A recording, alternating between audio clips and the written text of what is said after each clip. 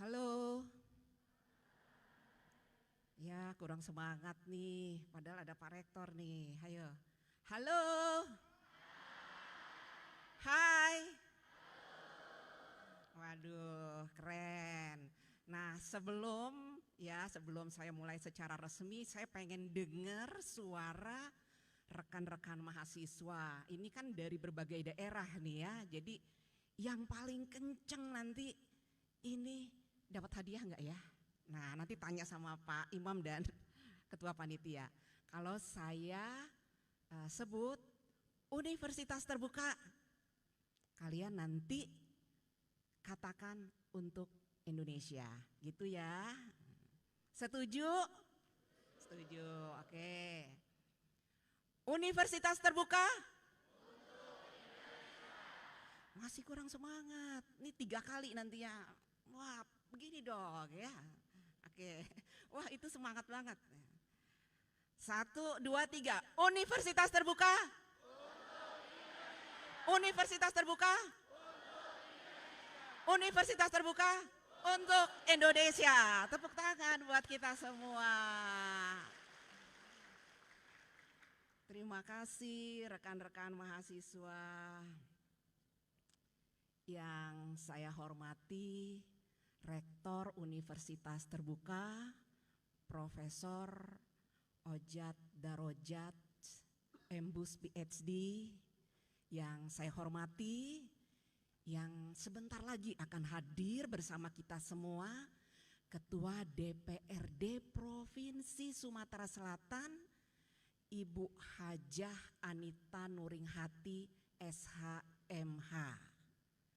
Juga yang saya hormati anggota Majelis Wali Amanah Universitas Terbuka, Bapak Dr. Andes Tair Abu Naim MM.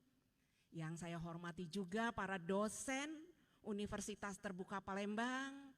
Kemudian juga ada di sini bersama kita panitia yang sudah dari kemarin menyiapkan ini semua untuk rekan-rekan mahasiswa.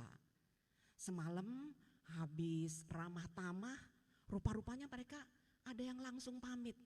Kami mau ke ballroom supaya nanti semua terselenggara dengan baik dan para mahasiswa akan mendapatkan layanan yang juga baik dari kami. Terima kasih kepada panitia. Tepuk tangan ya untuk panitia. Juga mungkin ada pengurus Pokjar di antara kita semua, selamat datang juga. Dan yang kami banggakan, di sini ada Ikatan Bujang Gadis UT Palembang yang dalam hal ini diwakili oleh Pak Asep ya. Mungkin teman-teman yang lain akan hadir di sini juga. Dan yang kami sayangi, mahasiswa Universitas Terbuka yang pada hari ini hadir di dalam ruangan ini. Rekan-rekan mahasiswa, pada saat ini kita berada pada tahap yang ketiga pelaksanaan orientasi studi mahasiswa baru. Karena tahap sebelumnya juga sudah dilaksanakan. Ada juga yang di Kota Palembang, ada juga yang diselenggarakan di Muara Enim, di Batu Raja. Karena UT ingin ya mendekatkan diri, mendekatkan layanan kepada para mahasiswanya di daerah yang memang di sana sudah ada fasilitas yang memungkinkan untuk terselenggaranya kegiatan OSMB seperti saat ini ya, yang kalian rasakan di Kota Palembang. Nah, rekan-rekan mahasiswa, selama ini atau nanti kalian akan lebih banyak melaksanakan pembelajaran secara virtual. Nah, ketika OSMB ya kemarin PKBJJ kita bertatap muka, jarang-jarang. Apalagi kalian yang tahap 3 ini sangat bersyukur kita ucapkan ya, Pak Rektor berkenan hadir Ini luar biasa sekali gitu ya. Pak Rektor ini biasanya tuh beliau hadir pada acara wisuda ya Pak Rektor ya. Dan harus membagi diri karena kan kita ada 39 kantor wilayah UT ya di seluruh Indonesia. Palembang istimewa. Untuk itu kita hadiahi dulu beliau pantun ini ya. Setuju? Setuju ya.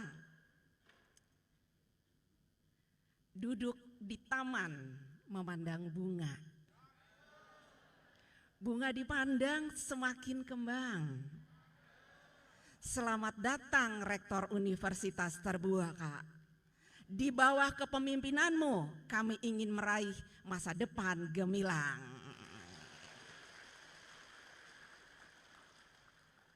Terima kasih Pak Rektor.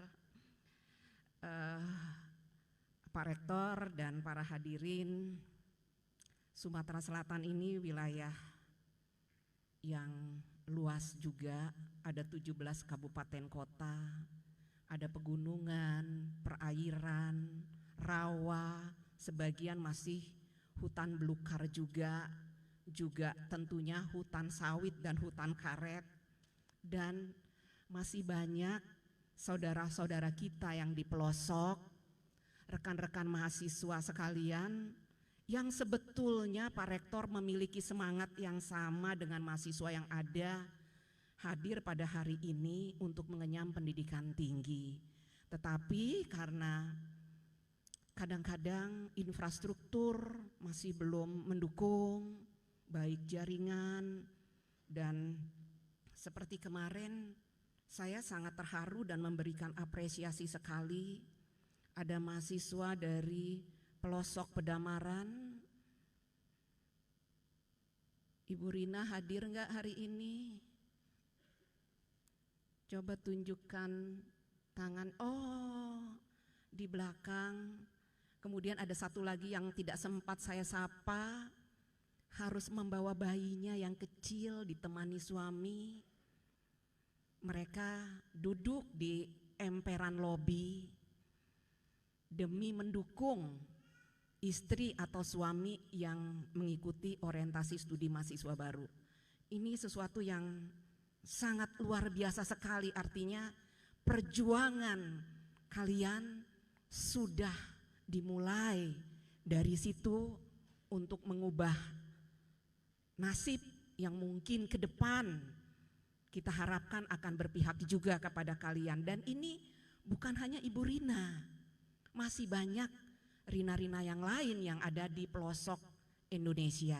Jadi memang Universitas Terbuka ini adalah salah satu sarana yang sudah diberikan pemerintah yang mungkin sampai saat ini belum semuanya tahu. Jadi kami titipkan juga kepada rekan-rekan untuk mengajak masyarakat di sekitar atau keluarga, ayo sama-sama kita tingkatkan pendidikan karena itu akan mengubah mindset kita, akan mengubah perspektif kita.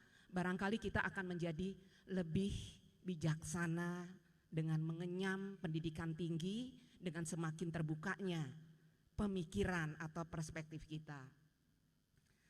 Rekan-rekan mahasiswa, kemarin kita Sumatera Selatan ada daerah-daerah yang dilanda bencana, banjir di Lahat, kemudian sebagian pagar alam, ditambah lagi kalau tidak salah baru-baru ini Musirawas Utara ya kalau tidak salah.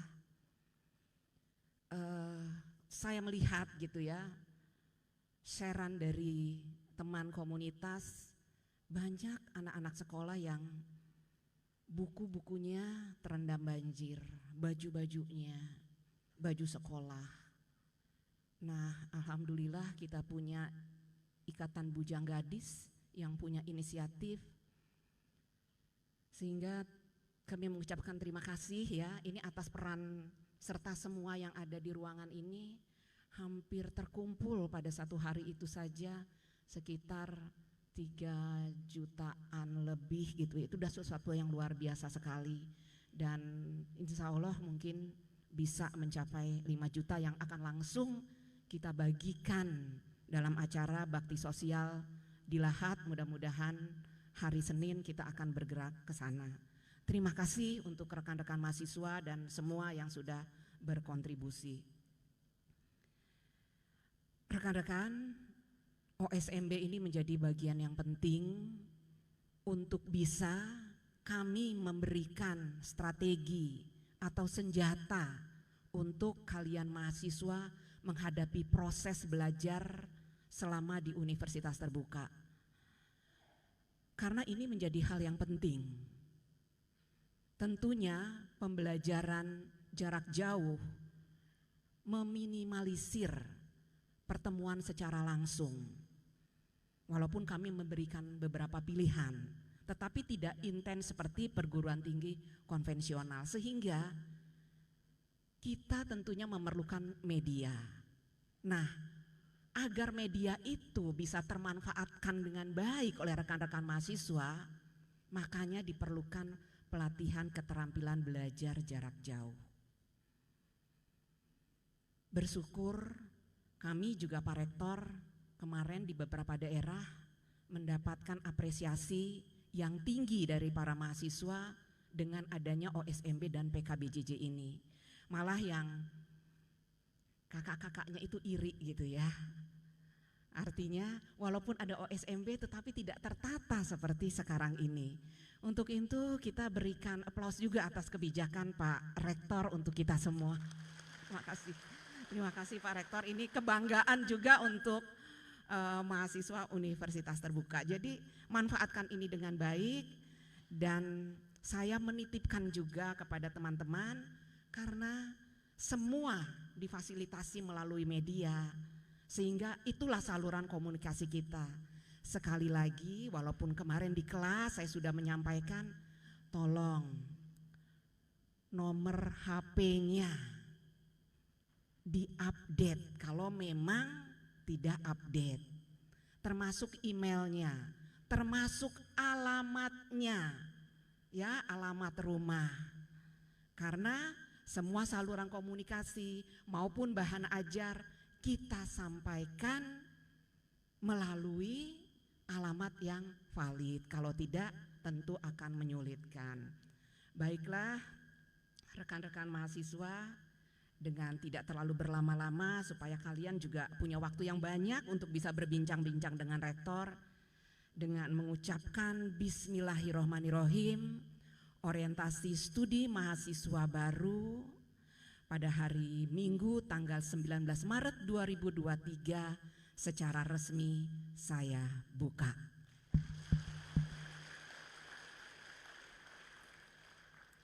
Tapi kalau tadi untuk Pak Rektor, saya punya lagi nih pantun untuk rekan-rekan mahasiswa sekalian. Dari Jakarta ke Palembang, menyeberang laut melintas pulau, mahasiswa UT janganlah galau, setelah ikut OSMB belajar dengan berpikir menjadi berkilau. Minum jamu, makan nangka, lihat kamu semua semakin bangga. Assalamualaikum warahmatullahi wabarakatuh.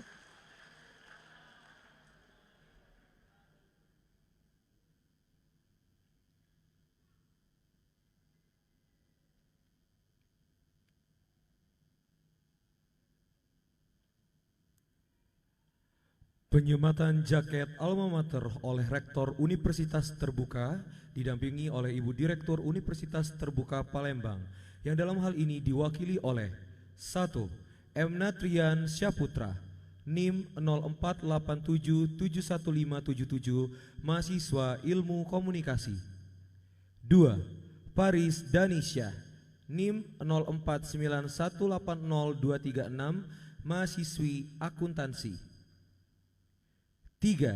Tasya Nurlia Ananda, NIM 04945831, mahasiswi Manajemen.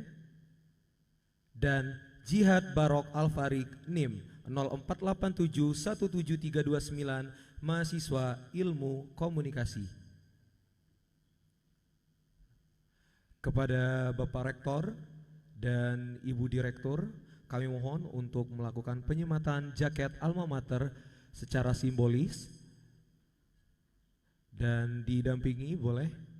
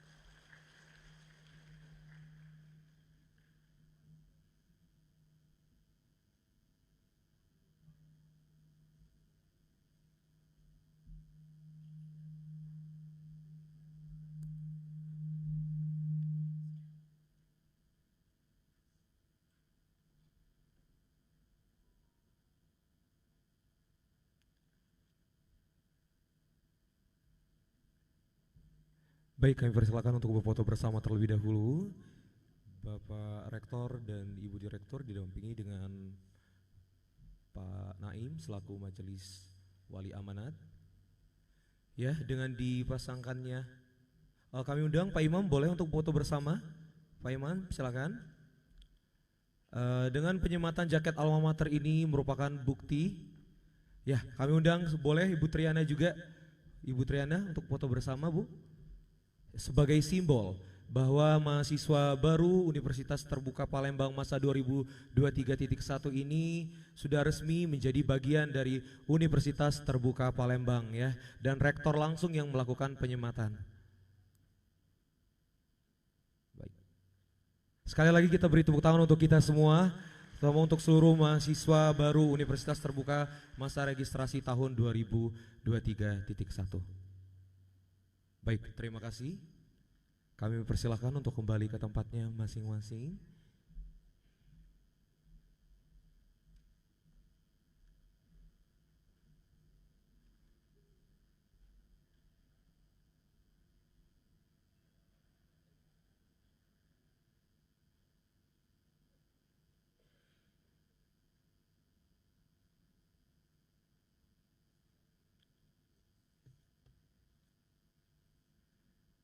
Sapaan Rektor Universitas Terbuka kepada Bapak Profesor Ojat Darajat Embus PhD, kami persilahkan.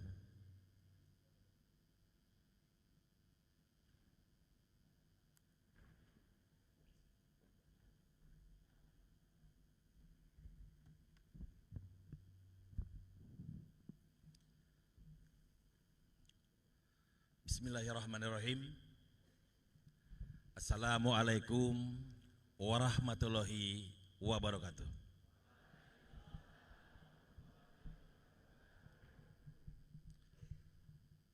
Selamat pagi dan salam sejahtera untuk kita semua. Alhamdulillah, alhamdulillahirabbil alamin, wassalatu wassalamu ala asrafil anbiya wal mursalin sayyidina Muhammadin wa ala alihi wa sahbihi ajmain. Rabbi shrah li sadri wa yassir li amri wahlul 'uqdatam min lisani yafqahu qawli. Yang saya hormati rekan saya Ibu Direktur UT Palembang, Bu Meta, juga anggota Majelis Wali Amanah Pak Naim, teman-teman semua, para dosen, tenaga administrasi, tenaga pendidikan, serta panitia, dan juga yang saya cintai, saya banggakan, adik-adik mahasiswa baru UT 2023. Puji serta syukur kita panjatkan kehadirat Allah Subhanahu wa Ta'ala, Tuhan Yang Maha Kuasa. Kita bersyukur atas limpahan rahmat dan anugerahnya untuk kita semua. sehingga pada kesempatan di pagi yang cerah ini kita bisa bersama-sama berkumpul dalam rangka mengikuti kegiatan OSMB. Tadi disampaikan oleh Direktur UT Palembang, tidak biasanya Rektor UT mengikuti kegiatan OSMB, hadir ke daerah-daerah di Nusantara, biasanya pada saat penyelenggaraan wisuda, pemberian ijazah. Tapi alhamdulillah kesempatan pagi ini saya memang sengaja datang ke Sumatera Selatan, ke Palembang, karena Sumatera Selatan adalah merupakan daerah kedua saya. Istri saya dari Mendayun.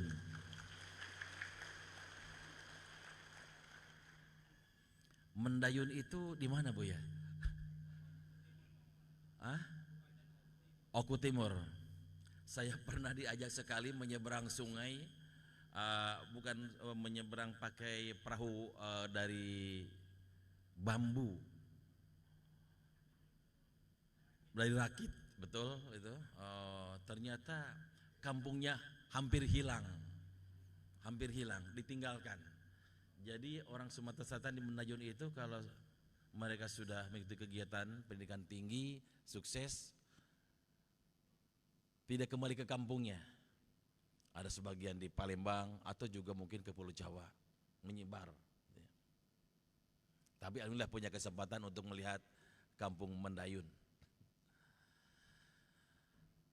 Teman-teman semua, para mahasiswa baru yang saya cintai, saya banggakan,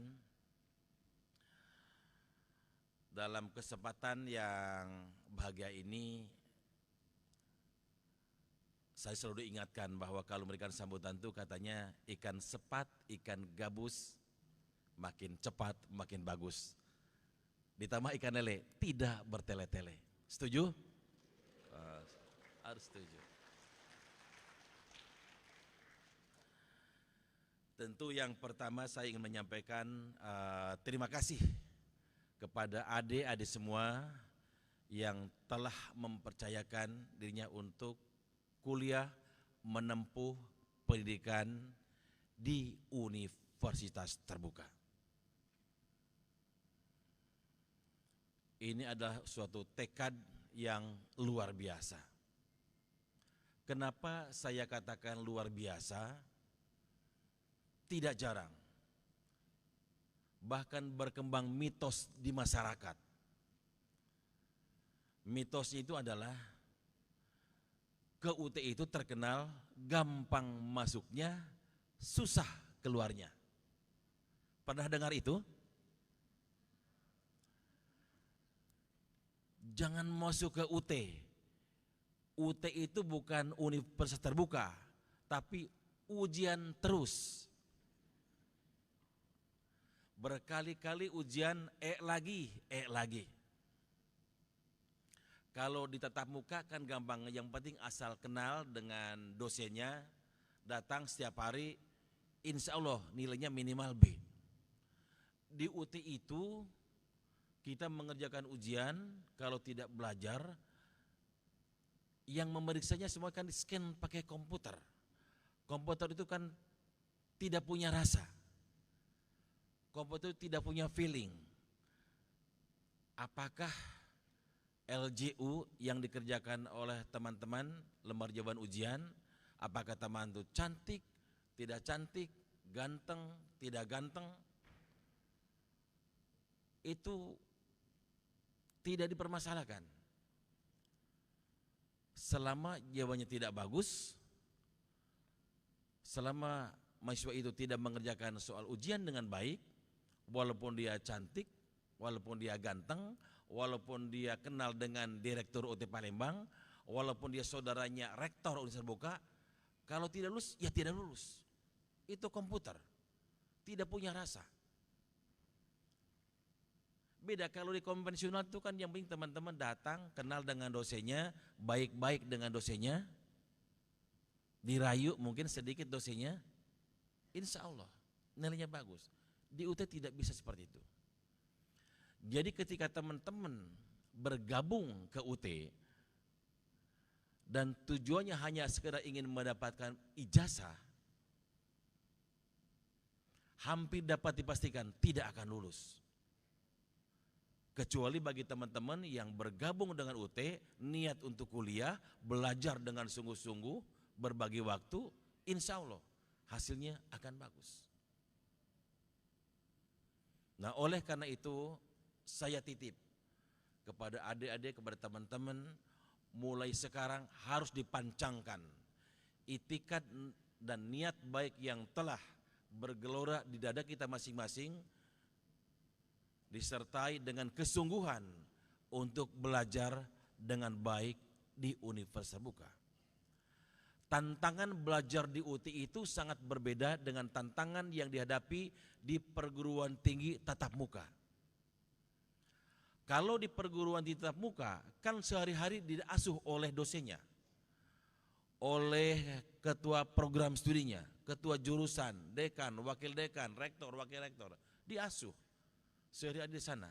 Sementara adik-adik, teman-teman semua akan mengalami masa di mana dihadapkan pada tantangan dan kendala yang luar biasa. Ketika ada masalah, tidak bisa bereaksi dengan cepat, berkomunikasi dengan dosennya. Teman-teman akan diarahkan, teman-teman akan dibina menjadi pembelajar jarak jauh yang tangguh. Untuk menjadi pembelajar jarak jauh yang tangguh tentu ada ilmunya, ada strateginya, ada caranya. Adik-adik semua, saya ingin menekankan bahwa UT didirikan 38 tahun yang lalu oleh pemerintah, tepatnya pada tanggal 4 September 1984, itu mengemban 3 misi utama. 3 misi utamanya itu adalah yang pertama terkait dengan pemerataan akses pendidikan tinggi bagi masyarakat. Karena dari 44 PTN yang ada pada saat itu ternyata tidak mampu mengemban misi dalam rangka pemerataan akses pendidikan tinggi bagi seluruh warga masyarakat. Ada masalah besar yang dihadapi oleh pemerintah dan bangsa ini, di mana saudara-saudara kita yang tinggal di daerah-daerah terpencil, di puncak bukit, di lembah ngarai, di pesisir pantai, mereka tidak bisa menikmati layanan jasa pendidikan tinggi karena jauh dari ibu kota. 44 PTN yang ada hanya bisa menjadi pendidikan kepada mereka yang secara ekonomi mampu mengirimkan anaknya untuk ngekos di ibu kota, di kota-kota besar. Sementara bagi mereka yang kena alasan ekonomi termarginalkan, mereka tidak bisa mengirimkan anaknya ke perguruan tinggi. Jadi pemerataan akses pendidikan tinggi sulit diwujudkan dengan hanya pendirian 44 PTN yang ada pada saat itu. Dan UT sebagai PTN ke-45 dirancang oleh pemerintah untuk mengemban amanah pemerataan akses pendidikan tinggi bagi seluruh warga masyarakat dimanapun mereka berada. Apakah mereka ada di kota besar, berdomisili di daerah 3T, tidak ada masalah. Itu misi yang pertama. Misi yang kedua adalah pemberian kesempatan kepada orang-orang yang sudah bekerja, working people. Orang-orang yang sudah bekerja, lulusan SLTA, ketika ingin meningkatkan kualifikasi jenjang pendidikannya ke S1, ke S2, ke S3, susah. Susah kan berbagi waktu dengan pekerjaan, dengan keluarga. Sementara pada waktu yang bersamaan mereka juga ingin kuliah secara tatap muka. Itu sulit diwujudkan.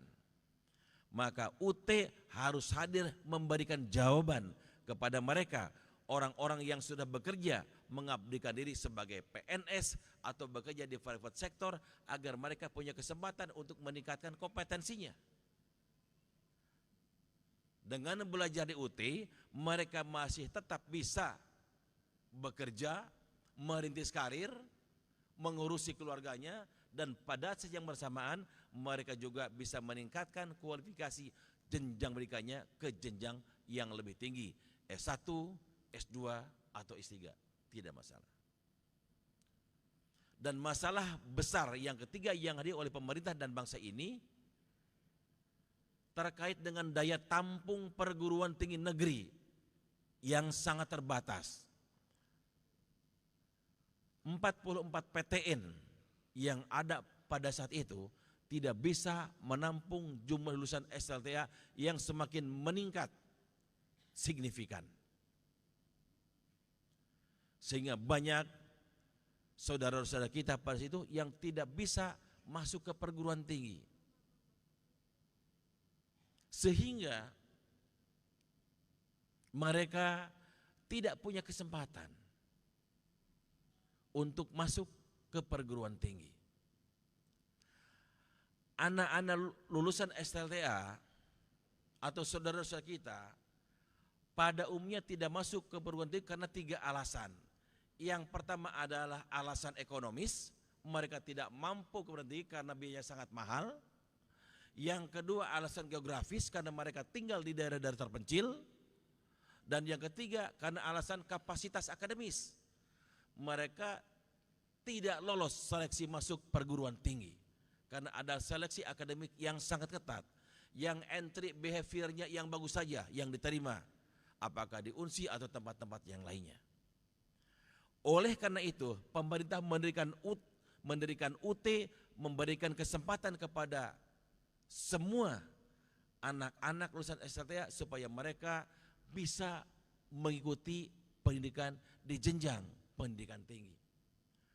Agar UT dapat melaksanakan titah tersebut, maka setiap anak asal mereka sudah mengantongi ijazah SLTA, apakah SMA, SMK, paket C atau yang sederajat, mereka boleh masuk ke perguruan tinggi melalui UT tanpa ada seleksi akademik. Karena belum tentu mereka yang tidak lolos ke unsur itu ada orang yang kurang pintar. Mereka mungkin aja sebenarnya orang pintar, orang hebat. Tetapi karena pada saat seleksi mereka berhadapan dengan masalah, hidup ini kan banyak masalah. Mereka bertengkar dengan keluarganya, diusir oleh orang tuanya, atau diputusin sama pacarnya. Banyak masalah dalam hidup ini. Jadi tidak fokus ketika mengikuti ujian seleksi nasional. Banyak alasan. Mungkin juga mereka tidak lolos seleksi dengan instrumen itu, pada mereka mungkin juga berprestasi dalam bidang olahraga, seni, dan sebagainya. Nah, UT harus menjadi jawaban. Tidak boleh ada orang atau bangsa ini, saudara kita yang lulus dari SLTA tidak punya kesempatan masuk ke perguruan tinggi. Nah, oleh karena sifatnya yang seperti itu, maka di UT itu waktu tempuhnya tidak ditentukan. Waktu tempuh di UT, teman-teman bisa 3,5 tahun menjadi sarjana, bisa 4 tahun, bisa 5 tahun, bisa 10 tahun, atau seumur hidup nggak lulus-lulus dari UT. Tergantung kecepatannya masing-masing, tergantung kapasitasnya masing-masing. Dan ini mencerminkan merdeka belajar. Kalau tadi mungkin yang masuk ke UT orangnya termasuk yang pintar, orang rajin belajarnya, yang bekerja keras, maka di UT bisa lolos dalam waktu 3,5 tahun. Oh ya, makasih.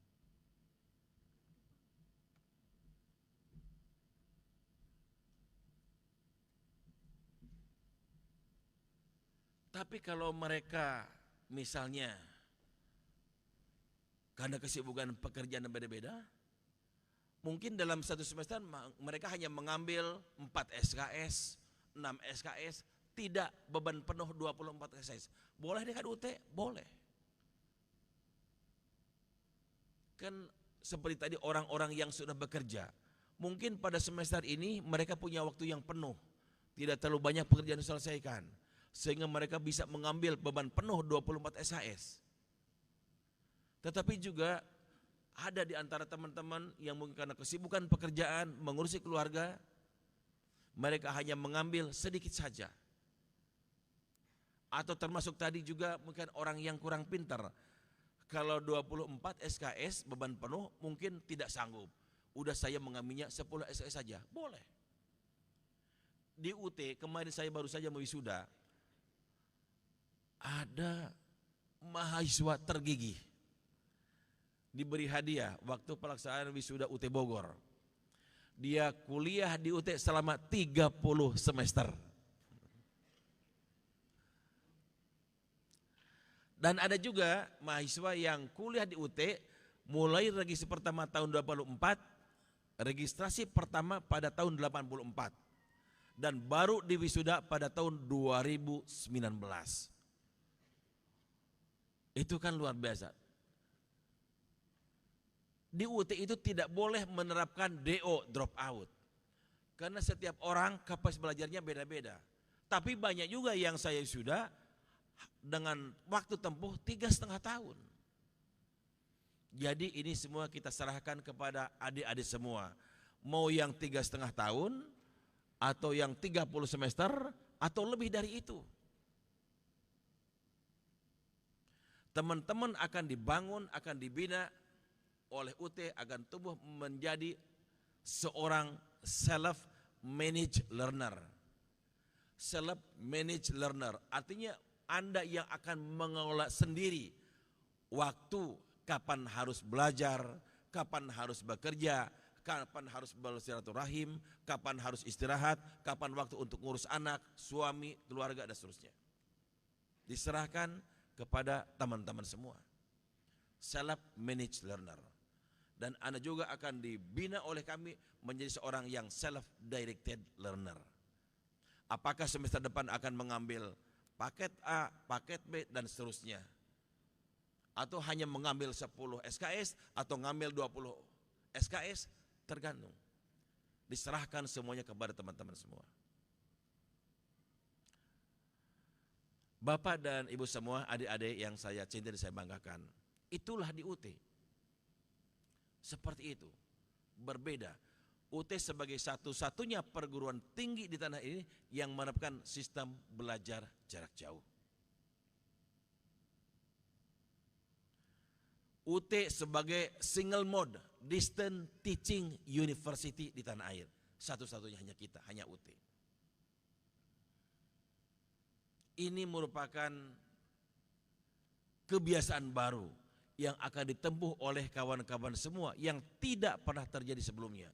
Ketika dari sejak kecil, apakah di bangku TK, SD, SMP, sampai dengan SMA, biasa teman-teman berhadapan berusia dengan guru, diberi suapi oleh para gurunya. Sekarang teman-teman harus menjadi self-managed learner, harus menjadi pembelajar jarak jauh.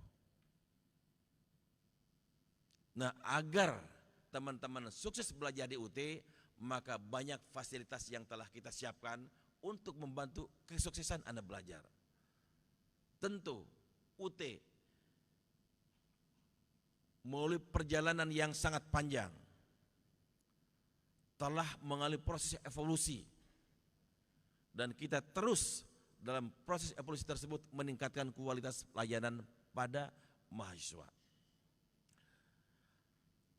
Selain kegiatan OSMB yang sekarang dilakukan oleh kita saat ini, maka saya mendorong teman-teman semua, adik-adik, agar ikut juga kegiatan-kegiatan lainnya yang menambah atau mendukung kesuksesan Anda belajar di UT. Nanti setelah ini ada yang namanya Distance Learning Skill Workshop. Workshop keterampilan belajar jarak jauh. Selamat datang Ibu Anita. Waalaikumsalam.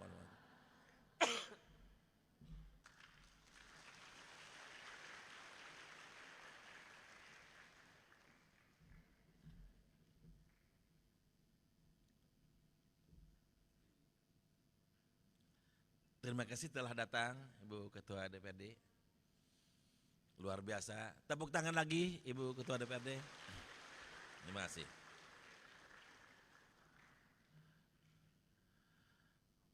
Mohon izin Bu, saya melanjutkan. Jadi saya sedang menyampaikan kepada teman-teman semua bahwa UT itu ada 3 mandat utama yang diberikan oleh pemerintah kepada UT. Kenapa UT didirikan 38 tahun yang lalu, di mana ada 3 masalah besar yang sedang dihadapi oleh bangsa. 3 masalah besar itu ada terkait dengan pembatasan pendidikan tinggi, Ibu. Kita tahu bahwa pemerintah telah mencanangkan dalam sila kelima Pancasila keadilan sosial. Keadilan sosial dalam bidang pendidikan ternyata tidak bisa dibumikan oleh 44 PTN yang ada pada tahun 84. PTN tetap muka tidak bisa membumikan sila kelima keadilan sosial dalam bidang pendidikan. Dan juga terkait dengan pasal 31 Undang-Undang Dasar 45 tentang hak untuk mendapatkan pendidikan, terutama hak mendapatkan pendidikan tinggi, tidak juga dapat direalisasikan oleh 44 PTN yang ada. Sehingga pemerintah mendirikan UT dalam rangka membumikan sila kelima dari Pancasila, keadilan sosial dalam bidang pendidikan, juga hak untuk mendapat pendidikan tinggi bagi warga masyarakat dimanapun mereka berada. UT punya tagline yang namanya reaching the unreached, menjangkau yang tidak terjangkau oleh PTN tatap muka dimanapun bangsa ini ada, di 37 provinsi atau juga termasuk warga kita yang sedang berusaha di luar negeri. UT mahasiswanya sangat besar dan tersebar. Kita saat ini mempunyai 440.000 mahasiswa yang tersebar. Boleh tepuk tangan?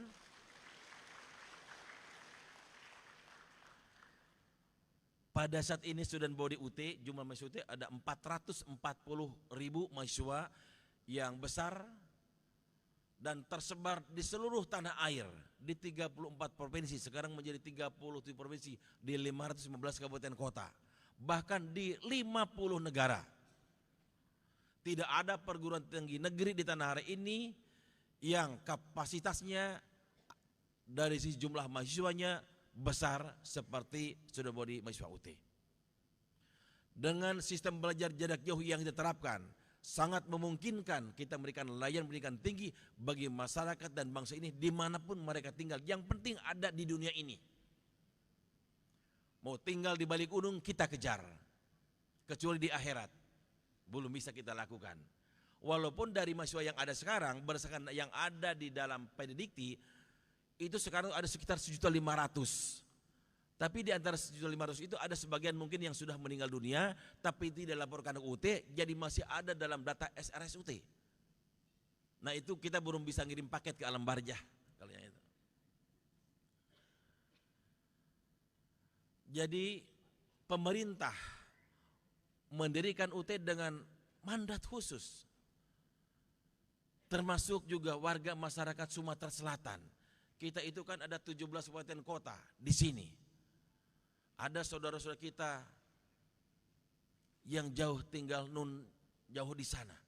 Mereka tidak bisa kuliah di Unsri atau di perguruan tinggi tatap muka lainnya. UT bisa masuk ke pelosok-pelosok. Mereka tidak harus meninggalkan domisilinya. Mereka masih tetap bisa membangun kekuatan ekonomi keluarganya. Dan pada saat yang bersamaan mereka juga bisa kuliah di universitas terbuka. Alhamdulillah dengan adanya UT diberikan juga mandat oleh pemerintah untuk meningkatkan angka partisipasi kasar APK pendidikan tinggi, di mana Indonesia pada saat ini APK-nya baru mencapai 31%. APK pendidikan tinggi Indonesia baru mencapai 31%. Jadi warga Indonesia yang usianya antara 18 sampai 24 tahun itu baru 31% yang mengikuti pendidikan tinggi, kalah jauh dibandingkan dengan Malaysia yang sudah di atas 40, oleh Singapura di atas 70%, apalagi Korea di atas 90. Maka UT dengan daya tampung yang sangat besar mudah-mudahan bisa membantu program pemerintah dalam rangka peningkatan APK pendidikan tinggi. teman-teman semua yang saya cintai banggakan dan Ibu Ketua DPD yang saya banggakan, kita muliakan. Selanjutnya yang ini saya sampaikan adalah terkait dengan kaitannya dengan mitos tadi. Jadi Ibu, di UT itu ada mitos yang berada di masyarakat bahwa di UT itu susah lulusnya, gampang masuknya karena tidak diseleksi, tetapi juga susah keluarnya. Kalau mereka tidak belajar ya susah lulusnya. Nah, sehingga berdasarkan data pada saat ini tadi saya sampaikan di Predikti ada 1.500.000. Yang aktif memang baru 440.000, tetapi yang tidak aktifnya juga banyak. Mereka tidak lulus dari UT. Jadi kalau mahasiswa itu tidak belajar, ya mereka pasti tidak akan lulus. Atau kalau belajarnya kapan-kapan saja, ya lulusnya dari UT juga kapan-kapan saja. Nah, oleh karena itu kita meminta kepada kawan-kawan semua, ketika Anda punya keyakinan untuk bergabung dengan UT, maka tancapkan dalam hati kita masing-masing agar bersungguh-sungguh kuliah di UT. Karena di UT itu tanpa ada seleksi masuk secara akademik, maka intake-nya itu beragam, dari yang sangat pintar sampai dengan yang kurang pintar. Bahkan yang di bawahnya bodoh itu kan ada debil dan imbisil. Itu bisa masuk ke UT, yang penting mereka punya ijazah SLTA. Karena UT itu namanya kan universitas terbuka. Branding dibalik nama universitas terbuka, openness terbuka, itu artinya terbuka kepada orang. Makna kata openness berdasarkan Borja Holombo, praktisi pendidikan jarak jauh, openness itu merujuk kepada 4 hal. Yang pertama open to people. Jadi orang itu siapa saja, laki-laki, perempuan, ganteng, tidak ganteng, cantik, tidak cantik, able, disable, semuanya boleh masuk ke perguruan tinggi. Open to people. Jadi tidak boleh ada orang masa-masa ini yang tidak punya kesempatan masuk ke perguruan tinggi. Karena mana openness itu pertama kali dicanangkan lahirnya itu di Inggris. Jadi perguruan tinggi jarak jauh yang pertama landmarknya itu adalah BOU, British Open University, yang didirikan pada tahun 69 dan menerima misa pertama pada tahun 71. British Open University sekarang beralih namanya diganti menjadi United Kingdom Open University. Itu sebagai landmark pendidikan jarak jauh pada jenjang perguruan tinggi.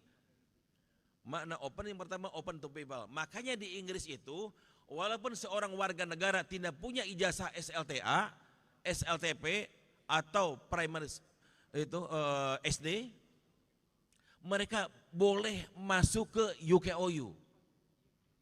Jadi tidak ada batasan karena sertifikat atau ijazah sebelumnya tidak masuk. Di Inggris itu bisa masuk. Walaupun tidak punya ijazah dari pendidikan sebelumnya, boleh. Sementara di Indonesia itu kan belum boleh. Hanya orang yang telah punya ijazah SLTA atau yang sederajat yang boleh masuk ke perguruan tinggi. Kalau di Inggris itu boleh. Tidak punya ijazah SLTA misalnya, boleh. Yang penting usianya sudah 18 tahun. Karena undang-undangnya seperti itu. Dan saya yakin di Indonesia pun suatu saat itu pasti bisa diterapkan. Kenapa? Sekarang itu semakin gencar pemanfaatan atau implementasi RPL, Recognized Prior Learning. Dalam RPL itu dihitung kapasitas orang itu. Sebagai contoh gampangnya begini. Ada orang masyarakat Palembang, dia lulusan SD. Begitu lulusan SD, kebetulan orang tuanya seorang nelayan, mereka tidak sekolah ke SMP dan SMA. Mereka langsung bekerja membantu orang tuanya sebagai nelayan, menangkap ikan. Ketika pekerjaan itu digeluti oleh anaknya itu, mereka mencari ilmu bagaimana caranya menangkap ikan atau mendapatkan tempat yang banyak ikannya, mengolah ikan dan mengekspor ikan. Dia geluti, dia pelajari. Mungkin 15 tahun kemudian atau ketika sama dengan seorang yang mendapatkan ijazah perikanan dari IPB Bogor, jangan-jangan orang lulusan SD itu lebih pintar dari sarjana yang lulus dari IPB Bogor. Kapasitasnya, kemampuannya, kompetensinya. Nah, yang seperti itu sekarang dihargai. Sehingga bisa dibebaskan dari SKSS yang harus ditempuh. RPL, Recognize Prior Learning, atau rekognisi pembelajaran masa lampau. Ini sudah diterapkan.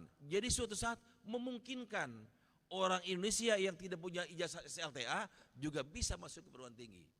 Seperti itu. Itu open to people. Yang kedua adalah open to place, pada tempat dimanapun orang itu berada, berdomisili. Tadi saya katakan di daerah terpencil, di puncak bukit, di atas gunung, di lembah ngarai, pesisir pantai, mereka semuanya harus punya kesempatan untuk mendapatkan layanan pendidikan tinggi. Inilah pemerataan akses pendidikan bagi masyarakat. Sehingga mereka tidak merasa termarginalkan untuk mendapat hak pendidikan tinggi. Dan UT sekarang yang menyelesaikan itu. Sehingga mahasiswa UT sekarang tersebar di 515 kabupaten kota yang ada di Nusantara ini. Agar itu bisa dilesaikan, maka biaya di UT tidak boleh mahal. Tidak boleh mahal. Kalau UT belajarnya fleksibel tapi ya mahal, ya sama aja. Masyarakat tidak bisa mengirimkan anaknya kuliah di perguruan tinggi. Oleh karena itu UT sejak didirikan 38 tahun lalu, biaya UKT-nya, uang kuliah tunggalnya atau SP-nya sangat terjangkau, sangat murah, tetapi tidak murahan. Tepuk tangan untuk UT.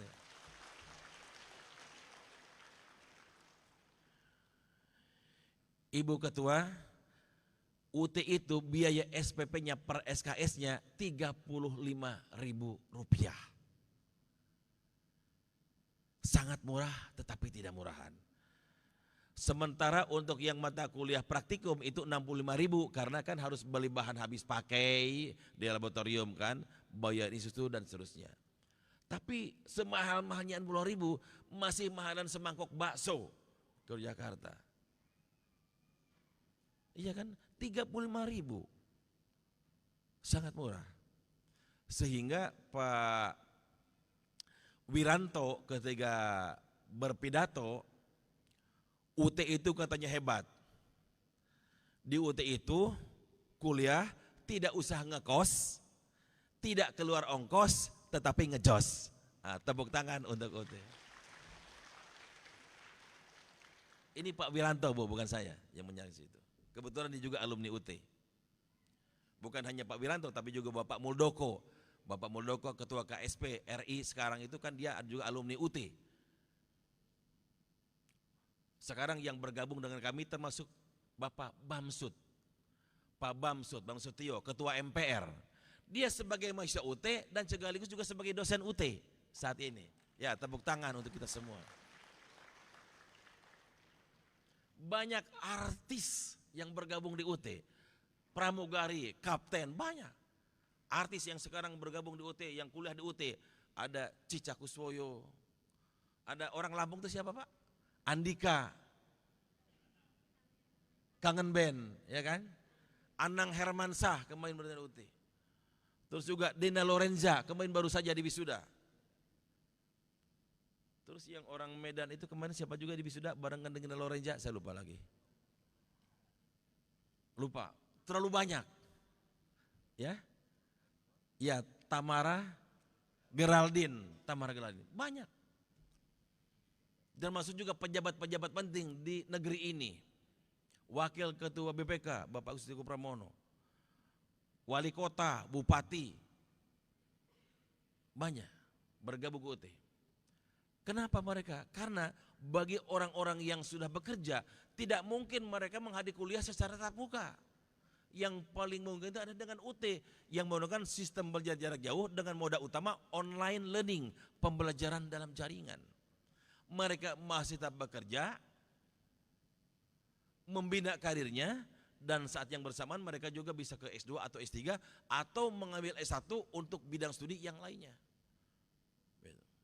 Alhamdulillah. Jadi UT merupakan solusi di negeri ini. Nah, bagi orang-orang tadi karena mereka secara kapasitas akademis kurang bagus, ini ada jurus jatuh. Kan kita tahu bahwa tidak setiap orang pintar. Tidak semua orang pintar. Ada juga di antara teman-teman kita yang kurang pintar. Nah, adik-adik, ini adalah pilihan. UT menyadari bahwa tadi kan ada sekitar 1.500.000 yang belum lulus. Pernah UT pada tahun 2002, 2003, 2004 kita melaksanakan program ALMS, mahasiswa aktif lewat Masstudi. Jadi UT itu dipercaya pada tahun 90 oleh pemerintah menyelenggarakan program penyetaraan di 2 PGSD. Guru-guru seluruh Indonesia masuk ke UT. Dari yang tadinya tamatan SPG SGO harus tamat S2, penyetaraan S2. Sehingga semuanya proyek itu diberikan kepada UT. Tapi di antara sekian banyak itu ternyata ada ibu-ibu dan bapak-bapak guru yang memang susah. Orang sudah tua disuruh belajar, yaitu walaupun bahan ajarnya barunya dibawa ke tempat tidur, tetap susah. Udah beda daya tangkapnya itu, cara belajar dengan anak yang masih muda. Diapain pun susah gitu kan. Sehingga pada tahun 2022 karena banyak mahasiswa yang tidak lulus, udah 10 tahun, 15 tahun tidak lulus di UT. Akhirnya UT menyelenggarakan program cuci gudang. Nah, tapi mudah-mudahan teman-teman di sini tidak ada yang lulus dari UT melalui program cuci gudang. Jadi program cuci gudang itu adik-adik semua adalah mereka sudah lama kuliah di UT nggak harus lulus. Kalau ujian di UT kan sangat ketat. Akhirnya mereka oleh kita diberikan tugas itu dikerjakan di rumah oleh mahasiswa yang bersangkutan. Gitu. Nah, ketika dikerjakan di rumah mungkin bisa mengoptimalkan gitu kan tugasnya sehingga mereka bisa lulus kuliah di UT. Jadi silahkan adik-adik semua bisa lulus 3,5 tahun di UT, bisa 5 tahun, bisa 10 tahun, atau lulus di UT melalui program cuci gudang. Nah, tepuk tangan untuk UT. Tapi saya yakin kalau adik-adik teman-teman semua orang Sumatera Selatan ini pintar-pintar semua. Isi saya orang Mendayun pintar banget itu. Nah, teman-teman semua mudah-mudahan jadi teman-teman bisa sukses belajar di UT. Yang berikutnya juga saya ingin sampaikan kepada teman-teman semua, alhamdulillah. Kalau dulu UT 38 tahun yang lalu, kenapa banyak mahasiswa yang tidak lulus? Karena begitu sulitnya kuliah di UT. Kenapa sulit? Karena interaksi, student engagement, keterlibatan siswa dalam pembelajaran itu sangat sulit. Mungkin mahasiswa hanya belajar melalui modul yang dikirimkan oleh UT, belajar melalui kantor pos, dikirim oleh kantor pos sampai alamat modul itu ke alamat mahasiswa. Tidak ada interaksi yang intensif antara UT, dosen UT atau tutor dengan mahasiswanya. Karena perkembangan teknologi yang ada pada saat itu memang masih sangat sederhana. Hanya teknologi dalam bentuk bahan ajar yang kita cetak, yang dikirimkan kepada teman-teman semua mahasiswa UT. Printed learning materials. Nah, alhamdulillah seiring dengan kemajuan teknologi setelah tahun 96 ketika dunia mengenal yang namanya CMC, Computer Mediated Communications, pemanfaatan internet, apalagi sekarang saat ini di mana masyarakat sudah sangat friendly dengan internet, dengan pemanfaatan berbagai media sosial, dengan pembelajaran secara online. Alhamdulillah, dan UT merupakan perguruan tinggi negeri yang sangat aksesif dalam penerapan kemajuan teknologi dalam proses pembelajaran dan layanan pada mahasiswa. Sehingga pada saat ini kegiatan atau proses pembelajaran sangat intensif. Bisa membangun student engagement 7/24 hours. Jadi kapanpun, bilapun, dimanapun, mahasiswa bisa berinteraksi dengan dosennya 24 jam. Tepuk tangan untuk kita semua. Kalau dulu kan sulit ketika mahasiswa ada masalah, bersurat misalnya kepada UT lewat kantor pos. Atau UT juga sebaliknya bersurat kepada mahasiswa. Surat itu dibantu oleh kantor pos, disampaikan ke mahasiswa. Kadang-kadang suratnya sampai, kadang-kadang juga tidak sampai. Dan sering tidak sampai. Kenapa tidak sampai ke mahasiswa? Karena mahasiswa tidak mengupdate alamat posnya di dalam data pribadinya. Sehingga surat yang kita berikan kepada mahasiswa kembali ke UT berkarung-karung. Susah. Ketika mahasiswa ada masalah, susah. Dulu juga modul UT tiba di tempat mahasiswa ketika ujian akhir semester telah beres dilaksanakan. Bagaimana mahasiswa mau belajar? Jadi banyak kendala, banyak masalah yang dihadapi oleh mahasiswa UT pada zaman itu. Tapi sekarang alhamdulillah seiring dengan kemajuan teknologi informasi dan komunikasi, maka kualitas lulusan UT sangat bagus. Boleh tepuk tangan? Ini contoh Ibu Ketua, ini fakta, ini bukan mitos.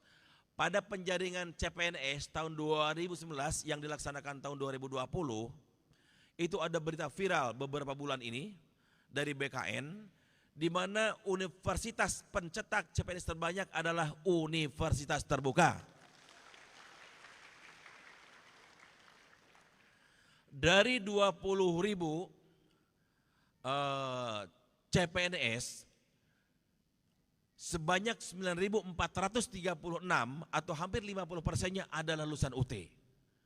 Lulusan keduanya adalah dari UGM 3.000. Yang ketiganya dari UPI Bandung 3.000-an. Jadi alhamdulillah lulusan UT sekarang sudah bisa berkompetisi dengan alumni atau lulusan dari perguruan tinggi tatap muka di tanah air. Tepuk tangan untuk kita semua. Kalau lulusan UT itu tidak pintar, mereka tidak bisa berkompetisi dengan lulusan dari perguruan yang lain. Tapi ini 50%-nya diisi oleh alumni UT, dan orang-orang mahasiswa UT sudah tidak gagap lagi teknologi, sudah biasa mereka belajar secara online, juga UAS secara online, nggak ada masalah. Mungkin bagi lulusan perguruan yang lain ini bermasalah. Alhamdulillah UT mendapatkan posisi yang sangat bagus, apalagi setelah pandemi COVID-19. Setelah COVID-19 sering disampaikan oleh Mas Menteri, ini semuanya seperti UT.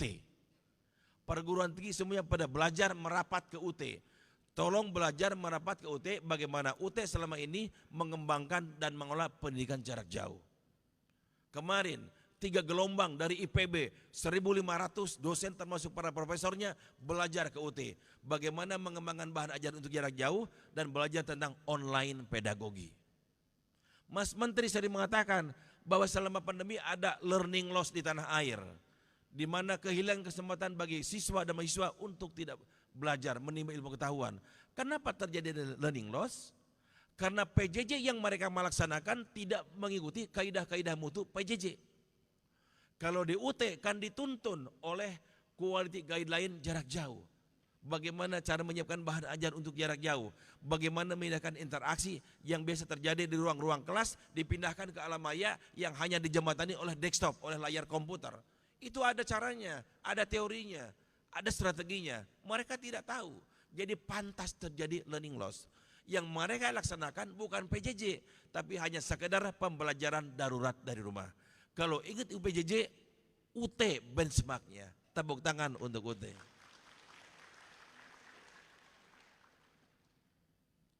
Oke, baik Bapak Ibu sekalian, karena waktunya sangat terbatas, mumpung sekarang ada Ibu Anita di depan kita, jadi kita akan memberikan waktu yang lebih luang kepada Ibu dan teman-teman semua, para mahasiswa yang saya banggakan. Saya kira itu saja yang dapat saya sampaikan pada kesempatan ini. Dengan ditutup, kalau Bapak Jenderal MZ habis ceramah di ujung sok menyampaikan, kalau pedang lukai tubuh masih ada harapan sembuh. Tapi kalau kata lukai hati, kemana obat hendak dicari. Terima kasih atas segala perhatian dan mohon maaf atas segala kekurangan. Wallahu muwaffiq ila aqwamit thoriq. Assalamualaikum warahmatullahi wabarakatuh.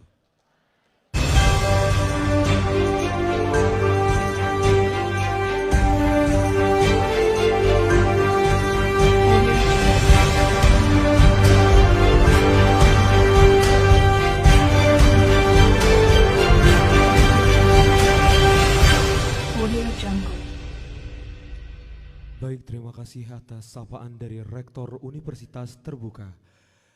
Sebelum kita mulai acara kita pada hari ini, hadirin sekalian, terimalah persembahan dari salah satu mahasiswa Universitas Terbuka Palembang, Sahara Dristi, merupakan pemenang dari Radio RRI Nasional dan juga pemenang Dispor Seni Nasional. Kita sambut Sahara Dristi.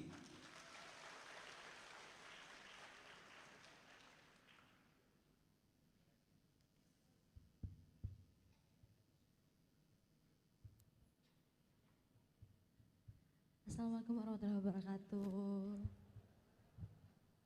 Selamat pagi Pak Rektor, Ibu Anita, Ibu Meta. Mohon izin ya Ibu Bapak untuk Sahara untuk menghibur teman-teman semua yang ada di sini. Yang hafal sama lagunya boleh kita nyanyi sama-sama juga ya.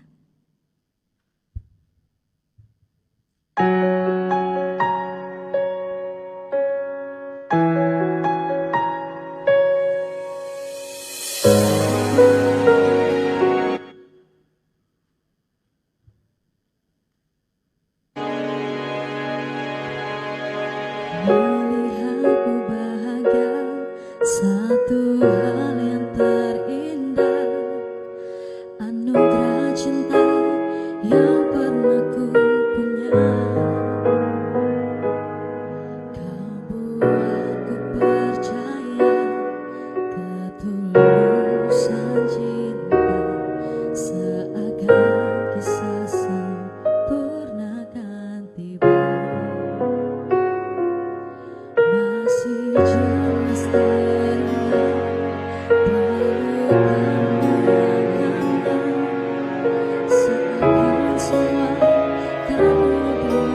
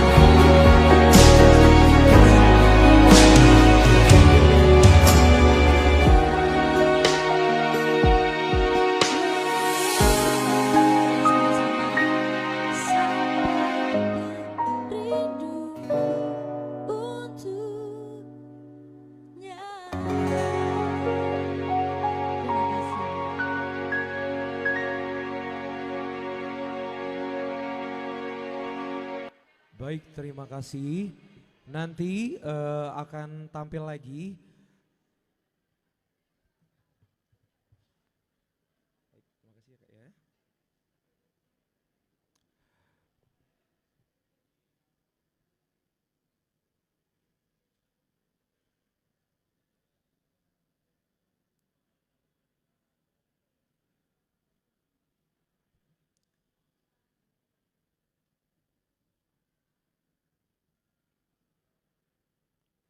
Baik hadirin yang berbahagia, tiba kita pada materi pertama kita terkait kebijakan publik di era globalisasi dengan narasumber utama kita yaitu Ibu Haja R.A. Anita Nuringhati SHMH. Namun untuk mengundangnya kami persilakan kepada moderator, kepada Saudara Asep Sunandar untuk memandu kegiatan materi pada hari ini.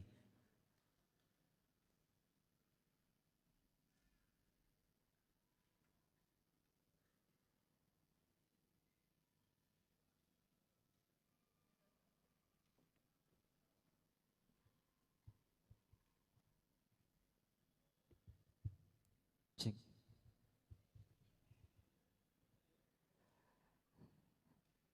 Tarik nafas dulu ya, agak tegang. Soalnya ada Ibu Anita sama Bapak Rektor, izin Bapak Ibu, Ibu Meita juga.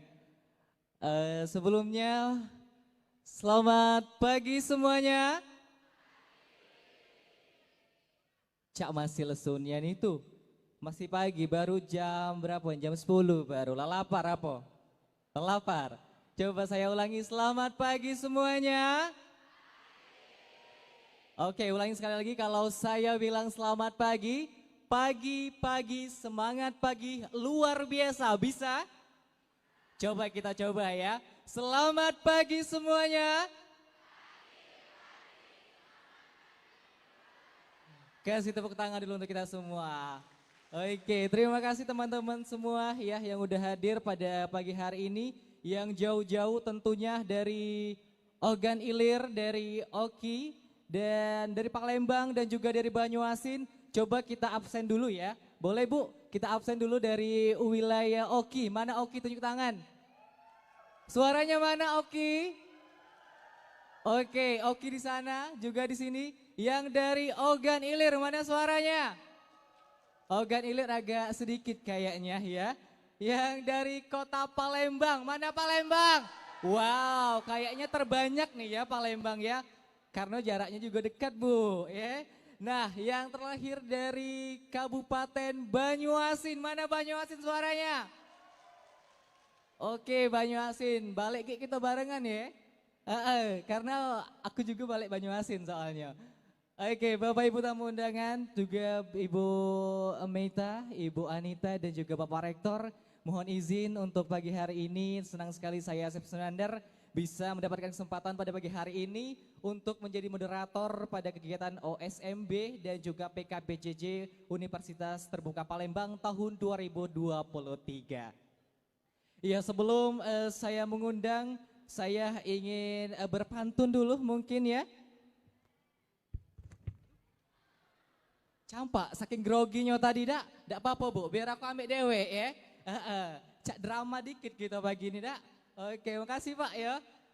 Caknya aku tadi belum ngucapi salam deh untuk teman-teman semua. Coba aku pantunin dulu ya. Ada batu di pojok lantai. Kurang kuat. Ada baju di dalam lemari. Salam pertama kurang ramai, kuulangi sekali lagi. Assalamualaikum warahmatullahi wabarakatuh.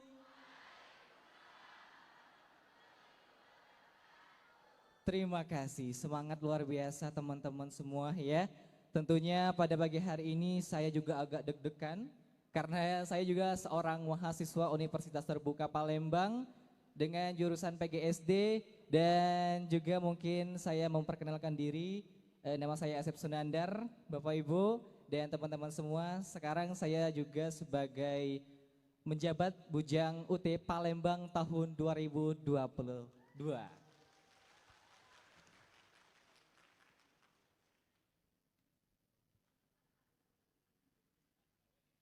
Oke, semuanya senang sekali ya, dan juga teman-teman yang dari kemarin udah ikut kegiatan kita OSMB dan juga PKBJJ ini merupakan kegiatan yang dilaksanakan UT Palembang untuk memberikan kesiapan dan juga membekali mahasiswa dengan pemahaman dan juga keterampilan belajar efektif dengan metode jarak jauh.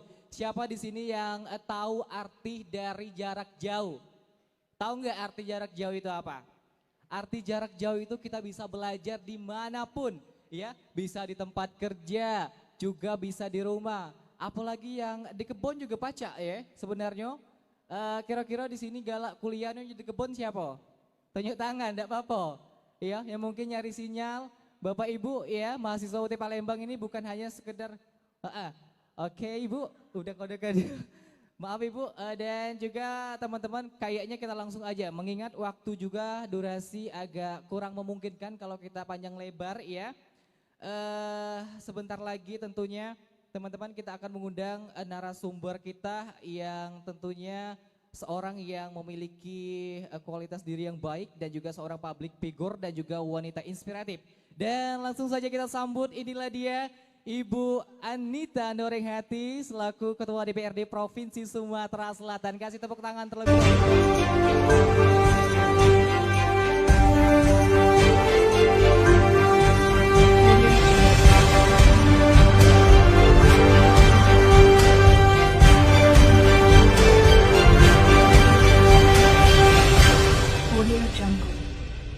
Oke. Nah, selain wanita inspiratif dan juga seorang wanita tangguh, kita juga akan menghadirkan kembali ya seorang motivator, Bapak Rektor Universitas Terbuka, Profesor Ojad Darajat Embus PhD. Kepada Bapak kami persilakan. Ya, kasih tepuk tangan terlebih dahulu.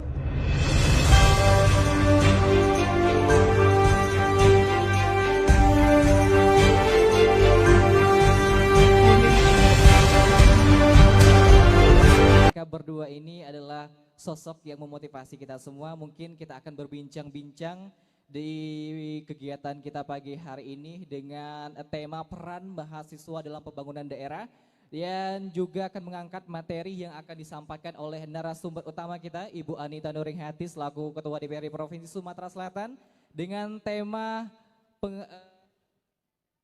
kebijakan publik di era globalisasi. Iya, kasih tepuk tangan terlebih dahulu.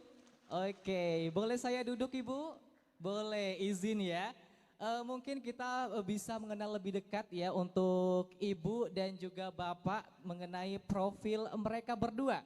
Siapa yang tidak tahu, wanita inspiratif ini adalah wanita yang sangat berpengaruh sekali tentunya di bidang politik di Sumatera Selatan. Kita kenal lebih dekat, izin Ibu, Bapak untuk mengenal profil lebih dekat. Di yang mana Ibu Anita ini memiliki nama Hajah Raden Ayu Anita Nuringhati, SMH, lahir di Klaten, Jawa Tengah pada 28 Juli 1963. Nah, sekarang beliau ini menjabat Ketua DPRD Provinsi Sumatera Selatan, Bapak Rektor ya. Periode 2019-2024 dari fraksi Partai Golkar. Nah, beliau ini merupakan perempuan pertama yang menjabat sebagai Ketua DPRD Provinsi Sumatera Selatan. Wow, luar biasa sekali ya teman-teman. Dan beliau ini juga dijuluki sebagai singa betina di Parlemen DPRD Sumatera Selatan. Luar biasa sekali ya. Nah, selain Ibu Anita, kita juga kehadiran Bapak Rektor kita yang datang dari jauh-jauh ya Bapak ya. Izin untuk mengenal lebih dekat Bapak untuk profilnya Ibu. Bapak Ojad Darajat ini memiliki nama lengkap Profesor Ojad Darajat Embus PhD, yang mana lahir di Sumedang, Jawa Barat 26 Oktober 1966. Benar Bapak? Betul ya. Alma Mater Universitas Pendidikan Indonesia, Lothrop University of Australia, dan juga Simon Fraser University of Canada. Dan sekarang beliau menjabat sebagai Rektor Universitas Terbuka. Kasih tepuk tangan terlebih dahulu dong. Nah, teman-teman semua mahasiswa baru, inilah beliau, Bapak Rektor kita Universitas Terbuka. Nanti tidak tahu Bapak Rektor, inilah beliau ya, sosok yang sangat menginspirasi juga ya. Oke, kayaknya langsung saja ya untuk mempersingkat waktu kita pada kegiatan hari ini karena waktu sangat singkat. Mungkin Ibu Anita izin untuk menyampaikan materi mengenai kebijakan publikasi di era globalisasi. Kasih tepuk tangan terlebih dahulu. Boleh di situ nggak apa-apa Bu. Iya.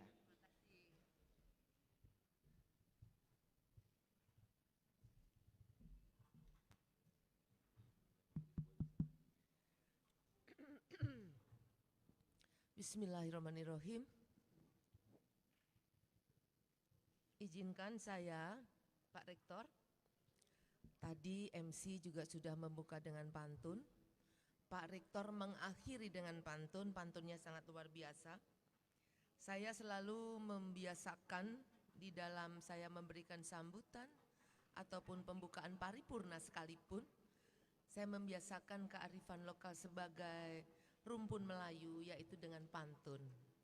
Semoga di UT ini juga setiap kali akan memberikan kuliah, diberikan semangat dengan pantun, khususnya UT Palembang. Di sore hari menikmati senja. Mana suaranya? Menghirup kopi hingga lupa waktu. Terimalah salam teriring doa. Assalamualaikum warahmatullahi wabarakatuh.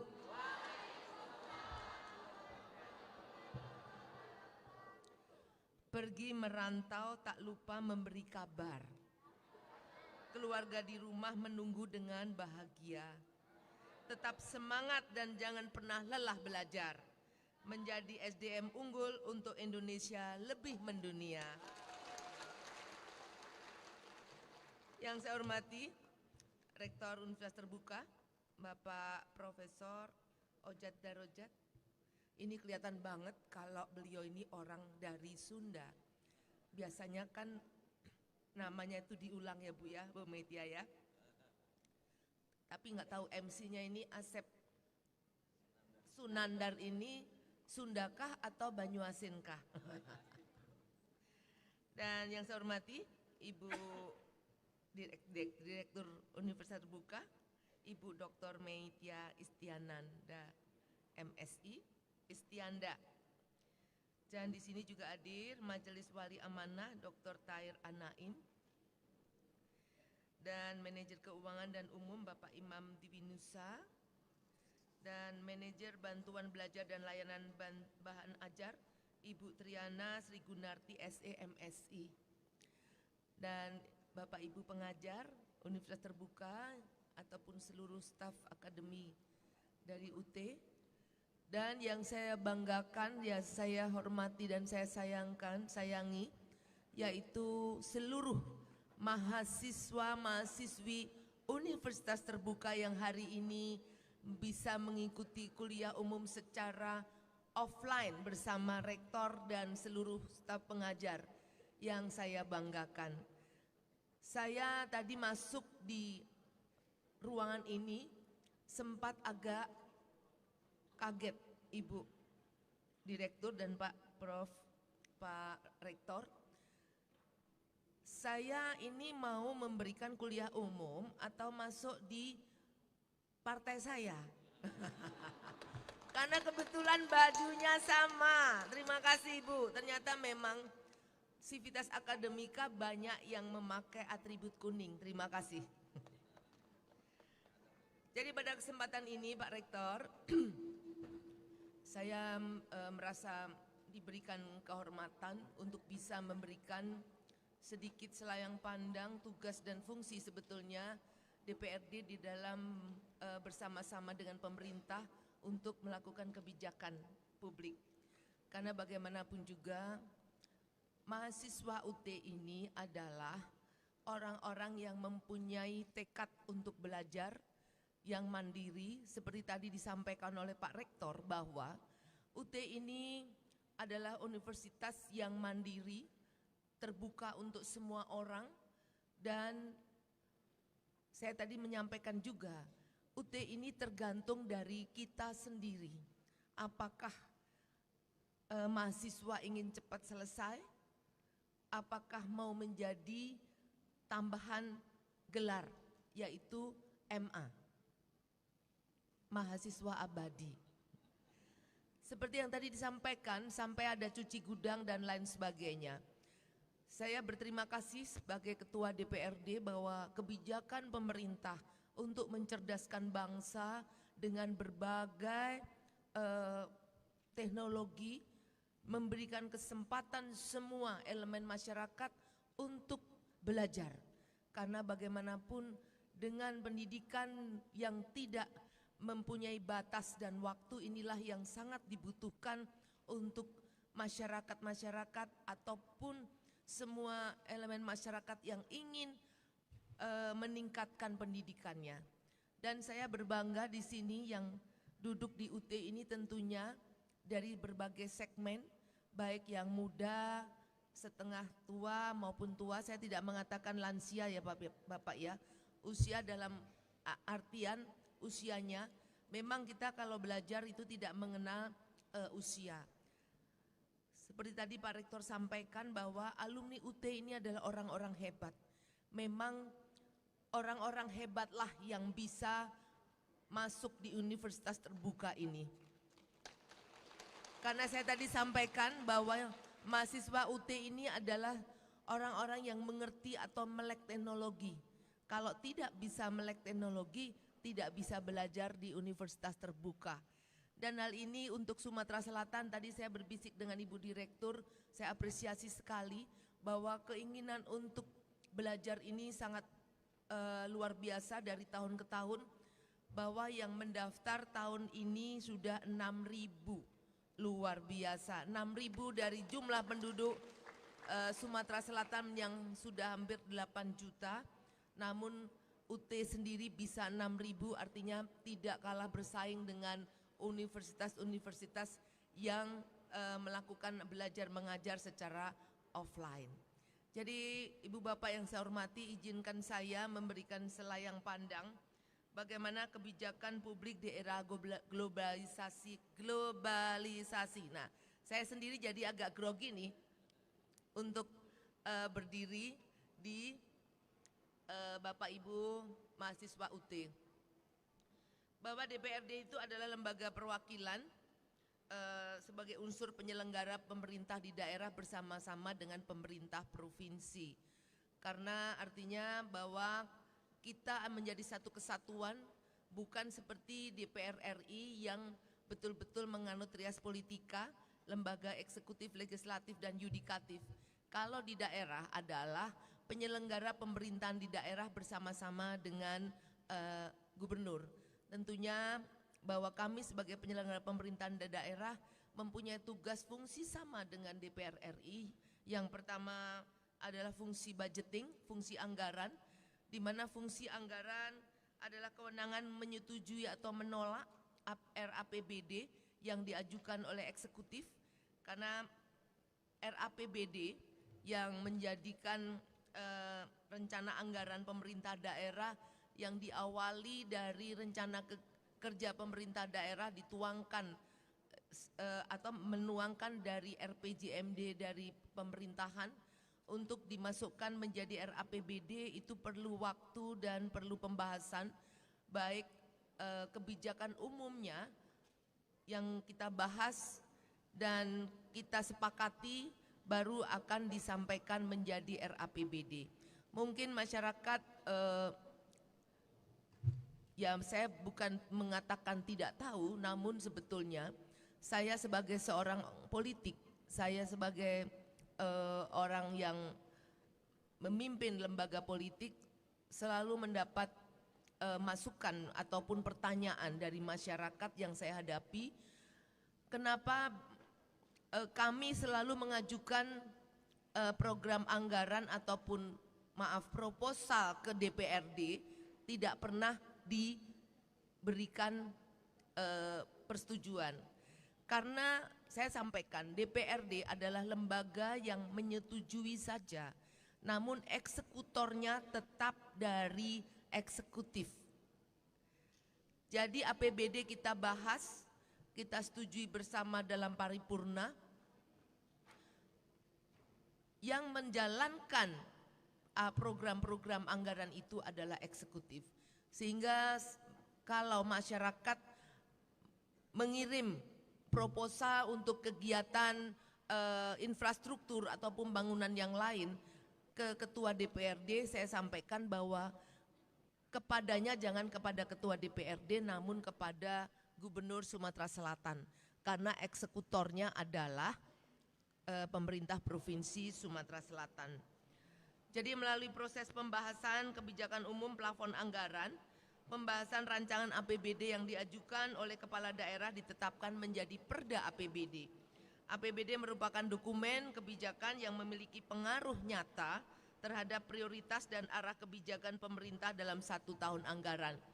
Jadi dalam 1 tahun anggaran ini pemerintah mengalokasikan anggaran sesuai dengan rencana pembangunan jangka menengah daerah yang sudah dicanangkan di dalam Perda RPJMD, dan itu adalah visi misi kepala daerah per tahunnya.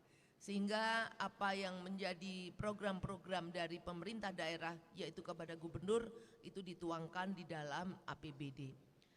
Dan kami juga mempunyai fungsi legislasi. Fungsi legislasi dalam hal ini yaitu kewenangan pembuatan peraturan daerah. Kalau di DPRD provinsi, kabupaten kota, kewenangannya membuat peraturan yaitu peraturan daerah, Perda, yang menginisiasi lahirnya rancangan peraturan daerah untuk kepentingan daerah, baik yang termasuk urusan rumah tangga daerah atau otonomi maupun urusan-urusan pemerintah pusat yang diserahkan pelaksanaannya ke daerah, yaitu tugas pembantuan. Perda menjadi dasar hukum tindakan pemerintah sekaligus menjadi instrumen perlindungan hukum bagi rakyat di daerah.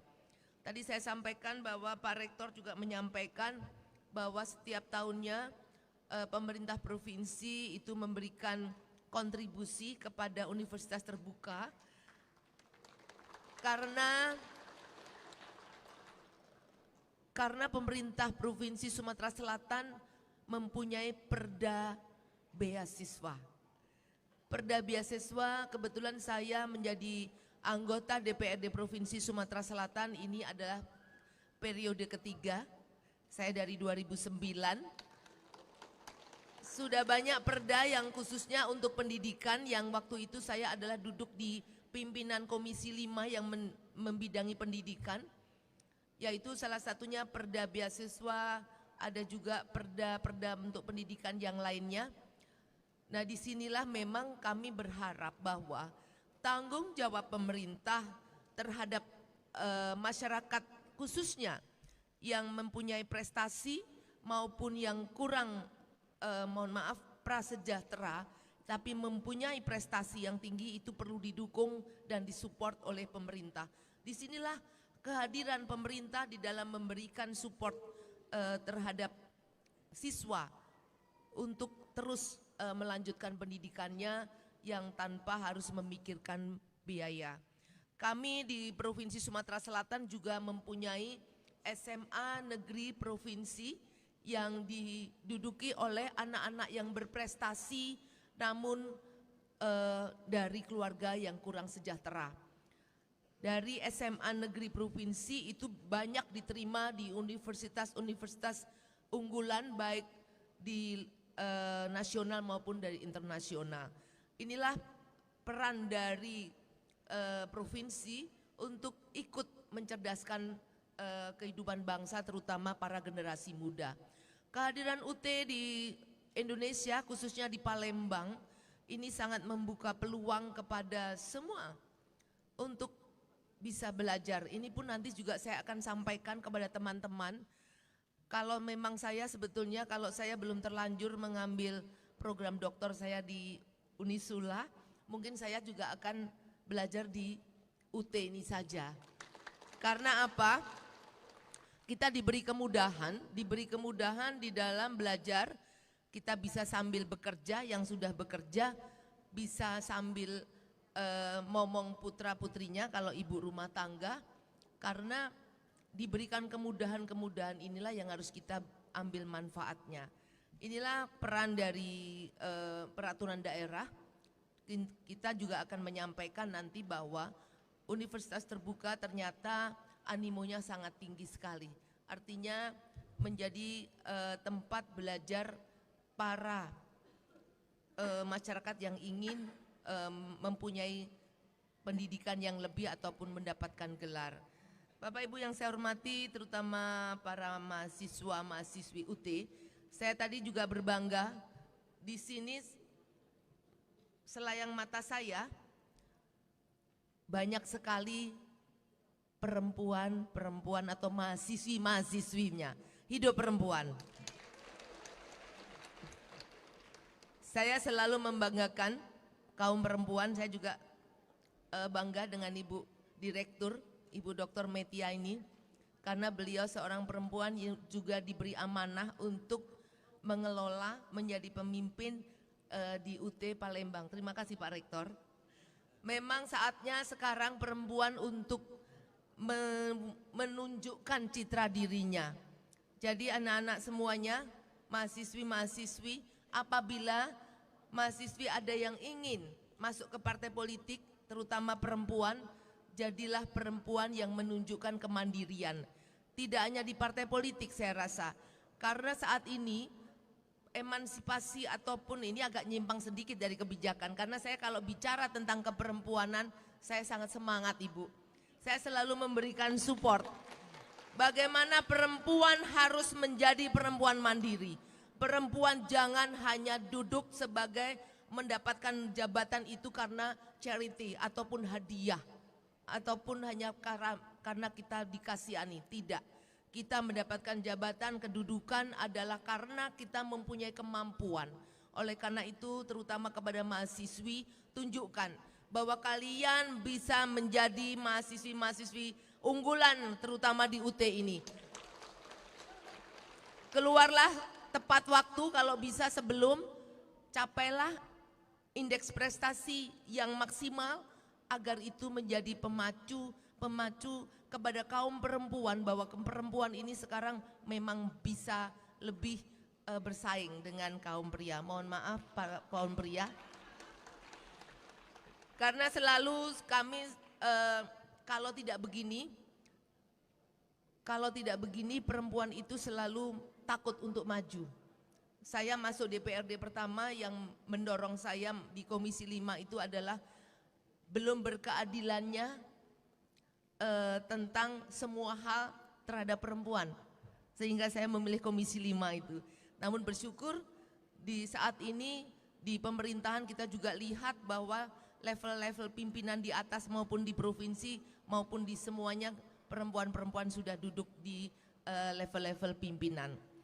Baik Bapak Ibu yang saya hormati, selain legislasi, anggaran, kita juga mempunyai fungsi pengawasan, yaitu kewenangan Dewan untuk melakukan pengawasan terhadap pelaksanaan peraturan daerah dan peraturan lainnya. Pengawasan pelaksanaan APBD, mengawasi kebijakan dan kinerja pemerintah daerah dalam pelaksanaan pembangunan daerah dan kerjasama internasional di daerah. Baru-baru ini izin Pak Rektor, saya memberikan rekomendasi kepada Universitas Sriwijaya untuk bisa bekerja sama dengan Universitas Teknologi Malaysia. Dan alhamdulillah itu bisa terjalin karena bagaimanapun juga kerjasama internasional itu juga sangat penting. Mungkin universitas terbuka, mungkin juga bisa menghadirkan ataupun bekerja sama dengan universitas yang ada di luar sana agar pemahaman, pengetahuan atau kesempatan belajar kita yang dari Indonesia ini lebih luas lagi, lebih berwawasan lagi. Walaupun saya tidak mengatakan Indonesia ini kurang, saya bangga menjadi orang Indonesia karena pendidikan di Indonesia ini adalah dinomorsatukan. Pendidikan dan kesehatan itu menjadi kewajiban utama di dalam penganggaran, baik APBN maupun APBD. Kalau pendidikan tidak mencapai 20%, itu jelas tidak akan disetujui oleh Kementerian Dalam Negeri. Begitu juga di tingkat pusat. Sehingga bahwa kesempatan untuk mendapatkan pemahaman untuk studi komparasi kepada kerjasama internasional itu memang sangat kita butuhkan juga untuk membuka wawasan yang lebih luas. Saya menyampaikan bahwa Istilah kebijakan publik yang diserap dari bahasa asing public policy.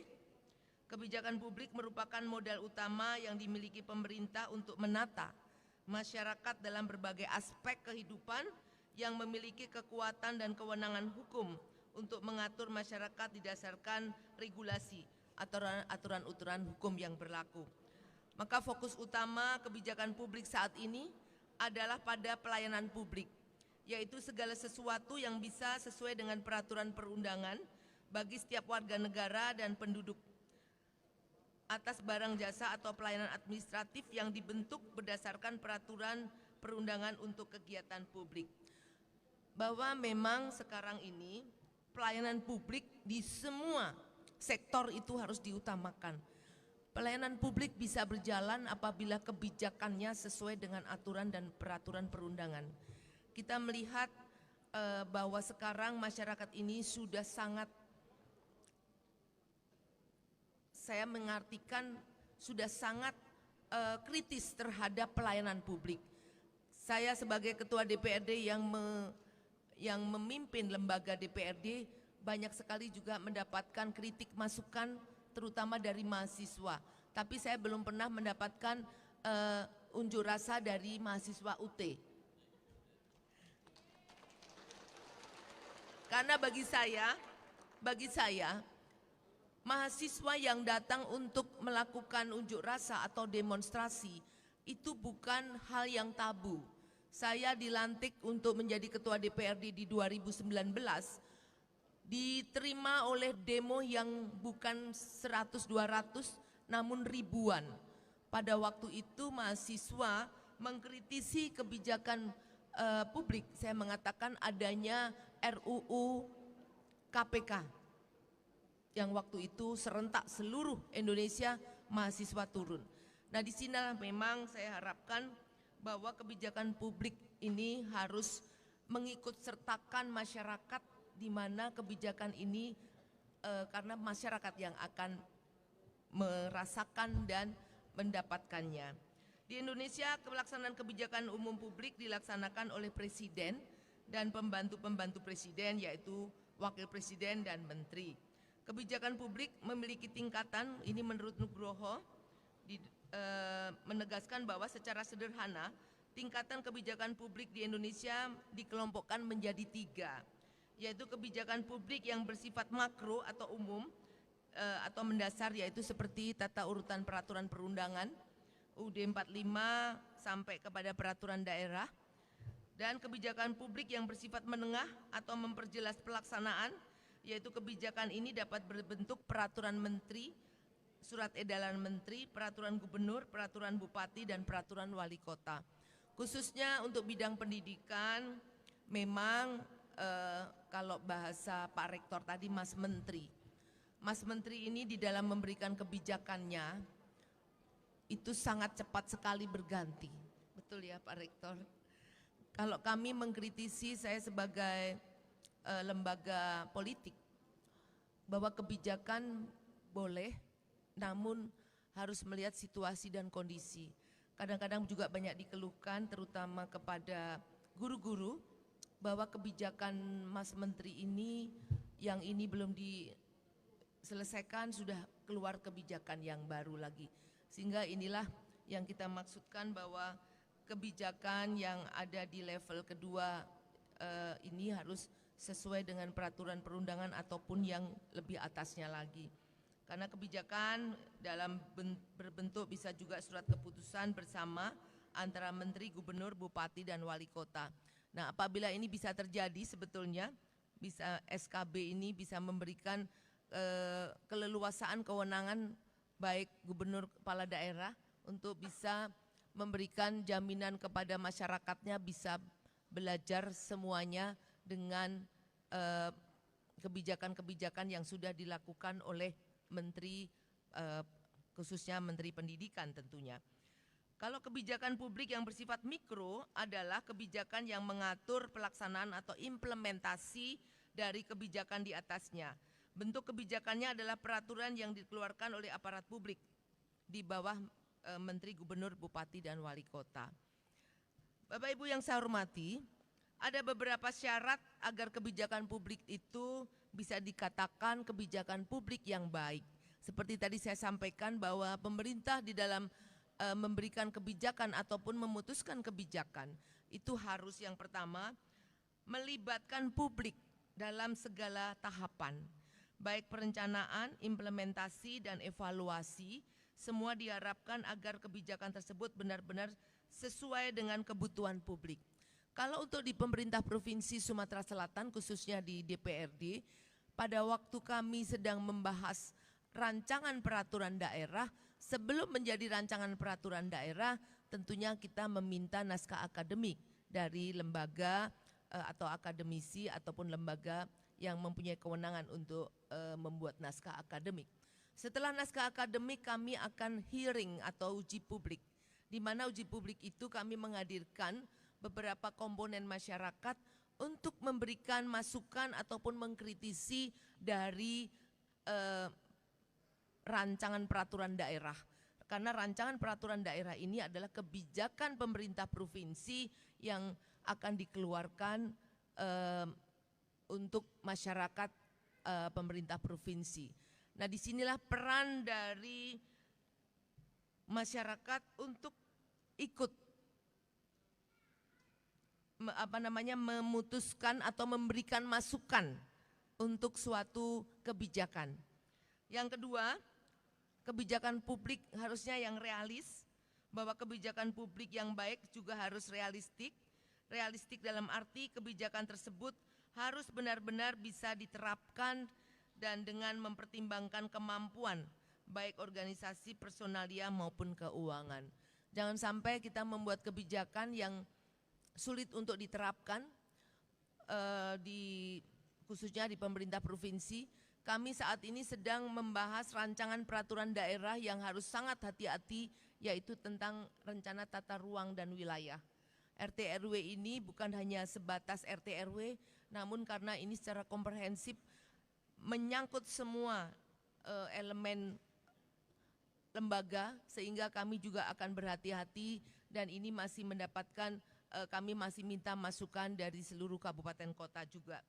Yang ketiga yaitu kebijakan publik harus transparan, karena publik harus bisa mengakses informasi yang terkait dengan kebijakan, terutama masalah keuangan. Kita sekarang sudah mempunyai komisi informasi publik, di mana masyarakat sekarang sudah bisa meminta informasi kepada seluruh lembaga, karena kalau tidak diberikan informasi yang akan diminta itu kita juga ada sanksinya, sehingga keterbukaan transparansi saat ini betul-betul kami sebagai lembaga di semua pihak, saya rasa memang kita harus juga bisa menerima ataupun memberikan semua informasi yang dikehendaki oleh masyarakat yang ingin mengetahui kebijakan-kebijakan itu. Setelah mempertimbangkan semua itu, tentulah kebijakan yang sudah dibuat harus berhasil dan bermanfaat, maka perlu ukuran sebuah kebijakan publik berhasil atau tidak. Sebagai bahan evaluasi, maka perlu indikator, salah satunya target atau sasaran kebijakan harus tepat, dasar hukumnya, memilih landasan hukum yang tepat untuk suatu kebijakan memang bukan hal mudah. Kami mengatakan ini terus terang saja bahwa membuat suatu peraturan daerah jelas dasar hukumnya, kalau dasar hukumnya jelas. Namun kebijakan ini juga tergantung dari bagaimana SDM untuk pembahasannya, apakah memang sesuai dengan sasaran dan indikatornya. Oleh karena itu di dalam kebijakan pemerintah, khususnya pemerintah Provinsi Sumatera Selatan yang dituangkan dalam RPJMD, itu selalu kita meminta kebijakan di tahun pertama 2, 3, 4, 5 itu harus mempunyai indikator dan sasarannya seperti apa. Karena antara indikator sasaran itu juga harus dengan linear dengan anggaran yang harus kita persiapkan. Kita tidak bisa bahwa sasarannya lebih tinggi tetapi tidak didukung oleh anggaran yang lebih memadai, itu juga namanya indikator yang tidak tepat sasaran. Oleh karena itu kehadiran saya di dalam memberikan sedikit informasi atau bisa dikatakan kuliah terbuka untuk mahasiswa-mahasiswi Universitas Terbuka ini, kami juga dari DPRD ini sangat membuka pintu untuk diberi masukan. Seperti apa sebetulnya yang diinginkan oleh masyarakat, khususnya masyarakat Sumatera Selatan. Kalau hari ini dari Kabupaten Lahat tidak hadir, saya sebagai Ketua DPRD mengucapkan turut prihatin kepada saudara-saudara kita dari Kabupaten Lahat, Musirawas, Muratara maupun Muara Enim sebagian yang baru-baru ini mendapatkan musibah banjir bandang yang sangat menelan harta benda dari masyarakat yang bukan sedikit, sangat luar biasa banyak. Saya sejak ada di Sumatera Selatan, saya orang Jogja, kelahiran Klaten, saya sudah menjadi masyarakat Sumatera Selatan sejak 88, sepertinya baru kali ini kabupaten ataupun salah satu kabupaten di Sumatera Selatan ini mendapatkan musibah yang sangat besar seperti ini. Nah tentunya ini kembali lagi saya hubungkan dengan bagaimana nanti kebijakan pemerintah, pertama dalam penanggulangan bencana, kebijakan pemerintah di dalam pencegahan bencana, inilah yang dinamakan bagaimana kebijakan harus ditata, kebijakan publik, apalagi di era globalisasi ini yang semuanya serba transparan dan bisa kita akses, itu harus sangat hati-hati. Tentunya saat ini tidak bisa lagi kita mengatakan bahwa kebijakan itu yang mempunyai hanya pemerintah, masyarakat hanya menerima, tetapi saat ini saya sampaikan bahwa masyarakat sudah sangat kritis. Mereka berani menyampaikan bahwa kalau kebijakan pemerintah yang tidak tepat sasaran ataupun kebijakan pemerintah yang tidak berpihak kepada masyarakat, mereka pasti akan teriak. Dan ini tugas dari anak-anak mahasiswa untuk meneriakkan di mana kebijakan pemerintah yang tidak sesuai dengan kebutuhan masyarakat, biasanya mahasiswa yang turun ke jalan. Namun UT ini sepertinya mahasiswa yang betul-betul hanya belajar. Betul ya Pak ya? Karena selain mungkin Bapak-Bapak Ibu, selain kuliah di UT, Bapak Ibu mempunyai kegiatan yang lainnya yang tidak memungkinkan untuk turun ke jalan. Dalam menghadapi era globalisasi yang penuh tantangan dan peluang, pemerintah daerah harus mampu untuk melakukan inovasi dalam peningkatan kualitas pelayanan publik, sehingga kesan birokrasi pemerintah yang lamban, berbelit-belit, kurang ramah harus dapat dihapuskan. Sekarang semuanya serba digitalisasi. Sekarang kita mengurus KTP tidak harus dari RT, RW, kelurahan, kecamatan, kita bisa melalui langsung. Ada sistemnya secara digital. Jadi pada era ini masyarakat menginginkan segala pengurusan dapat dilakukan dengan cepat, efektif, serta efisien. Dengan cara pandang itu maka pelayanan publik di era digital harusnya lebih mudah, efisien agar publik bisa mendapat layanan yang baik, bukan sebaliknya. Jadi Bapak Ibu yang saya hormati, mahasiswa-mahasiswi UT, ini sekedar pengayaan untuk kalian sebagai masyarakat untuk bisa memberikan masukan juga apabila di daerah Bapak Ibu, bagaimana kalau pelayanan publiknya itu tidak sesuai dengan tatanan, sampaikan saja. Misalkan ada pelayanan publik di bidang PDAM. Kami sering mendapatkan keluhan itu karena sering petugas PDAM itu hanya mengira-ira. Kalau orang Palembang mengatakan Pak Rektor nembak pucuk kudo. Rekeningnya hanya dikira-kira. Nah ini kan harusnya yang tidak boleh. Sebagai pelayanan publik harus mengecek betul, harus melaporkan dengan betul. Ini contohnya. Atau dalam segala hal yang menyangkut pelayanan publik. Kami di DPRD Sumatera Selatan sebagai representasi dari publik, khususnya rakyat Sumatera Selatan, di mana salah satu tugas membuat regulasi, berusaha untuk bisa memenuhi kriteria tentang kebijakan publik yang baik. Walaupun hal ini tidak mudah karena keterbatasan anggota dalam sejumlah hal, misalkan pemahaman tadi. Maka kami DPRD membuka diri kepada publik dan stakeholder terkait, khususnya pihak-pihak luar seperti perguruan tinggi Universitas Terbuka ini, akademisi, praktisi, untuk bisa memberikan masukan untuk sejumlah regulasi yang sudah kami buat dan sahkan pada tahun yang terakhir saja, tahun 2021. Saya selalu ini yang saya jadikan contoh, karena ini adanya perda inisiatif DPRD, bahwa kami perda inisiatif ini, yang pertama perda nomor 1 2021 tentang peningkatan disiplin dan penegakan hukum dalam pencegahan dan pengendalian wabah penyakit menular. Kita tahu bahwa dari 2020 kita mendapatkan yang namanya force major, yaitu COVID-19. Bagaimana pemerintah, masyarakat pada waktu awal masih bingung bagaimana menghadapi, bagaimana mengatasi, sehingga banyak hal yang sering berubah-ubah. Saya bersyukur saat ini kita semua sudah tidak diwajibkan untuk memakai masker. Alhamdulillah, untuk di Sumatera Selatan juga tidak begitu signifikan, karena sekarang kita flu, coba kalau di swab pasti positif.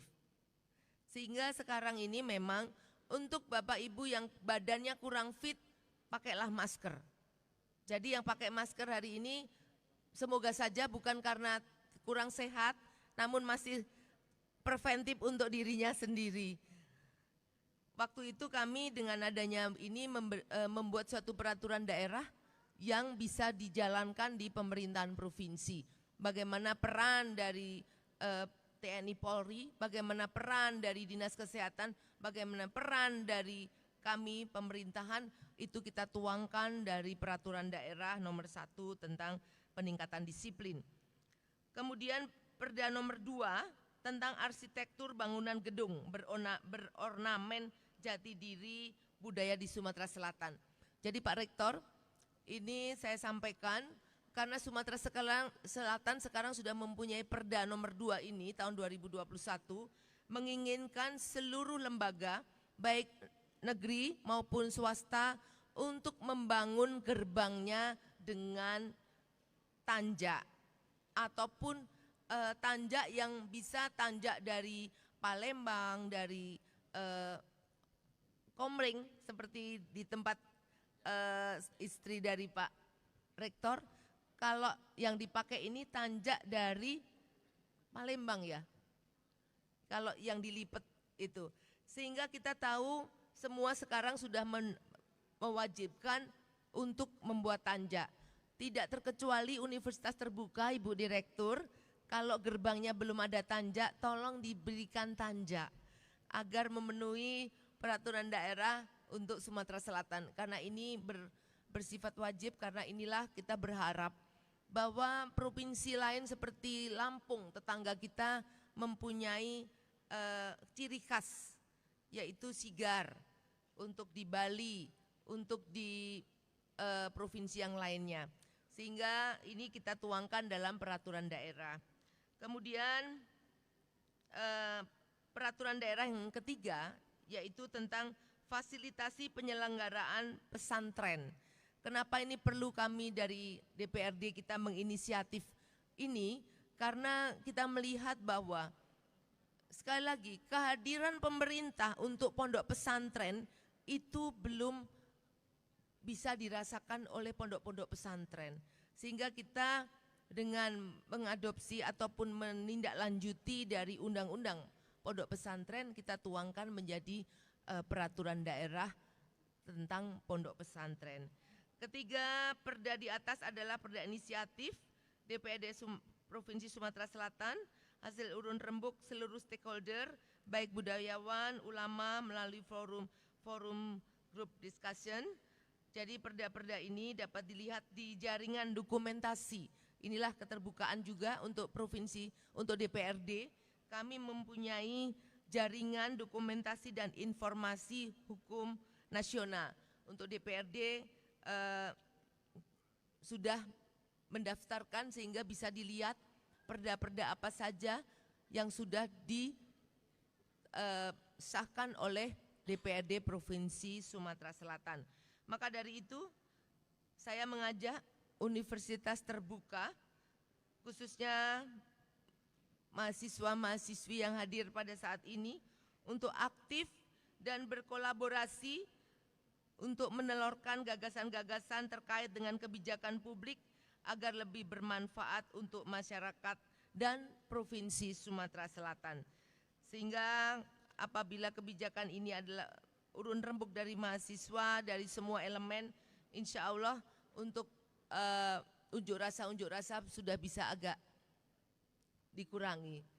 Bapak Ibu yang saya hormati, saya rasa ini saja yang bisa saya sampaikan selayang pandang tentang tugas fungsi dari DPRD.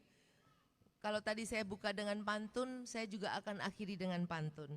Jadi siapkan pantun Pak Rektor untuk episode yang berikutnya. Rumah limas berlapis papan, elok dipandang dan sangatlah nyaman. Selamat melaksanakan orientasi saya ucapkan. Semoga menjadi insan yang berguna bagi pembangunan Sumatera Selatan. Terima kasih. Wabillahi taufiq wal hidayah. Wassalamualaikum warahmatullahi wabarakatuh. Waalaikumsalam warahmatullahi wabarakatuh. Ya, kami persilakan duduk kembali Bu ya.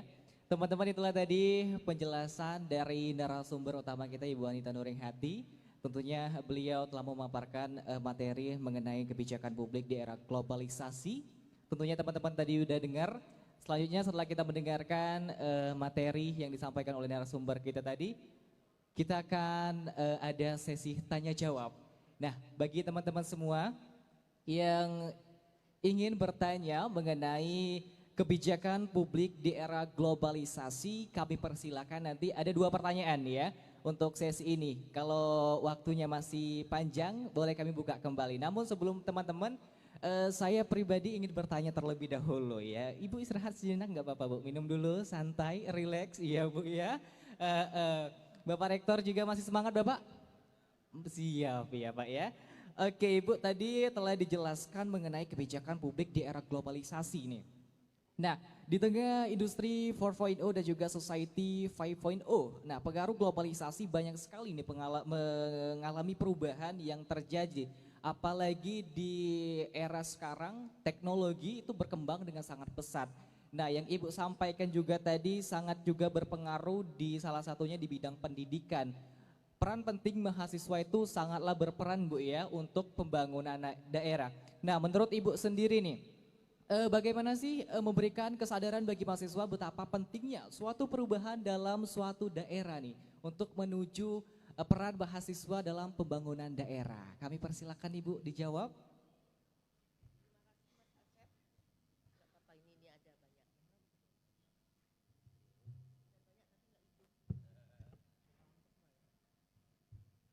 Terima kasih Mas Asep, ini pertanyaan yang sangat luar biasa. Inilah bahwa mahasiswa sekarang beda dengan zaman dulu. Sekarang model mahasiswa dengan berpikir secara kritis. Oleh karena itu tadi saya sampaikan bahwa peran DPRD itu memberikan peluang untuk mahasiswa maupun seluruh elemen masyarakat memberikan masukan kepada DPRD. Tadi pertanyaannya kalau saya tidak salah bahwa bagaimana peran DPRD memberikan pemahaman kepada mahasiswa tentang perubahan-perubahan hal itu. Betul ya? Betul. Nah, ini memang seharusnya, karena kalau tingkat universitas peran DPRD ini hanya sifatnya koordinasi. Ya. Jadi kami lebih banyak memberikan masukan-masukan itu adalah yang menjadi kebijakan pemerintah provinsi, yaitu dari SMA sampai ke level bawah. Namun saya berpikir bahwa perlu mendapatkan pemikiran bagaimana pemerintah provinsi khususnya itu bisa memberikan seperti ini. Kuliah terbuka, memberikan satu season kepada universitas-universitas, baik fakultas maupun secara universitas secara umum, memberikan informasi kebijakan publik yang sudah diambil oleh pemerintah. Sehingga masyarakat, terutama mahasiswa, bisa memahami apa saja sih kebijakan yang diambil oleh pemerintah provinsi. Sebagai contoh, bahwa kalau zaman sebelum 2015 itu ada namanya kebijakan yang menyangkut pendidikan, yaitu ada khususnya untuk level SMA sampai ke bawah, ada namanya sekolah gratis. Sekolah gratis, ada berobat gratis, itu kebijakan untuk masyarakat. Namun tidak bisa menyentuh universitas. Saya sebagai ketua DPRD di awal pandemi mendapatkan demo mahasiswa tentang UKT. Kalau untuk UT tidak perlu demo karena uang SKS-nya sudah sangat murah. Tadi disampaikan bahwa satu SKS hanya 35.000. Saya yakin percaya Bapak Ibu, Mbak-mbak, Mas-mas mahasiswa ini sekali duduk untuk ngopi saja lebih dari 100.000. Sehingga untuk pendidikan, untuk uang kuliahnya kalau hanya satu semester 1.300.000, saya rasa tidak perlu harus demo ke DPRD. Pada waktu itu dari universitas-universitas yang ada di Sumatera Selatan meminta keringanan, sehingga saya terima dan saya menghadirkan Kopertis wilayah 5 ya Bu ya, untuk di Sumsel ini bagaimana menjembatani untuk mahasiswa-mahasiswa mendapatkan bantuan dari APBD secara hibah. Nah inilah kesulitan kami untuk level universitas, kami adalah koordinasi. Jadi kalau kita tidak diminta untuk hadir, rasanya juga agak kesulitan kita masuk di dalam kebijakan universitas-universitas yang ada di sini. Itu Mas Asep. Oke. Jadi intinya Bu ya, pemerintah itu hanya sekedar wadah ya untuk menyalurkan aspirasi dari mahasiswa, terutama ya apalagi dijelaskan oleh Ibu tadi mengenai pembiayaan perkuliahan juga ya. Namun universitas terbuka nih, kita kembali ke Pak Ojat boleh? Untuk Pak Ojat, universitas terbuka kan hadir dengan biaya yang sangat terjangkau, apalagi untuk mahasiswa yang berada di daerah yang sulit keluar gitu ya, dengan akses yang tentunya tidak sulit juga ya melalui daerah perairan. Nah, apakah menurut Pak Ojat sendiri universitas terbuka hadir dengan biaya yang begitu terjangkau bisa meringankan beban masyarakat juga, terutama para generasi muda kita yang ingin mencicipi bangku perguruan tinggi? Nah, bagaimana tanggapan Bapak sendiri?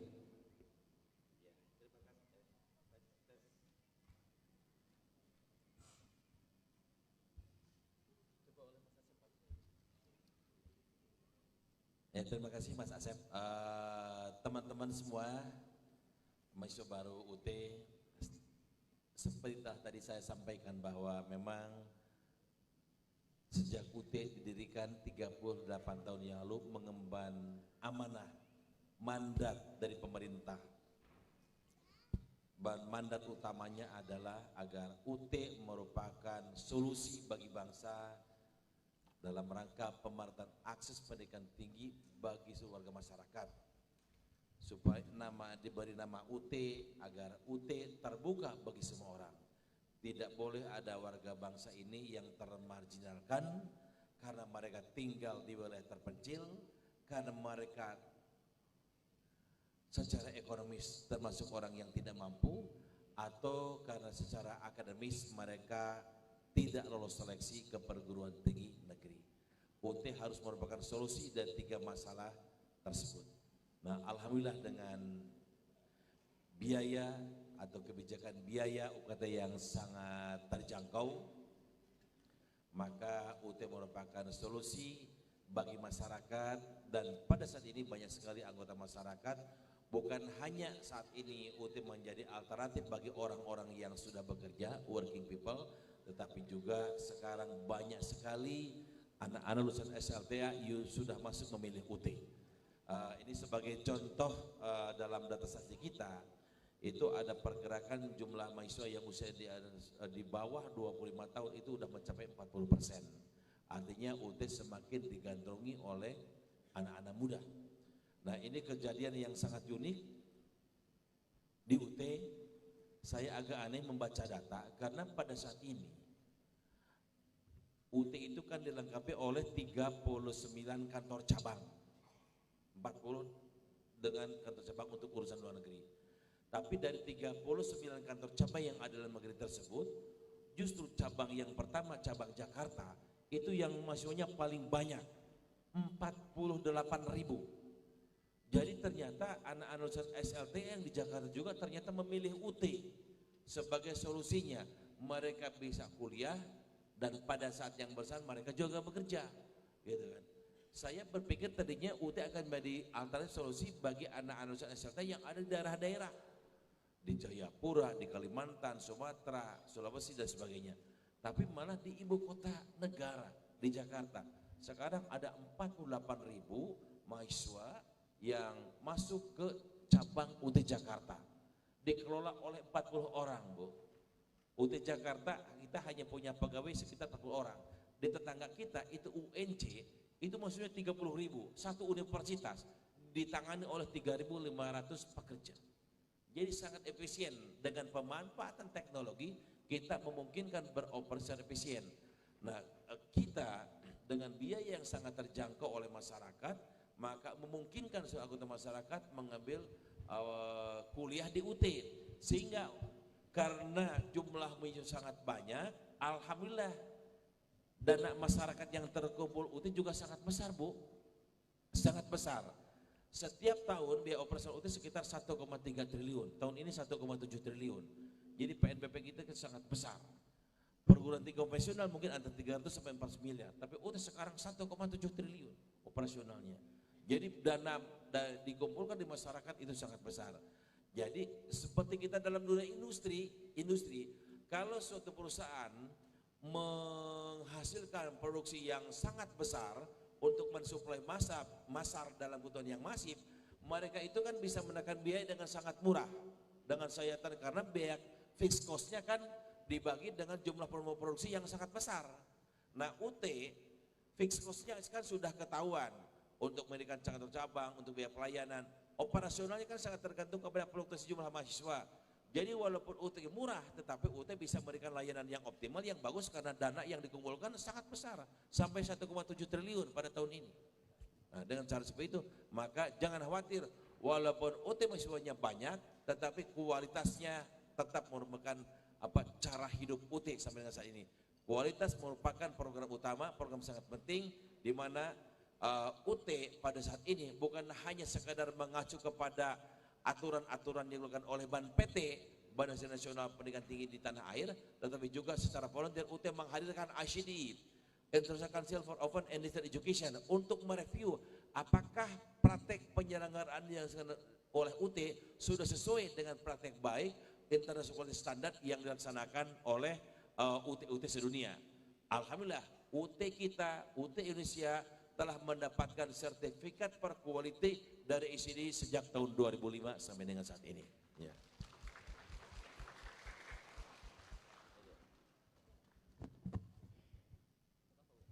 Iya, teman-teman itu tadi sekilas ya dari penjelasan mewakili pemerintah ya Ibu ya. Ketua DPRD tadi menjelaskan jadi peran dari pemerintah itu kepada mahasiswa adalah memberikan beasiswa tadi Ibu ya, untuk meringankan beban ataupun membantu seorang mahasiswa yang ingin melanjutkan perguruan tinggi gitu Ibu ya. Itu adalah salah satu program juga mungkin Bu ya dari pemerintah sendiri ya. Oke, untuk daerah sendiri Ibu ya.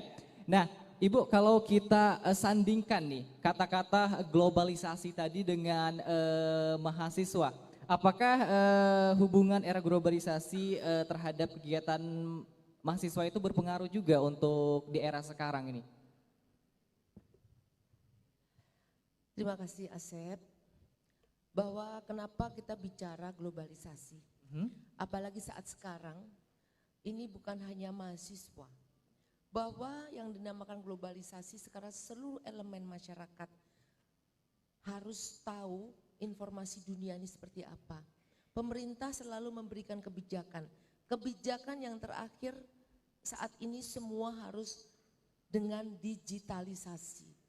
Bahkan transaksi sekarang cashless semua, tidak tunai. Semua harus melalui suatu program. Kalau untuk pembayaran ada beberapa program yang dikeluarkan di perbankan. Betul. Kalau untuk pembayaran, maksudnya kalau untuk mengurus misalkan kita imigrasi. Mau mendapatkan paspor, itu juga mendaftarnya secara online.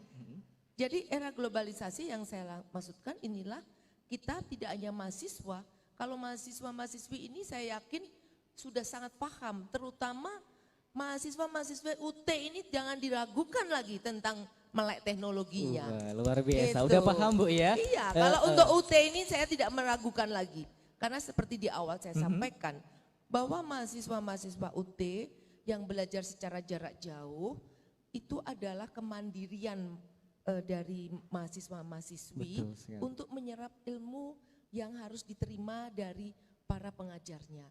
Nah, di dalam saya sampaikan era globalisasi ini, oleh karena itu pemerintah di dalam memberikan kebijakan seperti tadi disampaikan oleh Pak Rektor, bahwa kebijakan pemerintah tidak mengantisipasi belajar jarak jauh secara umum.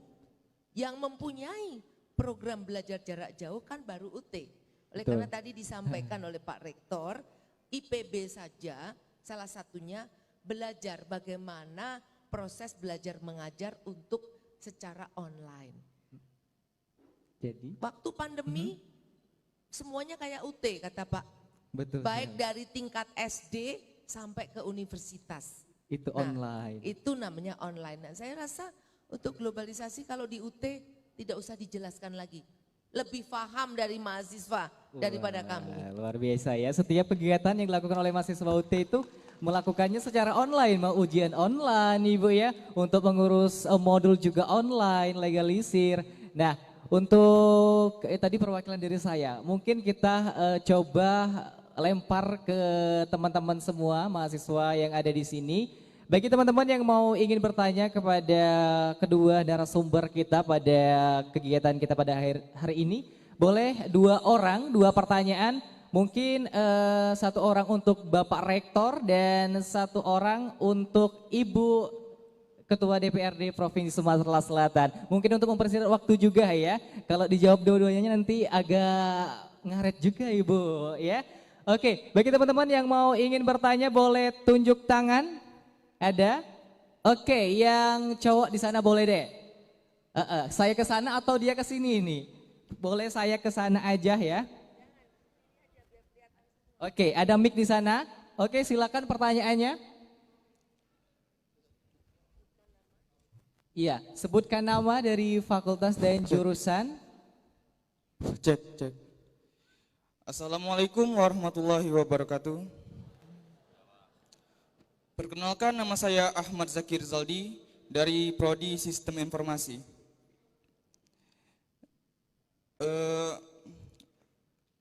Sebelumnya saya ingin bertanya, banyak pemuda-pemudi Indonesia yang kurang mampu secara ekonomi untuk kuliah dan mereka mencoba mendaftar di beasiswa KIP kuliah. Tetapi ada berita beberapa bulan belakang tentang mahasiswa KIP kuliah yang ternyata dari keluarga menengah atau keluarga mampu, yang hingga di berita ternyata membeli iPhone atau yang lain.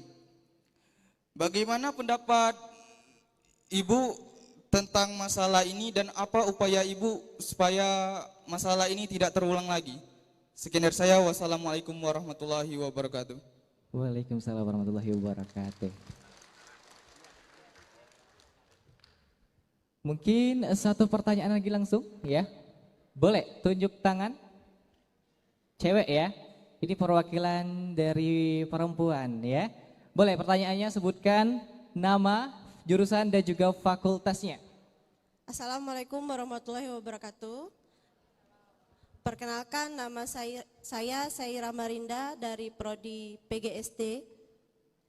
yang ingin saya tanyakan kepada Ibu Anita, tetapi sebelum itu saya sangat berterima kasih kepada moderator yang telah memberi kesempatan saya untuk bertanya, dan saya merasa bangga sekali menjadi mahasiswa baru di Universitas Terbuka karena saya juga sebagai seorang ibu, jadi berdua hari ini mengikuti OSMB itu sambil ngajak anak. Alhamdulillah. Luar biasa ya. Alhamdulillah banyak perempuan-perempuan hebat di sini ternyata. Yang ingin saya tanyakan, menurut Ibu sejauh apa partisipasi perempuan dalam parlemen saat ini? Sehingga kebijakan-kebijakan yang disebutkan tadi juga pro dengan perempuan. Demikian pertanyaan saya, terima kasih. Oke, terima kasih ya. 2 pertanyaan terlebih dahulu ya untuk menghemat waktu kita. Gimana Ibu, mau langsung dijawab? Kayaknya pertanyaan yang pertama itu bisa dijawab oleh 2 narasumber kita ya. Namun yang pertanyaan kedua boleh diwakilkan oleh Ibu Anita. Mungkin Ibu Anita terlebih dahulu untuk pertanyaan pertama tadi. Baik, terima kasih untuk Ahmad Zakir Zaldi. Pertanyaannya ini adalah menyuarakan banyak orang, saya yakin ini. Saya sampaikan bahwa saya rasa di dalam memberikan beasiswa bukan hanya prestasi dalam akademisnya saja yang harus dipertimbangkan, namun dari sosial ekonomi itu yang paling penting. Sebagai contoh, di Provinsi Sumatera Selatan mempunyai yang namanya SMA Negeri Sumatera Selatan, yang pada waktu itu saya juga sebagai pernah menjadi salah satu penguji pada waktu penerimaan siswa. Tidak hanya prestasi yang mereka bisa persyaratannya, yaitu mereka harus dari keluarga yang kurang sejahtera. Dengan cara apa? Yaitu verifikasi dan validasi secara langsung. Kita tidak hanya memanggil orang tuanya pada waktu wawancara, namun kita mengecek langsung di mana alamat siswa tersebut. Karena pada waktu itu memang betul ditemukan ternyata anaknya pinter. Mereka mengatakan bahwa kurang mampu, tetapi ternyata setelah panitia seleksi itu datang ke alamat tersebut, rumahnya sangat layak dan orang tuanya mempunyai pekerjaan yang tetap. Sehingga pada waktu tahun 2015 kalau saya tidak salah, itu kejadian karena saya pada waktu itu memberikan salah satu penguji, akhirnya di drop, tidak dapat masuk sekolah, apalagi tentang beasiswa. Jadi saran saya Pak Rektor, dalam kesempatan ini nanti juga akan saya sampaikan kepada pemerintah provinsi, apabila akan memberikan beasiswa, itu jangan hanya prestasi akademiknya saja yang menjadi pertimbangan, tetapi kehadiran pemerintah untuk memberikan peluang kepada anak-anak yang berprestasi tetapi tidak didukung oleh kemampuan dari keluarga, itu yang harus diutamakan. Jadi seleksi untuk mendapatkan beasiswa ini betul-betul tidak boleh ada titip menitip. Kami dari DPRD selalu menyampaikan hal itu melalui Komisi 5 yang membidangi pendidikan, bahwa beasiswa ataupun bantuan pendidikan PSG dari kami kalau namanya itu diberikan kepada memang siswa-siswa yang kurang mampu ataupun prasejahtera. Tepat sasaran gitu ya Bu. Jadi tepat ya. sasaran. Kalau Pak Rektor sampaikan tadi beasiswa tidak tepat sasaran, pertanyaan dari Ahmad Zahir tadi. Betul. Semoga ini menjadikan inisiatif kita semua untuk bagaimana ke depan beasiswa itu betul-betul diberikan kepada anak-anak yang tepat sasaran. Kepada Ibu Zahira Malinda, saya support Ibu, perempuan harus bisa mandiri, karena dengan kemandirian itu kita diberikan tempat, diberikan penghargaan dalam keluarga maupun di masyarakat. Salah satu ibu dengan mengikuti jenjang pendidikan yang lebih lagi, walaupun orientasi ini sambil ngomong putranya. Saya tadi juga melihat di sini ada yang membawa baby itu, babynya tidur-tidur di lantai. Ini adalah semangat kaum perempuan. Jadi tolong bapak-bapak hargai perempuan. Perempuan ini mempunyai fungsi ganda. Sebagai ibu, sebagai istri, juga sebagai penopang keluarga. Saya selalu menyampaikan bahwa era saat ini, bahwa rumah tangga itu bukan hanya di pundak para suami, tetapi istri juga mempunyai peran di dalam perekonomian keluarga. Sehingga saya menyampaikan, apabila ada ibu-ibu yang mempunyai kemampuan untuk menjadi mandiri, pakailah. Baik untuk swasta, negeri, maupun apa saja yang penting menghasilkan rezeki yang halal bisa untuk menopang keluarga. Ini yang selalu saya sampaikan kepada kaum perempuan. Tidak saatnya lagi kaum perempuan hanya duduk manis di rumah sambil menunggu suami dan menandakan tangan. Tidak boleh seperti itu. Perempuan harus mandiri, perempuan harus mempunyai citra diri sebagai perempuan yang diperhitungkan dalam semua lini. Saya rasa itu. Terus semangat ibu-ibu, terutama di sini mahasiswi yang memang mempunyai peran ganda yang kalau masih lajang saya rasa ya tugasnya hanya belajar. Tetapi kalau yang sambil ngomong anak, saya sangat apresiasi untuk itu. Terus maju ibu, terus semangat. Terima kasih. Oke, terima kasih Ibu ya, jawabannya luar biasa sekali. Dari jawaban pertama tadi ya Ibu yang tentang salah sasaran untuk beasiswa tadi, mungkin juga menjadi salah satu pelajaran juga nih Pak Rektor ya untuk universitas biar tidak salah sasaran. Kata Ibu tadi harus dengan validasi juga verifikasi secara langsung Ibu ya untuk saya rasa kurang lengkap tadi karena yang ditanya Ibu adalah partisipasi parlemen. Ya. Benar. Partisipasi perempuan di parlemen apakah bisa mempengaruhi kebijakan. Betul ya Bu ya? Bahwa saya selain jadi ketua DPRD, saya adalah ketua Kaukus Perempuan Politik Indonesia Sumatera Selatan.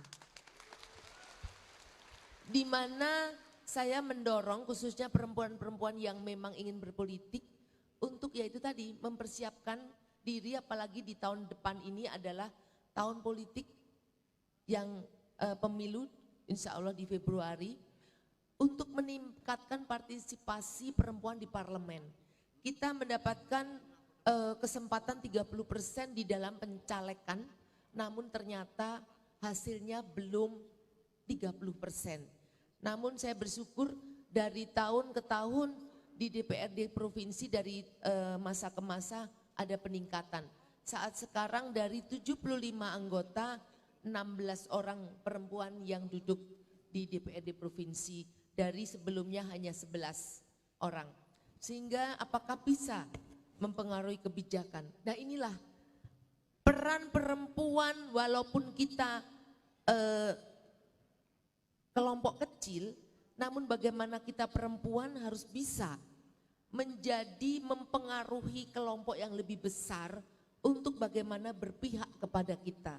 Alhamdulillah untuk Provinsi Sumatera Selatan, sampai seperti saya sampaikan, saya masuk di 2009, saya masuk di Komisi 5, itu saya melihat memang terutama peran gender ataupun anggaran yang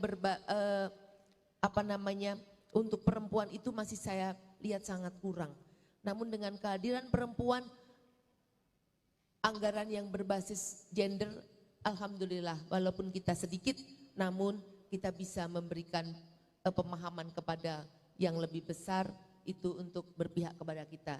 Jadi Ibu nggak usah khawatir bahwa adanya wakil-wakil perempuan itulah yang dibutuhkan. Kita bersyukur sudah ada Bupati Musirawas itu perempuan, wakil wali kota kita perempuan. Semoga nanti ada lagi pemimpin-pemimpin perempuan. Begitu juga ketua DPRD perempuan pertama saya. Semoga ada lagi nanti perempuan-perempuan yang lainnya untuk bisa duduk di level-level baik provinsi sampai kabupaten kota. Terima kasih. Iya, perempuan itu harus tangguh Bu ya, harus juga kuat, mandiri kata Ibu Anita tadi. Dan luar biasa tanggapan dari Ibu Anita tentang jawaban wanita itu harus maju, jangan sampai kalah dengan sosok laki-laki yang tentunya dikenal dengan sosok yang menjadi tulang punggung. Tapi sekarang ini di era sekarang Ibu ya, perempuan itu harus menjadi seimbang dengan setara dengan para kaum laki-laki. Nah Ibu, kita kembali ke pertanyaan pertama tadi nih Pak Rektor ya. Belum tanggapan Pak Rektornya belum kita dengar untuk masalah biaya siswa tepat sasaran tadi. Nah Pak Rektor izin bertanya apakah universitas terbuka kita sampai sekarang telah melakukan validasi dan juga tepat sasaran terhadap beasiswa yang ada di universitas terbuka? Ya, UT sebagai salah satu PTN di tanah air ini menyalurkan beragam beasiswa kepada para mahasiswanya.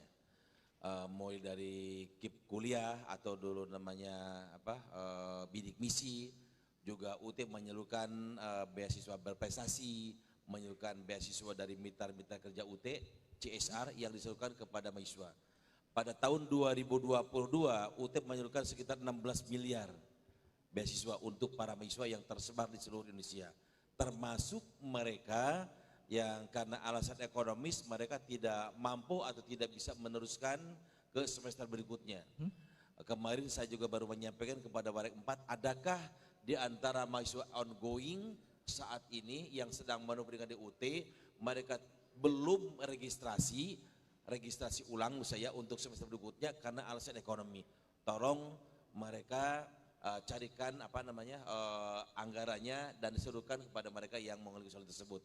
Jadi kita sangat concern, ini sebagai bukti concern kita kepada mahasiswa yang karena kesalahan ekonomis mereka tidak bisa melanjutkan semester sebelumnya. Nah, sementara untuk calon-calon mahasiswa yang baru kita belum menyalurkan yang ini. Tapi yang mahasiswa yang baru kita berikan alokasi anggaran mahasiswa seperti saat ini di Palembang, kita akan merekrut anak-anak SLTA yang bagus prestasinya di kelas-kelasnya dan mereka kita beri kesempatan untuk ikutan SNMPTN, Seleksi Nasional masuk ke UT dan mereka langsung oleh kita diberikan beasiswa. Kalau SNMPTN yang masuk ke perguruan tinggi negeri yang lain, mereka diterima tapi mereka akan tetap mereka harus membayar biaya UKT. Tapi ketika masuk ke melalui pintu SNMPTN ke UT, mereka masuk ke UT dan sekaligus juga mendapatkan beasiswa sampai mereka tamat kuliah. Seperti itu. Itu yang kita lakukan. Hal yang sangat luar biasa juga tentunya bagi kita generasi muda juga. Dan tentunya luar biasa dan program baru ya Pak ya untuk SNPTN UT. Luar biasa juga bagi kesempatan mahasiswa baru untuk mengikuti Pak ya SNPTN di Universitas Terbuka. Beda dengan universitas lain, kalau universitas lain kata Bapak tadi masih membayar UKT. Kalau di UT semuanya free Pak ya, semuanya disediakan oleh universitas. Kasih tepuk tangan dulu dong. Iya. Hanya untuk Palembang kata Bapak Rektor ya. Ini salah satu hadiah juga untuk Palembang ya. Luar biasa juga Ibu Maita, sangat senang Ibu ya mendapatkan hadiah khusus dari Bapak Rektor kita. Nah teman-teman semua beri tepuk tangan dulu untuk kedua narasumber kita yang tentunya hari ini membagikan banyak sekali motivasi bagi kita generasi muda juga, kaum milenial Ibu ya. Apa itu Pak? Ibu Jahara ya? Ibu Jahira. Ada satu saya ingin nambahkan Ibu Jahira. Ibu Jahira sekarang datang ke sini juga tadi ibu yang lain, saya sering mengatakan ini juga sekarang kebetulan yang hadir di tempat kita kebanyakan adalah perempuan Bu ya. Dan memang secara statistik mahasiswa perempuan di UT itu lebih banyak mahasiswi daripada mahasiswanya. Nah suka sering banyak kejadian di UT nanti ketika ibu-ibu atau sekarang yang sedang masuk semester pertama di UT, karena pada umumnya mereka sudah berkeluarga. Jadi tantangan yang akan dihadapi nanti ketika mereka ujian, Bu, ketika ujian akhir semester ini sering terjadi di lapangan, nanti akan berhadapan dengan kenyataan di mana ibu-ibu ini, pasangan-pasangan muda ini, mereka bukan hanya diperas otaknya, tapi pada saat ujian mereka juga akan diperas air susunya oleh bayinya. Jadi ibu ini adalah orang-orang yang multitasking, dan itu hanya bisa dilakukan oleh orang mahasiswa UT. Tepuk tangan untuk mereka semua. Bu Zahira, ini akhirnya gayung bersambut. Saya tuh kalau bicara tentang perempuan, sebetulnya kurang kalau hanya satu SKS. Bukti, beliau sebagai laki-laki mendukung kaum perempuan. Tepuk tangan untuk Pak Rektor. Luar biasa sekali Bu ya, kaum perempuan itu sekarang ini sangat berperan penting sekali Bu ya, apalagi untuk pembangunan daerah juga. Nah teman-teman mungkin sampai di sini dulu Ibu ya, terima kasih untuk waktunya. Dan teman-teman tadi udah dengerin materi yang disampaikan oleh Ibu Anita selaku Ketua DPRD Provinsi Sumatera Selatan dan juga tanggapan dari Bapak Rektor kita Bapak Ojad Darojat. Tentunya terima kasih atas perhatian teman-teman semua dan semoga kita bisa mencontoh mereka berdua ini ya, yang menjadi motivasi bagi mahasiswa baru juga. Ibu terima kasih untuk waktunya hari ini Ibu. Semoga sehat selalu Ibu ya. Dan juga Bapak Rektor terima kasih udah jauh-jauh datang ke Kota Palembang tentunya. Boleh kami persilakan mungkin untuk kembali ke MC ya mungkin. Iya, ada penyerahan cenderamata ya.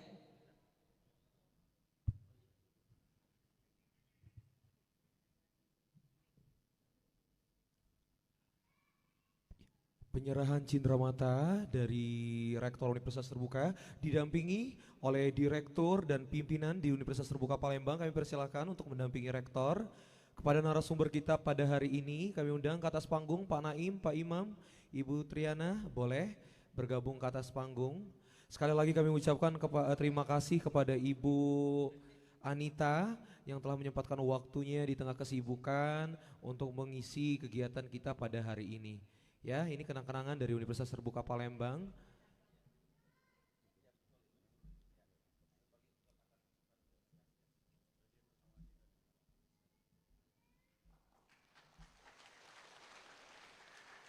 Iya.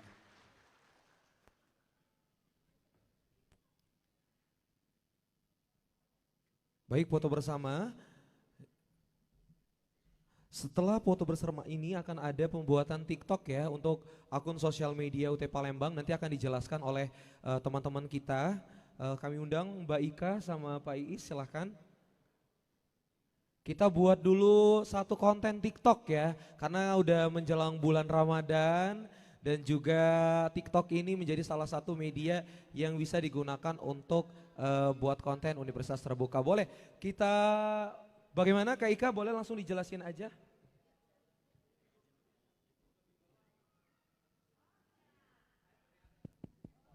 Cek. Izin Bapak sama Ibu. Iya, foto bersama dulu. Sama mahasiswanya ya. Mungkin mahasiswanya silakan berdiri biar semuanya kelihatan yang di belakang ya, silakan berdiri. Oke, semuanya mahasiswa silakan berdiri.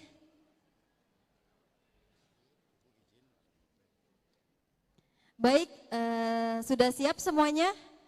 Tim dokumentasi sudah siap?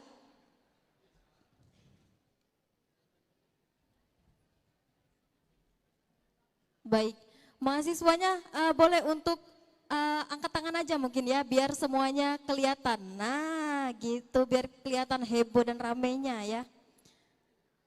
1, 2, 3. 1, 2, 3. Boleh untuk mahasiswanya melambaikan tangan dua-dua. Iya. Untuk Bapak dan Ibunya bebas, gaya masing-masing, gaya bebas. Oke. Gayanya oke. 1, 2, 3. Oke, baik ya. Oke, yel-yel ya Bu ya, izin boleh. Yel-yel ya, mohon arahan dari saya. Kalau saya bilang Universitas Terbuka untuk Indonesia. Oke, sudah siap semuanya? 1, 2, 3. Universitas Terbuka. Universitas Terbuka. Universitas Terbuka. Terima kasih ya. Ya, baik, mohon izin Bapak dan Ibu ya, kita tiktokan sebentar boleh ya? Iya, kita tiktokan sebentar. Nanti akan dipandu oleh tim kami. Iya. Teman-teman juga berdiri ya. Ya, tetap berdiri. Ada kate. Ya, sebentar kita siapkan dulu lagunya ya.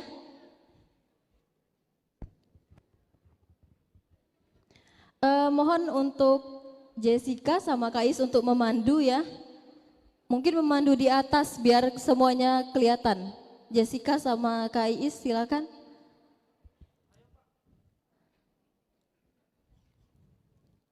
Ya, jadi konsepnya nanti ngikutin yang di depan. Gerakannya cuma sedikit.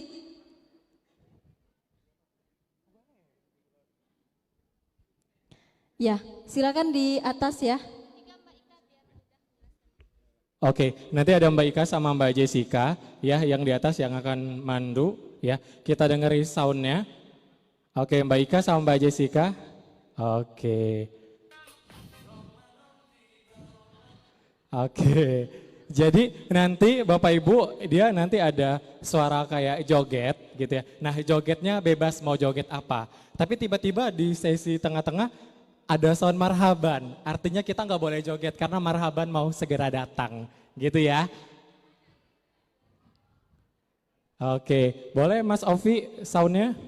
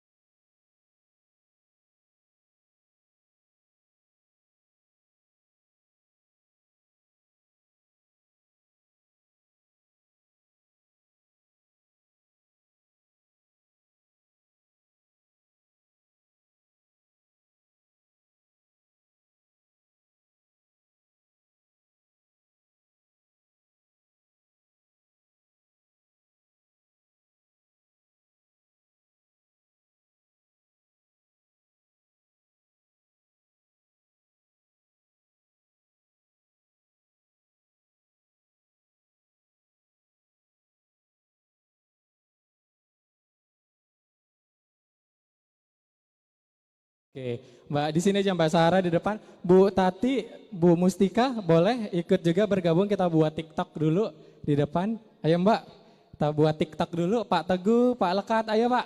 Kita buat TikTok dulu. Ngadepnya kemana Mbak Ika? Ngadepnya ke depan sana ya? Kayak ngadepnya ke sana. Oke. Oke Mbak Ika ngadep ke situ ya. Diikutin mahasiswa. Oke Mbak Jessica. Oke. Oke, Bujang Gadis juga mau ikut, boleh silakan. Oke.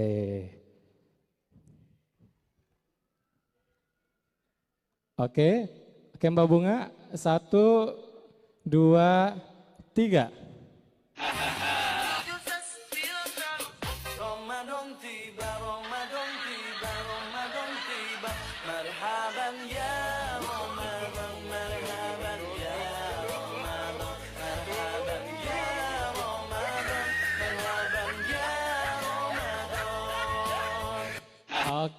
Oke, kita ulangi ya. Udah ngerti gerakannya ya, udah dipahami ya.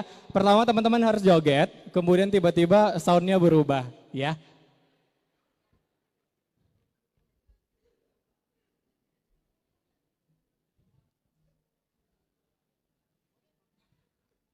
Oke, kita mulai ya Mbak Ika ya. 1, 2, 3.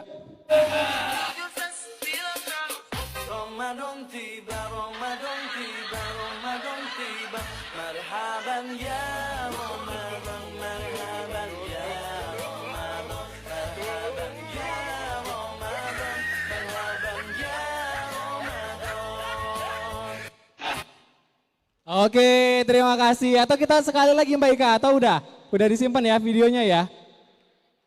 Udah? Udah ya, oke. Siap, terima kasih teman-teman. Silakan dipersilakan untuk duduk kembali.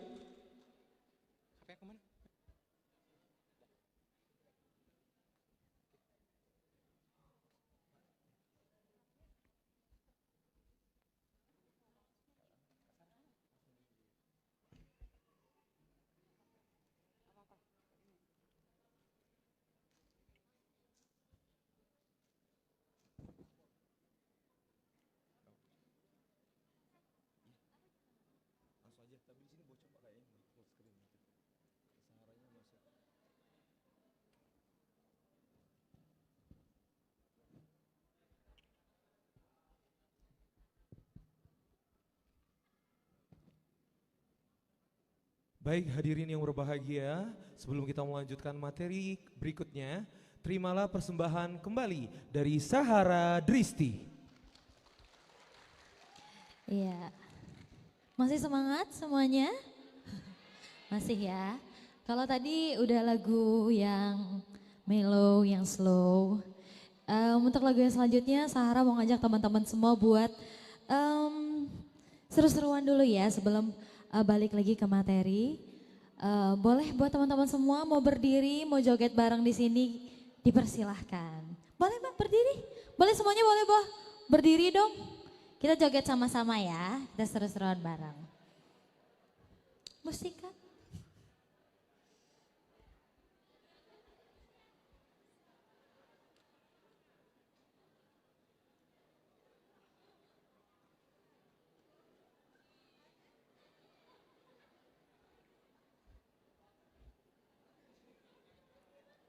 Tunggu, jangan duduk dulu ya, sabar ya.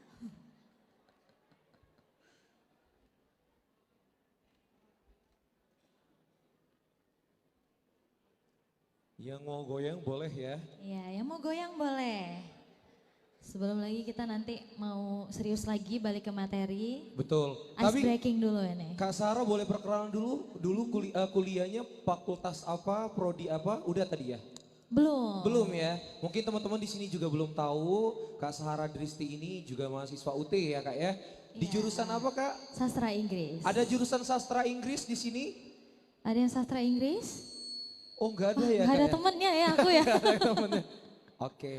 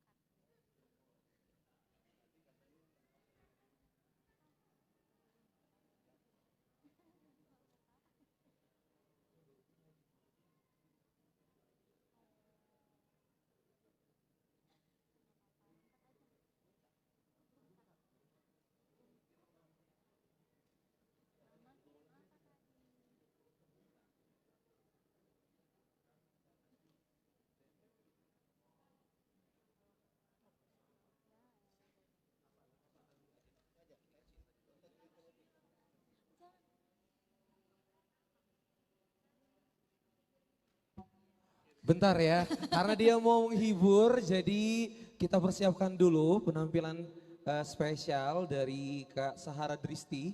Karena dia juga bisa lagu slow, lagu beat juga, karena ini kita lagi break. Makanya dipilih lagu yang bisa teman-teman biar semangat kembali dia. Nah, sekalian saya informasiin juga bahwa di Universitas Terbuka itu bagi Bapak Ibu, teman-teman di sini ada kegiatan perlombaan setiap semesternya. Jadi setiap tahunnya dalam acara Disnatalis Universitas Terbuka, di mana lombanya itu di Jakarta nanti. Kalau teman-teman sekalian punya bakat ataupun kemampuan, nanti bisa dilombakan di Jakarta. Nah, Kak Sahara Dristi ini salah satu pemenang untuk lomba seni suara solo putri dia. Juara 1 di Jakarta seluruh UT Indonesia dia. Tepuk tangan dulu dong semuanya. Dan itu baru ya tahun 2022 kemarin dia. Jadi biaya pesawat, penginapan itu nanti akan di-provide dari Universitas Terbuka semua. Mewakili nama Palembang. Ada banyak kegiatan nanti juga bakal dijelasin terkait kegiatan mahasiswa. Salah satunya perlombaan seperti Mobile Legend, e-sport, terus bela diri, teman-teman punya bakat dan tilawatil Quran juga bisa untuk mengikuti kegiatan perlombaan kemahasiswaan gitu.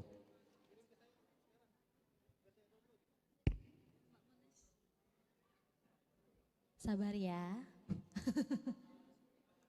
Kalau mau makan snacknya boleh dimakan Iya. terlebih dahulu. Udah habis ya? Udah Iya. habis. Minta Enak lagi, tapi minta snacknya lagi. ya, enak ya. Enak, alhamdulillah. Nanti akan ada makan siang seperti, ada nggak ya? Ada ya, ada makan siang juga yang akan teman-teman dapatkan di kegiatan hari ini. Sebelum kita lanjut lagi, kita bakal dihibur sama Kak Sahara Dristi. Iya. Ini semuanya pasti hafal sih sama lagunya ya. Iya, kita cari lagunya yang bisa nyanyi bareng-bareng ya Kak ya? Iya. Betul. Ini di spill dikit boleh nggak apa-apa lagunya? Ya? Boleh? Anak-anak Bunda Korla, mana suaranya? Kan langsung rame ya. Langsung tahu semuanya Langsung ya? tahu nih lagunya mau lagu apa. Betul. Boleh? Yang udah semangat tadi, anak-anaknya Bunda Korla boleh kita joget Kalau mau bareng ya. goyang ya? Boleh ya Kak ya? Boleh nanti banget. ya. Berdiri semuanya juga boleh ya. Iya, Joget-joget. boleh semua nanti ya. Iya. Sabar teman-teman semua. Tapi memang di momen OSMB seperti ini teman-teman bisa tahu ya Kak ya, teman-temannya yang kuliah di UT itu siapa aja. Iya. Kalau kayak Kak Sahara kan nggak ada tuh misalnya daftar tahun ini sastra Inggris. Tapi bisa berteman dengan teman-teman yang misalnya dari daerah lain gitu. Jadi Iya. dimanfaatin momennya untuk goyang bareng atau ngobrol-ngobrol gitu ya. Iya, jadi pertemanannya luas ya kalau di UT ya. Betul sekali. Jadi ada dapat teman juga, materi tentang UT-nya juga dapat juga ya Kak ya. Buat teman-teman semua juga yang berprestasi mungkin di luar akademik juga kan jangan takut loh, di UT ini benar-benar sangat mendukung Betul mahasiswa-mahasiswanya sekali. loh. Nari ya Kak ya? Kalau mau Nari, nyanyi, terus Bela apalagi nih? diri. Bela diri. Ngaji. Iya, semuanya contohnya bisa. aku nih, aku merasakan banget keunggulan aku kuliah di UT dengan aku bisa berprestasi juga di luar akademik. UT juga tetap mendukung ya pastinya. Betul Kasih sekali. aku beasiswa. Nih jadi teman-teman semua. Iya, Kak Sarah juga dapat beasiswa Iya, ya. Dari dapat kegiatan dia beasiswa. lomba itu dapat beasiswa tidak perlu membayar semester ya Kak ya. Jadi aku selama kuliah di UT aku belum pernah bayar loh. Gitu. Oke, tepuk tangan dulu dong untuk Kak Sarah Oke. Dristi. Kita silakan semuanya. Oke, semuanya boleh berdiri, kita joget bareng ya. Musik.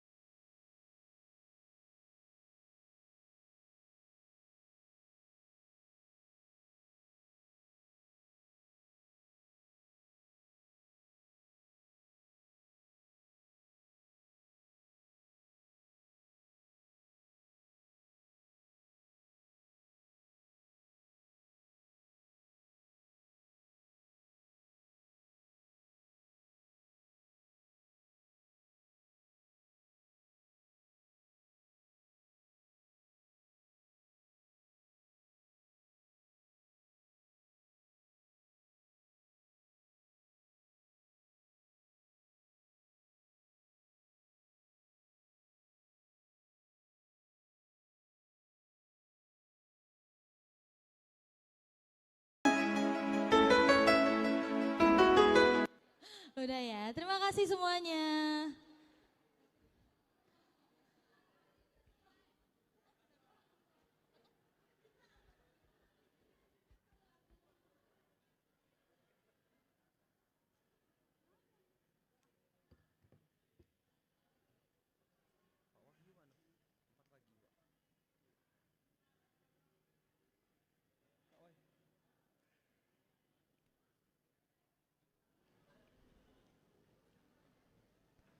Baik, karena sudah ice breakingnya, kita lanjut ya materi kita hari ini biar nanti bisa lebih cepat untuk selesainya.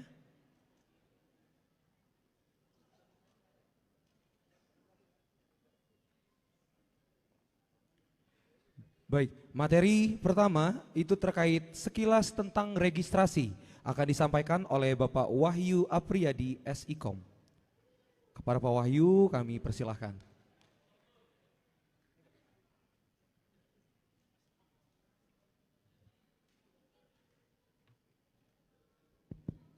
Cek. Oke. Halo. Dari pojok apa dari bawah lemaknya? Pojok ya? Jingoan? Oke. Assalamualaikum warahmatullahi wabarakatuh. Mungkin hari ini sekilas saja kali ya, sesuai dengan judul materinya, sekilas tentang registrasi. Kemarin sudah praktek ya, tentang registrasi SIA dan segala macam? Sudah? Sudah nih apa? Apa hasilnya kemarin? Tahu apa baik tentang registrasi di UT? Hah? Tahu apa saja? Pak, aku tahunya pokoknya hari semester ini aku 5 mata kuliah, gitu ya. Jurusan manajemen mana nih manajemen? Angkat tangan sebelah mana manajemen? Mana? PGSD? PGSD, oke. Hukum? Mana hukum? Hukum? Kosong. Apalagi yang banyak? Akuntansi, mana akuntansi? Kosong. Banyak PGSD berarti ya? Banyak guru-guru SD? Guru SD maksudnya? Ya. BI atau SMA? Yang masukan sarjana mana? Angkat tangan. Masukan sarjana. Dari sarjana, masukan sarjana. Masukan dari SMA berapa? Mana? Oh, banyak dari SMA ya? Oke. Selain PGSD berapa? Apa di sini? PAUD, mana PAUD? PAUD. Mana? Ada Pak. Oi. Yoi. Mana materinya? Kita mana nengok dulu materinya. Ini dia materinya. Sebentar saja materinya, mungkin yang sudah antusias tadi ya. Sedikit saja mungkin. Registrasi itu adalah apa? Biasanya kalau di tempat lain itu namanya pendaftaran atau registrasi ya Bapak Ibu atau kakak-kakak, ayu-ayu. Registrasi di UT kemarin sudah ya? Sudah? Sudah? Nian apa? Berapa mata kuliah semester ini? Sudah aktivasi tuton? Sudah nian apa? Agak habis ini banyak yang ngeluh, Pak kok udah katik nilai mata kuliahnya? Kayak gitu. Kaget Pak, pokoknya nyengok dulu be. Pokoknya kami ikutin be yang kemarin. Oke ini ya, aplikasi SIA-nya, Sistem Informasi Akademik. Sudah login semua sini kan? Bisa kan? Bisa, ya sudah bisa galong apa lagi aku ngasih tahu ini kan. Nah ini ya, kita ke SIA, nanti untuk semester depan, ini mandiri semua atau kemarin ada minta dibantuin temannya atau dibantuin Pokja registrasinya? Mandiri? Oh bagus, memang sesuai dengan himne UT tadi ya, wadah pribadi mandiri ya. Oke, lanjut lagi, next lagi. Ini registrasi tadi, tahapannya tadi yang kemarin pertama sekali adalah admisi. Kemarin sudah ya, yang 100.000 ya. 100.000, selanjutnya di verifikasi email sudah. Selanjutnya di pembayaran billing sudah ya 100.000.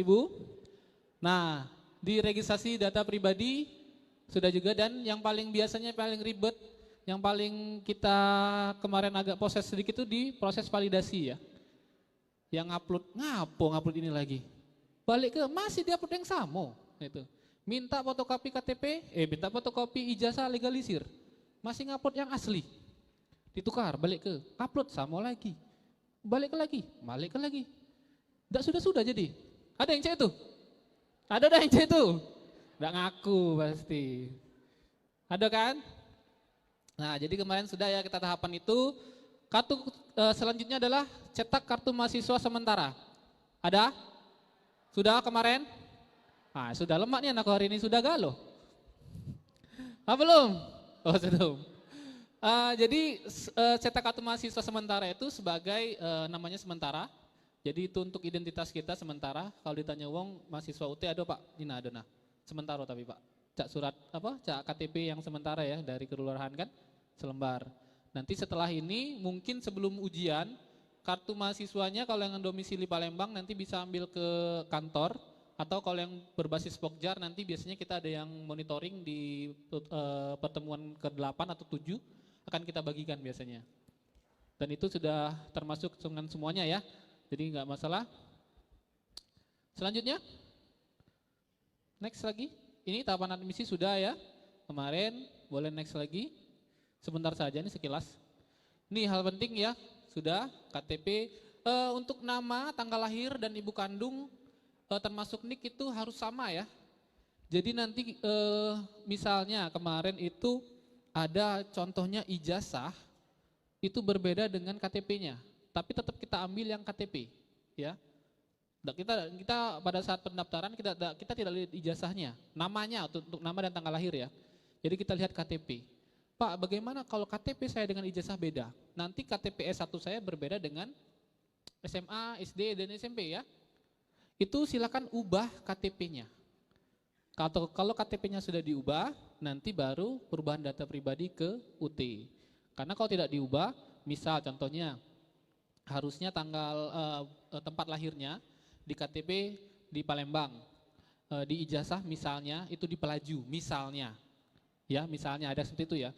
Nah, dirubah dulu KTP-nya tempat lahirnya di Pelaju kayak gitu. Nanti baru kita update lagi. Itu ya kalau untuk yang berubah. Selanjutnya ini untuk yang sarjana, masukan sarjana yang screenshot kemarin sudah lanjut lagi kayaknya nggak apa-apa, nggak masalah ini.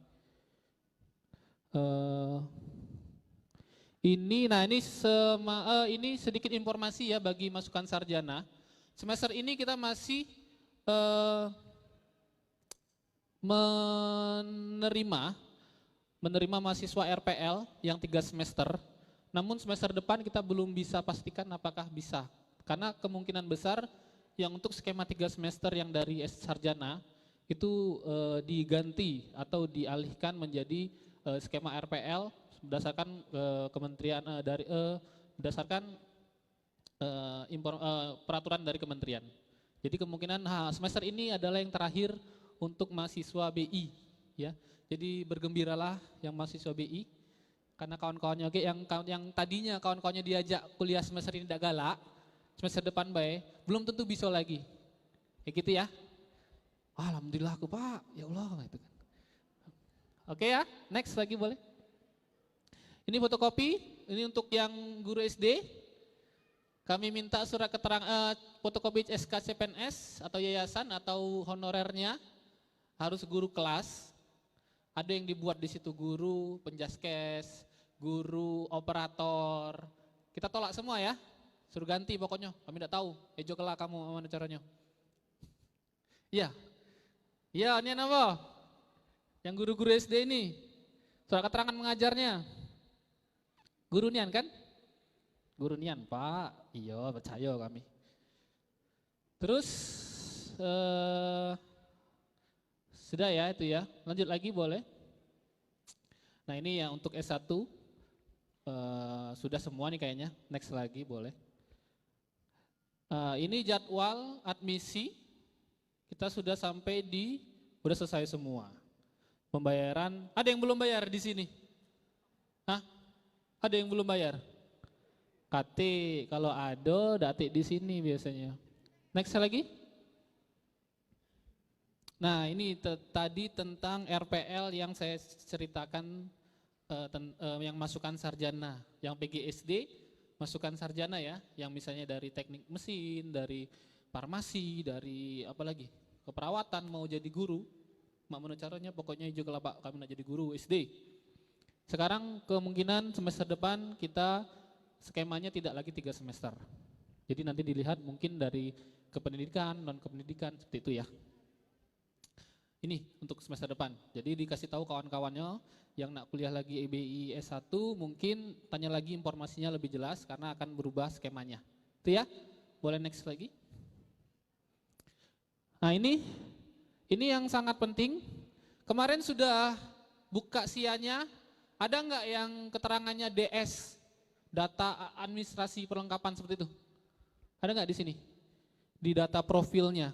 Kan ada DA aktif ya. Ada lagi DS administrasi, kurangan, kelengkapan administrasi. Ada tidak? Kalau ada, mohon segera dilengkapin nanti ya. Karena nanti tidak bisa registrasi, tidak bisa ujian yang lain-lain.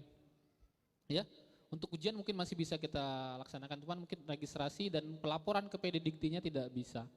Jadi kalau untuk yang DS atau udah administrasinya kurang lengkap, atau misalnya tanda tangannya atau fotokopi KTP-nya, bukan fotokopi KTP, KTP-nya tidak terlihat jelas NIK-nya, nanti diperbaikin lagi. Itu ya. Selanjutnya, ini sebagai informasi saja. Lanjut lagi, ini jasa SMP. Next lagi, boleh. Nah, ini surat keterangan mengajar sebagai tenaga perpus, yang saya bilang tadi ya, tenaga perpus, operator ya, jangan senyum-senyum. Yang operator jangan senyum-senyum. Pokoknya kita terimanya surat keterangan mengajar sebagai guru kelas. Guru kelas berapa tolong ejoklah. Selanjutnya ijazah. Nah, untuk yang ada lulusan 2022 kemarin. SMA. PGSD. PGSD. Iya. Bukan, PGSD yang lulusan 2022 kemarin SMA. Ada tidak? Enggak ada. Kalau ada nanti biasanya nanti statusnya DS itu tidak bisa lanjut lagi. Karena syarat di UT itu adalah kalau untuk PGSD 1 tahun mengajar. Jadi tidak mungkin begitu lulus langsung jadi guru SD. Jadi harus 1 tahun dulu selesai tamat SMA misalnya, ngajar dulu setahun baru bisa daftar ke UT.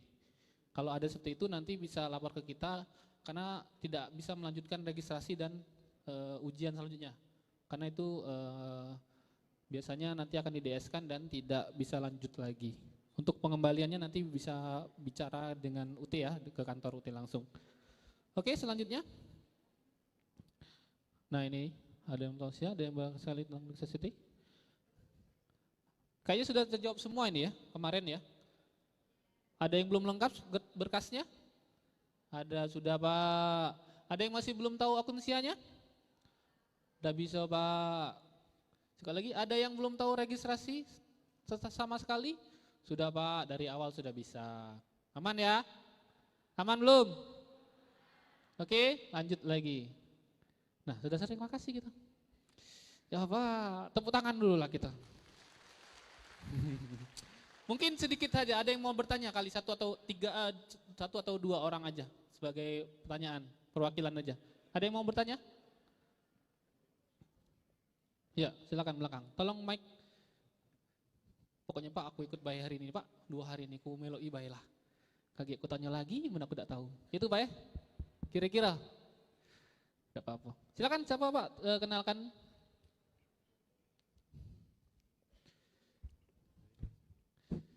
Dari mana? Siapa namanya? Ya. Nama saya Yudi Pratama dari Prodi Sistem Informasi. Ya. Ini Pak, tolong jelaskan lagi Pak. Kebetulan di kelas kami sebelah, kelas A kemarin, itu masalah login dan masalah mengisi akun itu tidak terlalu dijelaskan. Dijelaskan tapi tidak terlalu dijelaskan rinci-rincinya. Lain di kelas sebelah kemarin dijelaskan semua. Oh, Jadi gitu. tolong diulangi lagi Pak. Terima kasih. Oh, sorry maaf, sebelumnya untuk login apa Pak? Di akun SIA. SIA, oke Ya. siap. Baik, ada lagi yang lain? Atau ada sama pertanyaannya? Ada lagi pertanyaan yang lain? Kita refresh saja, kita ulang lagi aja kali ya. Apakah bisa dibantu saya Pak Hasrul mungkin untuk dipraktekkan, diperagakan login ke SIA-nya. Ada salah satu pinjam pinjam NIM-nya, boleh ke depan situ, tak bantu untuk proses. Oh ada, ya, oke. Sip. Jadi kita login dulu semuanya ya di Google-nya, SIA UTSID-nya, oke ya? Iya sip, bentar. Kita boleh browsing sedikit ke Google Chrome. Sebentar, kita siapkan dulu. Kamu belum nanya teknis nian. Tidak apa-apa. Ada lagi yang belum bisa? Atau memang udah galak ngomong bae sebenarnya? Takut Pak? Bela melok bae Pak? Kaget, tidak tahu nanya lagi. Iya. Nanti ya sebentar kita coba dulu. Untuk akun Office 365-nya sudah bisa ya? Nanti saya coba sedikit saja. Coba. Bapak kemarin registrasi sendiri kan? Bapak, siapa nama tadi Pak? Yudi Pratama. Pak Yudi, Ya. registrasi mandiri kemarin? Iya Pak. Ya, siap.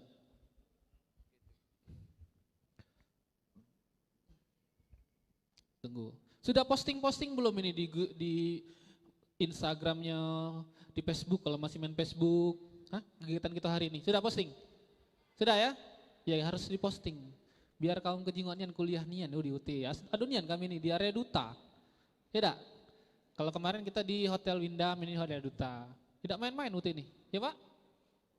Boleh. Assalamualaikum warahmatullahi wabarakatuh. Perkenalkan nama saya Billy Pak. Saya mau nanya masalah akun SIA. Nah di akun SIA ini bagaimana cara kita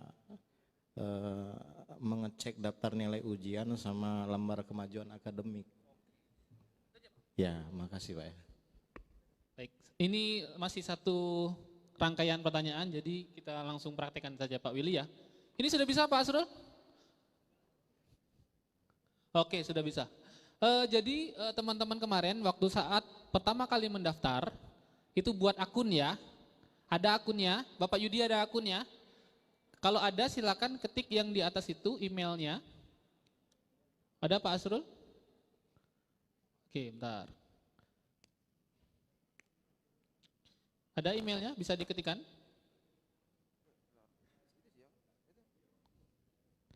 Sebentar, tercoba. Nanti kalau memang sih misalnya gagal, nanti kita pakai coba cara yang lain, sorry. Nanti ya. Sebentar Pak, ada lagi yang lain? Hah, ada lagi? Nah, Ibu, yang depan-depan ini, yang belakang apa ya? Melok baik.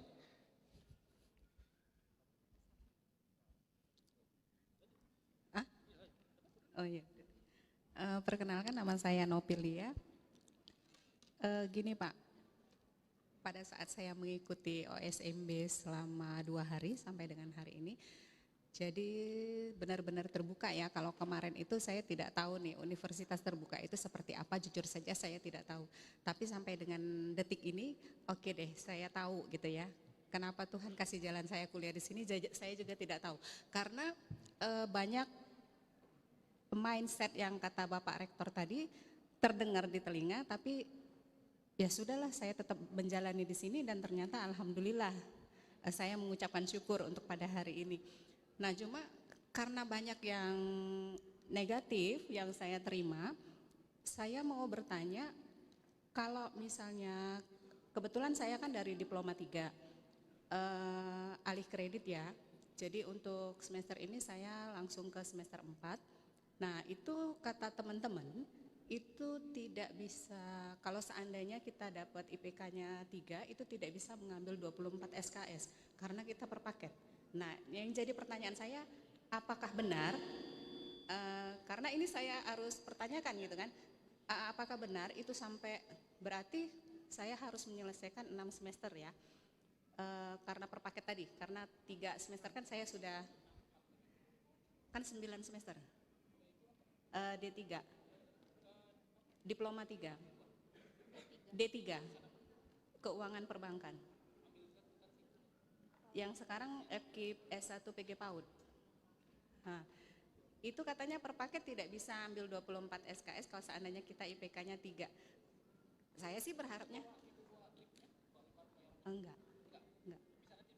Iya, boleh. Itu saja yang jadi pertanyaan saya. Saya berpikir kalau seandainya saya bisa dapat IPK-nya 3 kan alangkah lebih baik, bisa lebih cepat gitu ya Pak ya. Oke, begitu saja pertanyaan saya Pak, terima kasih. Nanti kita jawab ya. Satu-satu ya.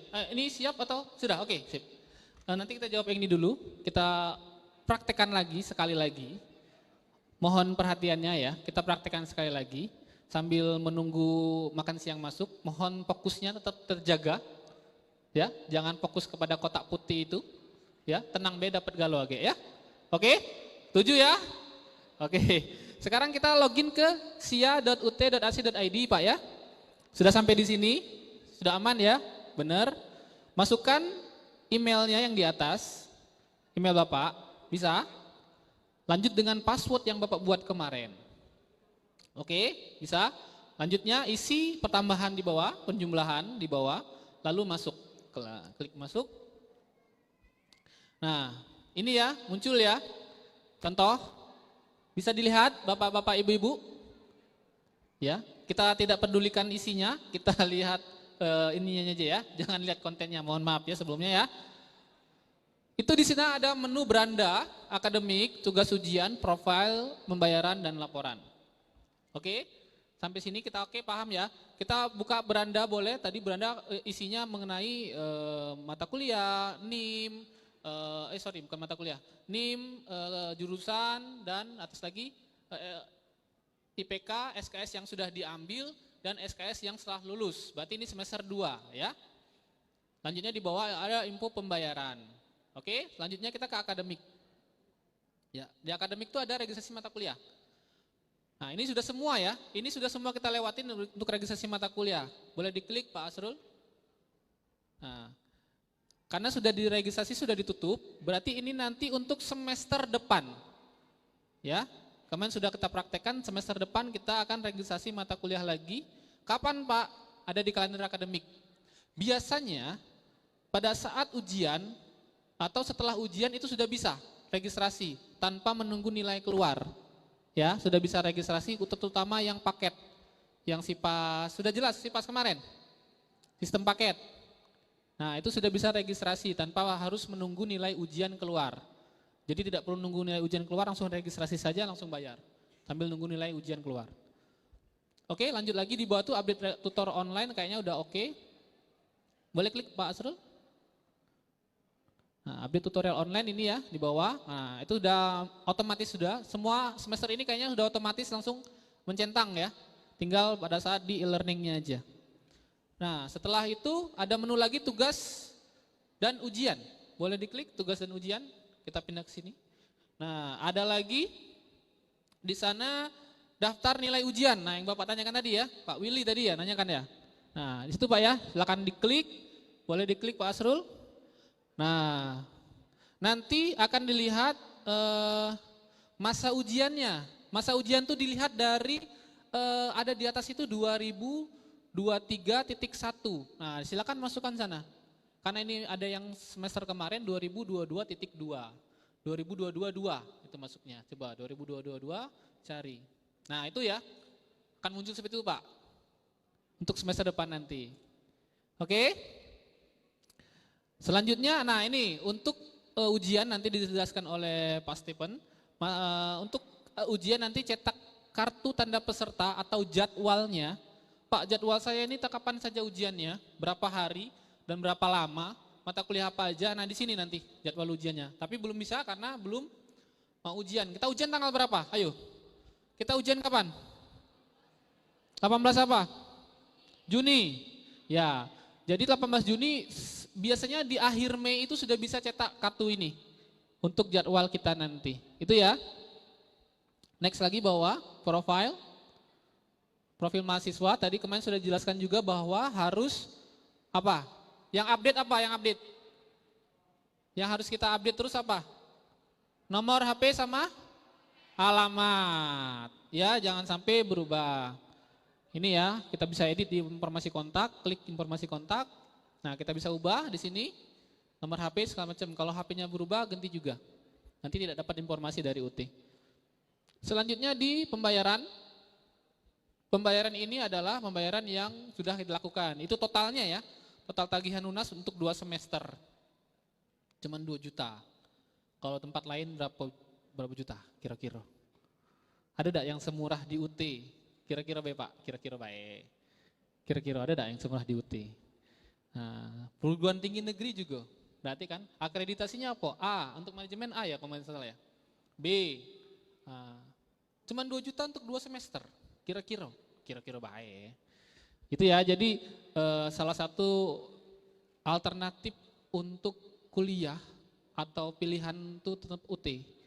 Jadi tidak macam-macam, tidak ecek-ecek, tapi tetap murah dan bisa dijangkau. Itu ya. Ini informasi tagihannya, status pembayaran. Lanjut lagi tadi Bapak pertanyaannya di laporan, klik laporan. Nah, di sana ada tracking berkas approval, itu untuk yang alih kredit dari D3. Boleh diklik, tidak ada, karena tidak ada dari D3. Kalau ada SMA, kalau ada nanti ada itu, berapa pengajuannya, berapa yang diterima dari universitas lama, kayak gitu. Nah, selanjutnya di LKM. LKM ini adalah transkrip sementara. Kalau biasanya kalau di universitas lain itu transkrip sementara. Nah, ini LKM, lembar informasi kemajuan mahasiswa. Nah, di sini ya. Jadi di UT sebenarnya bisa ngintip mata kuliah semester 2 tuh dari sini. Sudah bisa dipelajarin dari sini. Mata kuliah semester 2 apa sih? Sudah bisa dilihat di sini. Sudah bisa dipelajarin. Makanya terbuka. Tidak harus menunggu dosen dulu. Pokoknya kita belum belajar ini ya. Jangan belajar dulu ini. Nah, kalau itu sudah boleh belajar, tidak masalah. Bukunya bisa dibuka kan kemarin? Nah, bukunya bisa dibuka, ada RBV segala macam. Jadi benar-benar terbuka, sistemnya terbuka sekali. Tidak ada yang ditutup-tutupi masalah pembelajaran. Ini ya untuk LKM. Nah, ini untuk transkrip nanti. Ada lagi pertanyaan? Mungkin cukup yang ini. Saya mau menjawab dari Ibu. Siapa tadi? Bu, sorry Bu, maaf. Ibu siapa yang namanya? Nopi. Bisa login kita enggak? Login SRS kita. Coba bisa enggak? User kita bisa enggak? Sekalian cek aja. Sekalian cek NIM-nya. Udah baca? Udah bisa ya? Oke, udah bisa. Nanti dicek aja. Jadi gini ya teman-teman, untuk yang sistem paket, seperti Bapak Ibu yang sampaikan tadi, untuk semua sistem paket memang sudah didesain UT, itu per semesternya sudah ditentukan paketnya. Memang benar tadi Bu, kalau memang misalnya kita paketnya untuk yang non PGSD, itu 8 semester ya teman-teman ya, untuk manajemen ya, itu 8 semester, tapi untuk PGSD itu 9 semester, PG PAUD juga 9 semester. Itu ya. Jadi untuk paket itu memang tidak bisa lagi mengambil di luar paketnya kecuali ulang. Nah, tapi tenang Bu, tetap sesuai dengan selesai tepat waktu, mudah-mudahan. Kayak gitu. Nah, bagaimana dengan yang non paket? Nah, kalau non paket bebas. Tapi maksimal tadi Bu, maksimal 24 SKS. Tapi di semester 1 semester 2 itu 20 atau 21 kalau nggak salah. Nah, setelah itu maksimal 24 terus kayak gitu. Sampai dia selesai. Kayak gitu sih, kalau untuk paket memang sudah ditentukan. Mudah-mudahan aman lah selama 8 semester ya. Kayak gitu. Ada lagi pertanyaan? Ada lagi? Kosong? Sudah? Mengerti semua? Mudah-mudahan mengerti semua ya. Baik, kalau memang sudah selesai, sudah mengerti semua. Untuk semester depan silakan langsung registrasi saja mandiri, tidak perlu tanya teman-temannya, langsung registrasi dan langsung bayar sendiri. Itu ya. Halo? Halo? Halo? Oh, yang tengah, yang sana agak susah dengarnya. Itu saja mungkin dari saya. Saya akhiri. Wassalamualaikum warahmatullahi wabarakatuh.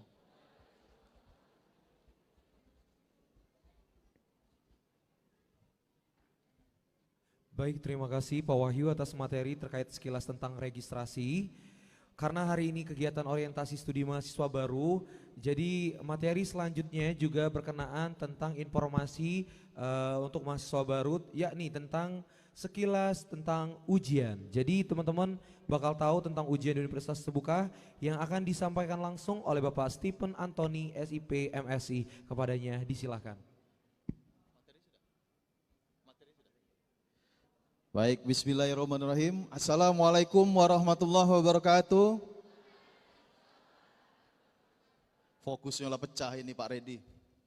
Iya, manolah donasi puluh di meja ini. Apa kabar? Baik, alhamdulillah. Indonesia kita ini bersyukur ya sudah ada UT gitu ya. Karena ada beberapa negara yang sama seperti kita keadaannya, banyak pulau dan lain-lain tidak punya UT sebagai solusi. Ya, itu sudah dijelaskan tadi oleh Pak Rektor di acara yang sudah kita lalui bersama. Saya sedikit membahas tentang ujian, karena teman-teman, setelah semua yang kita lakukan hari ini, termasuk nanti ada kegiatan bantuan belajar yang akan teman-teman hadapi, ada satu kegiatan yang tidak boleh tidak diikuti oleh mahasiswa. Kenapa? Karena kegiatan ini nanti akan menentukan nilai bantuan belajar tersebut bisa masuk atau tidak. Bisa dihitung tidak sebagai nilai akhir. Kegiatan itu adalah ujian akhir semester. Ya, ujian akhir semester. Kemarin di PKBJJ mungkin sudah disinggung sedikit ya teman-teman ya, tentang apa saja itu di kegiatan ujian yang akan kita lakukan. Next. Prinsipnya pertama dilaksanakan UAS itu ada ketentuan ya, bahwa semua mahasiswa itu berhak untuk ikut ujian. Karena satu-satunya evaluasi yang dilakukan oleh UT dan bisa menjadi patokan apakah mahasiswa ini sudah paham atau tidak dengan materi, sudah menguasai belum mata kuliah tersebut adalah dengan ujian ya. Jadi secara operasional pasti kami akan menyediakan ujian bagi mahasiswa ya, asal sudah registrasi. Tadi sudah dijelaskan Pak Wahyu. Caranya cek dulu, registrasi kita sudah tidak bermasalah lagi tidak? Kalau masih bermasalah maka nanti layanan yang lain akan terganggu. Makanya muara awalnya adalah dari registrasi, kemudian nanti ujungnya adalah ujian ini. Ya, next. Nah, kami berharap teman-teman, karena ini menjadi tolok ukur untuk evaluasi mahasiswa, yuk kita jaga integritas UT yuk. Jangan sampai orang taunya di UT itu kalau ujian itu bisa diganti atau disediakan joki. Mulai dari sekarang teman-teman, karena sudah pakai alma mater nih, keren-keren ya, kita jaga sama-sama alma mater kita. Pertama dengan tidak melakukan kecurangan ujian. Dimulai dari mahasiswanya dulu. Kenapa? Apakah teman-teman mau nanti mendapatkan ijazah ya, secari kertas, namun kemampuannya tidak ada? Itu sudah menjadi rahasia umum ya teman-teman ya. Kalau kita melakukan kecurangan, mungkin akan lepas, mungkin akan lolos dari kegiatan UAS tersebut. Atau mungkin dia malah dapat nilai lebih baik dari yang lain. Tapi apakah dia punya kemampuan nanti? Ujian sebenarnya itu nanti, pada saat dia masuk ke lingkungan kerja, apakah ilmunya bisa digunakan atau tidak? Setuju nggak? Setuju ya?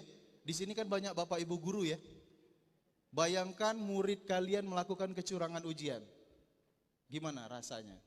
Sudah menyiapkan soal sedemikian bagus, tiba-tiba pada saat ujian muridnya ngepek atau kerjasama dan lain-lain. Jadi jaga integritas, karena kami tidak akan bisa menjaga sendiri. Dimulai dari teman-teman. Dan untuk integritas ini, saya pastikan tidak ada kunci jawaban yang bisa dilakukan oleh orang di luar UT. Saya pastikan. Karena soalnya itu baru sampai ke masing-masing PBJJ biasanya 1 minggu ya sebelum kegiatan ujian. Jadi kapan mau dibuat? Dan itu pun bersifat rahasia. Next. Ada skema layanan yang harus teman-teman ketahui. Kalau di kelas kemarin, kelas B kalau nggak salah sudah saya jelaskan. Ada ujian tatap muka, sesuai judulnya berarti teman-teman harus hadir ke lokasi ujian 30 menit sebelum ujian dimulai. Kita biasanya bekerja sama dengan sekolah-sekolah ya teman-teman ya. Misalnya ini di Oki, yang Oki angkat tangan, yang Kayu Agung. Kayu Agung ini nanti di SMA Negeri 1 Kayu Agung, kadang-kadang juga kita pakai SMP 6 ya kalau nggak salah ya Pak ya. Dulu pernah SMK 2 juga ya, tergantung jumlah peserta ujiannya. Ada lagi yang dari Pangkalan Lampam ada? Ogan Ilir ada? Nah, Ogan Ilir nanti kita biasanya kalau dia tidak terlalu banyak jumlahnya, kadang-kadang digabung juga dengan Palembang ya. Tapi kalau untuk ujian tatap muka biasanya menggunakan SMA Negeri 1 Ogan Ilir. Dan teman-teman perhatikan nanti tempat ujiannya kita akan share biasanya 1 minggu atau 2 minggu sebelum kegiatan ujian di media sosial UT Palembang. Kemarin sudah follow semua ya, Instagram, Facebook, ada TikTok juga, ada YouTube juga. Tujuannya adalah agar teman-teman tahu informasi. Karena kalau kami hanya mengandalkan nomor handphone, biasanya ada yang berubah, ya, ada yang diganti nomor handphonenya. Tapi kalau medsos, mungkin teman-teman bisa akses setiap saat. Kemudian ada ujian online. Hampir sama dengan ujian tatap muka, namun ujian online ini dikerjakan menggunakan platform komputer. Boleh tidak Pak ujian online itu di rumah masing-masing? Ada, namanya ujian online semi proctoring. Namun untuk melaksanakan ujian online semi proctoring ini, teman-teman harus mendaftar dulu di UPBJJ ya. Kemudian kami akan daftarkan IP address-nya ke pusat. Agak ribet prosesnya teman-teman. Tapi kalau ujian online ini kita kerjasama dengan sekolah masing-masing yang ada lab komputer sesuai domisili masing-masing. Ya. Kemudian ada ujian online tugas akhir program. Sama, harus hadir ke lokasi sesuai jadwal. Namun bedanya dengan ujian tatap muka, kalau kita terlewat mungkin ini sesuai kebijakan juga nanti ya, mungkin akan dijadwalkan di jadwal selanjutnya, itu saja bedanya. Tapi kalau dia jenisnya ujian tatap muka, teman-teman harus sempatkan waktu, ya, jangan tidak hadir karena tidak ada ujian tatap muka susulan. Kalau terlewat jadwal maka mata kuliah itu otomatis dapat E. Jadi tidak semua UTM ya teman-teman, ada yang UTM, nanti ada yang UO, ada yang satu lagi THE atau take home exam. Sesuai judulnya THE berarti teman-teman mengerjakannya di rumah masing-masing. Pak, kalau aku ngerjoknya di kantor di daerah lain boleh tidak Pak? Ya boleh, itu istilahnya saja. Teman-teman nggak harus ke kantor maksudnya, nggak harus ke lokasi atau sentra ujian, tapi dikerjakan di domisili masing-masing. Pastikan untuk ikut THE ini, teman-teman memiliki jaringan internet yang bagus. Pak, daerah aku tuh Pak galak mati lampu. Itu kan, daerah teman-teman ada yang seperti itu ya. Hidupnya kadang-kadang jam 6 sore baru hidup. Nah kalau listrik hidup baru internet hidup, bener gak? Untuk THE ini saja teman-teman, sempatkan bergerak atau pindah ke yang jaringan internetnya bagus. Ya paling-paling 2 atau 3 hari gitu ya. Karena kalau teman-teman mengandalkan tadi, nasib-nasiban Pak, siapa tahu lagi lancar internet. Ujiannya juga nasib-nasiban takutnya kayak ya. Karena kalau THE ini sama seperti UTM, terlewat jadwal, tidak ada THE susulan. Sesuai kebijakan rektor yang terbaru. Maka teman-teman harus sempatkan waktu. Cek nanti di kartu tanda peserta ujian, yang mana ujian tatap muka, yang mana ujian online, yang mana ujian THE. Sehingga teman-teman bisa menyusun strategi. Kapan aku harus ke daerah yang ada internetnya, kapan saya harus ke sekolah, sentra ujian UT. Gitu ya. Next. Nah, kalau ujiannya tatap muka, jadwalnya biasanya sudah bisa dilihat oleh teman-teman. Kalau tanggal secara umumnya itu teman-teman bisa cek di lip registrasinya. Di situ sudah ada ya jadwal UAS ya gitu ya. Nah, untuk mencetaknya tadi sudah diajarkan Pak Wahyu, tinggal di-download di akun SIA-nya masing-masing. Kemudian untuk ujian online, yang ini yang agak lebih fleksibel. Kalau terlewat jadwal ini, asal teman-teman melapor ke kami dan kami masih ada tempat ujian yang menyediakan ujian online, itu bisa dilakukan di tempat tersebut. Tapi kalau UTM, ingat, UTM tidak bisa disusulkan. Dan THE juga sama, tidak bisa disusulkan. Seperti ini jadwalnya. Nah, untuk UAS THE pelaksanaannya beda dengan UTM dan UO. Kalau UAS THE ini, Pak Rektor tadi menyebutkan rekor penerimaan CPNS terbanyak. Saya rasa harusnya ini juga jadi rekor ya teman-teman. Rekor ujian akhir semester terlama. Coba tanya, ada nggak yang ujiannya 12 jam? Satu mata kuliah. Ada nggak? Saya belum pernah ketemu ya, ada universitas melaksanakan ujian, satu mata kuliah 12 jam dikerjakan. Dan bisa buka buku. Nggak ada ya? Nah jadi teman-teman kalau dapat THE, karena dia sifatnya by schedule, nggak bisa disusulkan, teman-teman cari tempat yang bagus internetnya, kerjakan ya, sampai proses upload selesai. Pokoknya kalau belum selesai upload jangan balik dulu. Saya sayangnya nggak bisa masukkan di sini materinya. Kalau yang saya dulu tuh ada materi sambil manjat pohon, ada yang sambil manjat atap rumah untuk dapat sinyal internet. Ngupload tadi ya. Perjuangan mahasiswa UT di daerah-daerah 3T.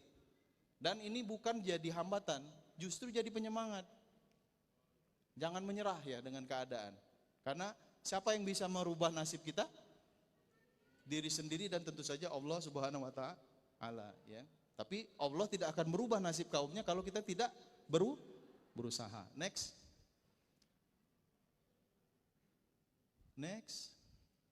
Nah, ujian tatap muka hanya untuk mahasiswa program diploma dan sarjana. Sebenarnya yang PPS juga ada UTM ya. Kemudian jangka waktu pengerjaan itu maksimal 90 menit. Makanya tidak boleh telat lebih dari 30 menit.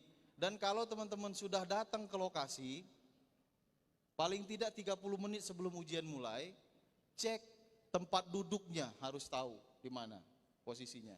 Jangan hanya tahu sekolahnya saja. Karena biasanya kepanikan itu datang, teman-teman sudah di sekolah tapi nggak tahu ruang ujiannya di mana. Jadi begitu datang ke sekolah, langsung cari di daftar 20-an gitu ya. Istilah kami itu daftar 20-an. Karena satu ruang ujian itu hanya 20 orang isinya. Cek, ada nggak saya di situ? Takutnya ini kejadian, kisah nyata ya. Dia taunya SMA 1, dia datang ke SMA 1 tersebut. Ternyata pas dicek di KTPU, SMA 1 Indralaya.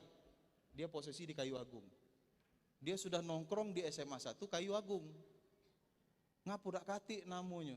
Tapi dia carinya itu 10 menit sebelum masuk, maka pasti telat. Ya. Makanya dari jauh hari itu udah harus tahu. Terus, ini agak dipercepat saja, sama ujian online juga. Satu ruang berisi maksimal 20 orang dan teman-teman harus sudah tahu. Pak, ada password nggak Pak? Ada username nggak? Ada. Ceknya di mana? Di kartu tanda peserta ujian. Kartu tanda peserta ujian cetak di mana tadi? Di akun SIA. Jadi keluar dari ruangan ini teman-teman sudah tahu semua ya. Next. Nah, kalau THE bagaimana? Ada di sini yang pernah ujian take home exam? Belum pernah ya? Memang baru UT yang melaksanakan. THE tidak ada susulan, tadi sudah saya sebutkan. Loginnya bagaimana nanti? Ini jangan langsung diklik ya, the.ut.acid ini belum aktif ya. Jam ujian bagaimana? Jam ujian, setiap jam ujian diujikan dalam 1 hari ujian. Jadi kalau ada 5 mata kuliah yang dapat THE, berarti ujiannya berapa hari? 5 hari. Pak, bisa nggak Pak ada mata kuliah bentrok di THE kan? Bisa saja. Jadi kalau kondisinya seperti itu berarti 1 hari ada 2 ujian. Bagaimana caranya? Kalau ada 2 mata kuliah dalam 1 hari, maka teman-teman atur waktu downloadnya.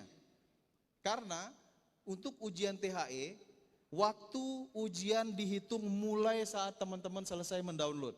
Misalnya ada 2 mata kuliah. Ya, teman-teman itu tahu bahwa saya di pagi hari sampai siang sibuk Pak. Nggak mungkin saya kerjakan ujian di hari kerja pagi hingga siang gitu ya. Saya ada waktunya itu sore dan malam. Maka atur downloadnya teman-teman. Download mata kuliah A, di pukul 10 pagi misalnya. Sehingga teman-teman nanti sore bisa mengerjakan karena waktunya dihitung 12 jam setelah jam 10 pagi, jam berapa jadi?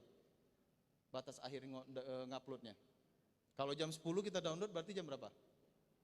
Jam 10 malam, berarti kan ada waktu sore ya. Nah, kemudian untuk mata kuliah B-nya, teman-teman silahkan download boleh jam 4 sore, boleh jam 12 siang, karena kalau jam 12 ketemu jam 12 jadi tengah malam ya. Nah, kalau teman-teman downloadnya pukul 4 sore, itu nggak jadi jam 4 pagi waktu pengerjaannya, tapi tetap jam 12 malam, karena satu hari ujian. Jadi diatur saja proses downloadnya. Ya. Nah, jangan lakukan proses download soal ujian pada dini hari. Ini sering terjadi oleh mahasiswa baru nih, yang baru ikut THE. Karena dia panik, dia cek, nggak bisa login. Pas bisa login, mumpung bisa login saya download aja pukul 1 dini hari. Ketiduran, besok pagi kerja sampai siang. Jam 12 baru ingat ada ujian dan batas akhirnya jam 1 siang. Kira-kira gimana ngerjainnya? Comot sana, comot sini, buka Google, cari di Google, download, langsung upload, gitu ya. Sehingga tidak ada guna lagi yang baca modul sampai jam berapa tadi. Nah, teman-teman harus atur strategi ya. Kemudian jangka waktunya bagaimana? 12 jam. Kemudian nanti untuk kegiatan yang lain yang terkait THE ya, saya sarankan teman-teman jangan mencari jawaban di internet. Ini khusus ya. Karena apa? Yang tahu ada jawaban di internet itu bukan cuma teman-teman. Yang lain juga tahu. Itu sudah jadi rahasia umum. Joki itu apa teman-teman sebenarnya? Joki itu jawabannya sama. Apapun yang dia lakukan, ya, dia sama memiliki jawabannya dari sumber yang sama. Maka kalau satu orang mengambil dari internet di situs yang sama, yang satunya juga mengambil dari internet di situs yang sama, walaupun yang satunya di Palembang, satunya di Palangkaraya, pada saat dikoreksi dia akan terdeteksi sebagai jawaban yang sama. Tahu aturannya kalau jawaban sama di UT? Dua-duanya dapat E. Ya, jadi saran saya, ngambil dari internet itu nggak boleh di ujian UT. Ngambilnya dari mana Pak sumbernya? Ambillah dari buku materi pokok. Loh, BMP kita kan sama juga. Gimana kalau dia juga ngambil dari BMP Pak? Analisisnya yang pasti berbeda. Maka kalau teman-teman ngambil sumber dari BMP, jangan hanya parade teori. Setelah teori diungkapkan, diambil dari BMP, teman-teman ikuti di bawahnya dengan parafrase dan kegiatan analisis. Tidak mungkin Mbak ini analisisnya sama dengan Mas yang ada di ujung sana, beda pasti. Lawang dia lihat baju aja beda ya, menurut saya bagus baju itu. Tapi menurut Mas ini enggak, norak warnanya terlalu ngejreng gitu ya. Nah, itu analisis ya secara sederhana. Berarti teman-teman walaupun sumbernya sama tapi analisisnya harus dari diri sendiri. Jangan sampai ngambil dari orang lain. Next. Ini ketentuan yang lain, wajib unduh naskah. Ingat, walaupun sama mata kuliahnya antara mahasiswa A dengan B, sama ya. Uji yang A ini tadi, udah usahlah kau download, ngambil dari aku be, soalnya sama. Nggak boleh pada ujian THE. Karena tadi ingat, start ujian itu dihitung pada saat apa? Download soal. Maka kalau teman-teman tidak download soal sendiri dengan akun sendiri, itu dihitung belum hadir ke tempat ujian, sama saja seperti itu. Maka semua mahasiswa wajib download sendiri soalnya, walaupun soalnya sama, jangan ambil dari teman yang lain. Ingat ya, THE itu aturannya. Unggahnya sama, unggah juga seperti itu. Nggak boleh minta unggahin dari akun temennya. Nanti yang dapat jawaban malah temennya gitu ya. Pak, jadi kami nggak boleh pinjem-pinjeman gadget karena yang punya laptop cuman dia. Boleh, silakan. Gadget kan cuman alat, namun akunnya masing-masing. Ingat ya, sebelum pinjam punya teman, log out dulu dari akunnya. Jangan gunakan akun yang sama, karena kasihan temennya udah minjemin, kita ngupload jawaban kita, sehingga dia dapat E. Karena pada saat dikoreksi, namanya Mimin, yang upload Momon. Nama di jawabannya, gitu ya. Jadi kalau pinjaman gadget boleh, tapi jangan pakai akun mereka. Ukuran filenya diperhatikan maksimal 2 MB. Kami biasanya pada saat kegiatan ujian THE pasti menyediakan posko Zoom.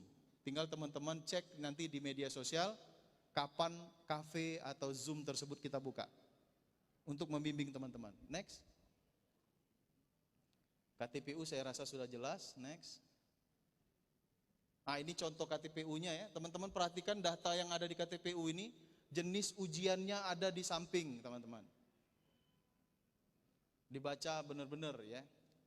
Di atas bukan di samping. Itu ada ujian online atau UO, berarti harus sudah tahu lokasinya di mana. Ya. Next. Nah, ini kalau ini ujian tatap muka, lihat, ada tanda ujian tatap muka. Cek di mana lokasinya. Kalau ini Kota Bogor, lokasi ujian karena anonimus ya, jadi tidak ada di situ. Tapi teman-teman nanti akan tahu lokasi ujiannya di mana. Kalaupun tidak dicantumkan di sini, cek di media sosial UT Palembang, biasanya kita upload untuk wilayah Indralaya dan sekitarnya di mana ujiannya. Ya, atau langsung ke UT Palembang boleh. Kalau ada pengelola di sini ada Pak Lekat ya. Biasanya teman-teman pengelola itu akan membantu mengarahkan kemana tempat ujiannya nanti. Lihat jamnya, lihat mata kuliahnya. Karena tidak semuanya akan UTM, tidak semuanya akan THE. Perhatikan yang mana yang ujiannya. Next. Nah, ini THE. THE beda ya, dia nggak menunjukkan lokasi ujiannya di mana. Nggak menunjukkan lokasi ujiannya di mana, tapi waktu ujiannya yang akan dilihat. Pak, aku bingung baca Pak, di situ ada waktu ujian 1.2, ada 2.1, apa artinya itu? Kalau bingung, nggak usah dijingok. Lihat baik yang sampingnya. Yang sampingnya apa kalau dibaca di situ? Rabu 21 Desember 2022. Sudahlah, jingok itu bela. Jadi apa dia Pak simbol 1.2 tadi? 1.2 itu maksudnya pekan pertama hari ke-2. Jadi nggak usah dihafalin. Ya, kalau bingung lihat saja yang di sampingnya sudah ada tanggal dan jadwal yang jelas di situ ya. Dan di situ ada password, makanya KTPU jangan dikasih ke temannya. Kalau temannya tahu, dia tinggal masukkan NIM, masukkan password, dia bisa curi jawaban kita. Bukan teman itu ya berarti ya. Itu namanya teman makan teman ya.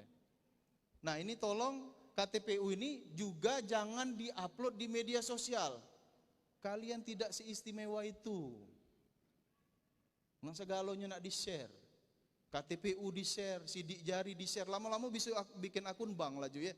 Di-share juga loh, nama orang tuanya dia tahu gitu ya. Ingat ada beberapa hal yang tidak boleh di-share, termasuk juga pada saat ujian. Lagi ujian, di sini ada lembar jawaban ujian, dia foto selfie ini kejingoan. Itu langsung dapat nilai joki itu. Nilai joki apa? Ya. Aku ngingat ke yang jelek-jeleknya dulu, be. Next. Nah, ini yang harus diperhatikan. Saya sudah sebutkan tadi ya. Kalau sudah cetak KTPU, cek lokasi. Masih ada sekolahnya di situ. Siapa tahu lah pindah. Namanya SMA 1 Kayu Agung. Tempatnya rupanya lah digeser, tidak lagi di situ. Nah, jadi ceklah sebelumnya ya gitu ya. Dan tentu saja ini nomor 5 ini, apalagi Bapak Ibu guru ya, berpakaian rapi dan sopan, jangan pakai kaos oblong, jangan pakai sendal. Kayak sekarang nih, enak tak lihatnya? Enak. Ya, next. Nah, ini yang tidak boleh atau dilarang, tadi telat, karena kalau telat ujian tatap muka itu langsung dicoret. Menggunakan alat komunikasi, ya tidak boleh ya, WA-WA-an. Kalau ada grup WA, tolong pas ujian jangan terlalu kreatif nge-share soal di situ ya, karena bukan diskusi, kita ujian. Nyuruh orang lain bawa naskah, ngapain nak dibawa naskah tuh dari luar ujian itu? Pak, aku nak ngencing kagak hilang katanya. Aku bawa dulu naskahnya. Kemudian melakukan kerjasama. Kalau untuk yang terakhir ini kerjasama, teman-teman komputer itu tidak tahu yang mana yang mencontek, yang mana yang dicontek. Maka dua-duanya dapat itu E,H atau hukuman. Jadi nanti pada saat DNU dicetak, teman-teman dapat E,H, yakinlah itu karena hasil kerjasama kalian. Next. Ini contoh LJU-nya, lembar jawaban ujian. Ya, kalau dilihat di sini sudah ada identitas, ada barcode. Saya rahasiakan identitasnya. Next. Terima kasih. Sampai di sini ada pertanyaan? Angkat tangan. Panitia, apakah masih ada waktu? Habis Pak, lah jam 12:30, lah lapar perut, lah berbunyi. Satu saja boleh? Kalau ada yang masih penasaran dengan penjelasan ini? Atau sudah cukup jelas? Bu, izin Bu. Sudah cukup jelas? Lah pening Pak, lah ada pacak nyingok lagi sudah. Sudah makan belum? Belum. Baik, kalau tidak ada lagi pertanyaan, saya ucapkan terima kasih atas perhatiannya. Kepada Allah saya mohon ampun apabila selama menyampaikan materi terdapat perkataan yang menyinggung perasaan dan lain-lain. Saya akhiri billahi taufik wal hidayah. Wassalamualaikum warahmatullahi wabarakatuh. Tetap semangat teman-teman. Universitas terbuka? Universitas terbuka? Halo? Masih sadar? Masih, alhamdulillah. Saya kembalikan lagi ke MC. Itu teknik untuk mengulur waktu, teman-teman. Iya, terima kasih Pak Stephen atas materi yang telah disampaikan. Nanti terkait ujian akan ada klinik ujian ya, jadi bakal bisa tanya jawab di kesempatan berikutnya. Baik Bapak Ibu, selanjutnya materi terkait mengenal kegiatan tutorial yang akan disampaikan oleh Ibu Hartati SSI MSc. Kepadanya disilakan.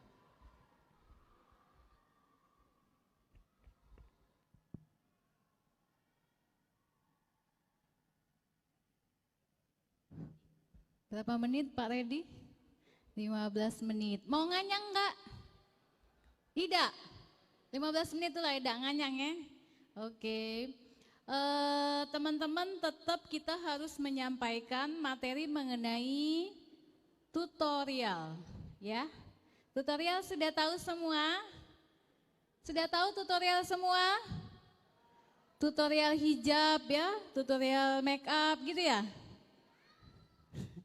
Ya, tahu adek itu ya, tutorial main lato-lato mungkin. Mas, PPT-nya yang BBLBA? Nah, tadi sudah tahu tentang registrasi, jadi urutannya teman-teman itu registrasi, kemudian ujian. Harusnya antara registrasi dan ujian tadi di tengah-tengahnya ada apa kita? Ada apa? Ada tutorial. Tutorial itu apa sih tutorial? Tutorial itu adalah proses pembelajaran yang ada di universitas terbuka. Kalau dulu sekolah itu proses belajarnya itu di kelas ya, KBM, kegiatan belajar mengajar ya, teman-teman sekolah. Kalau teman-teman yang sudah pernah kuliah atau pernah sarjana, itu biasanya proses pembelajarannya itu namanya kuliah. Sedangkan di UT itu proses pembelajarannya namanya tutorial. Kalau kemarin kita sudah juga dijelaskan mengenai tutorial. Ada berapa tutorial yang ada di UT? Ada? Kok saya gini ya? Ada berapa tutorial yang sudah teman-teman kenal di UT? Ya, ada tutorial tatap muka, ada tutorial online, ada tutorial webinar. Jadi sebenarnya dia tuh ada dua, tutorial online dan tutorial tatap muka. Yang sebelumnya tutorial tatap muka itu bisa secara tatap muka dan bisa webinar ya. Jadi dia sama secara tatap muka dan webinar.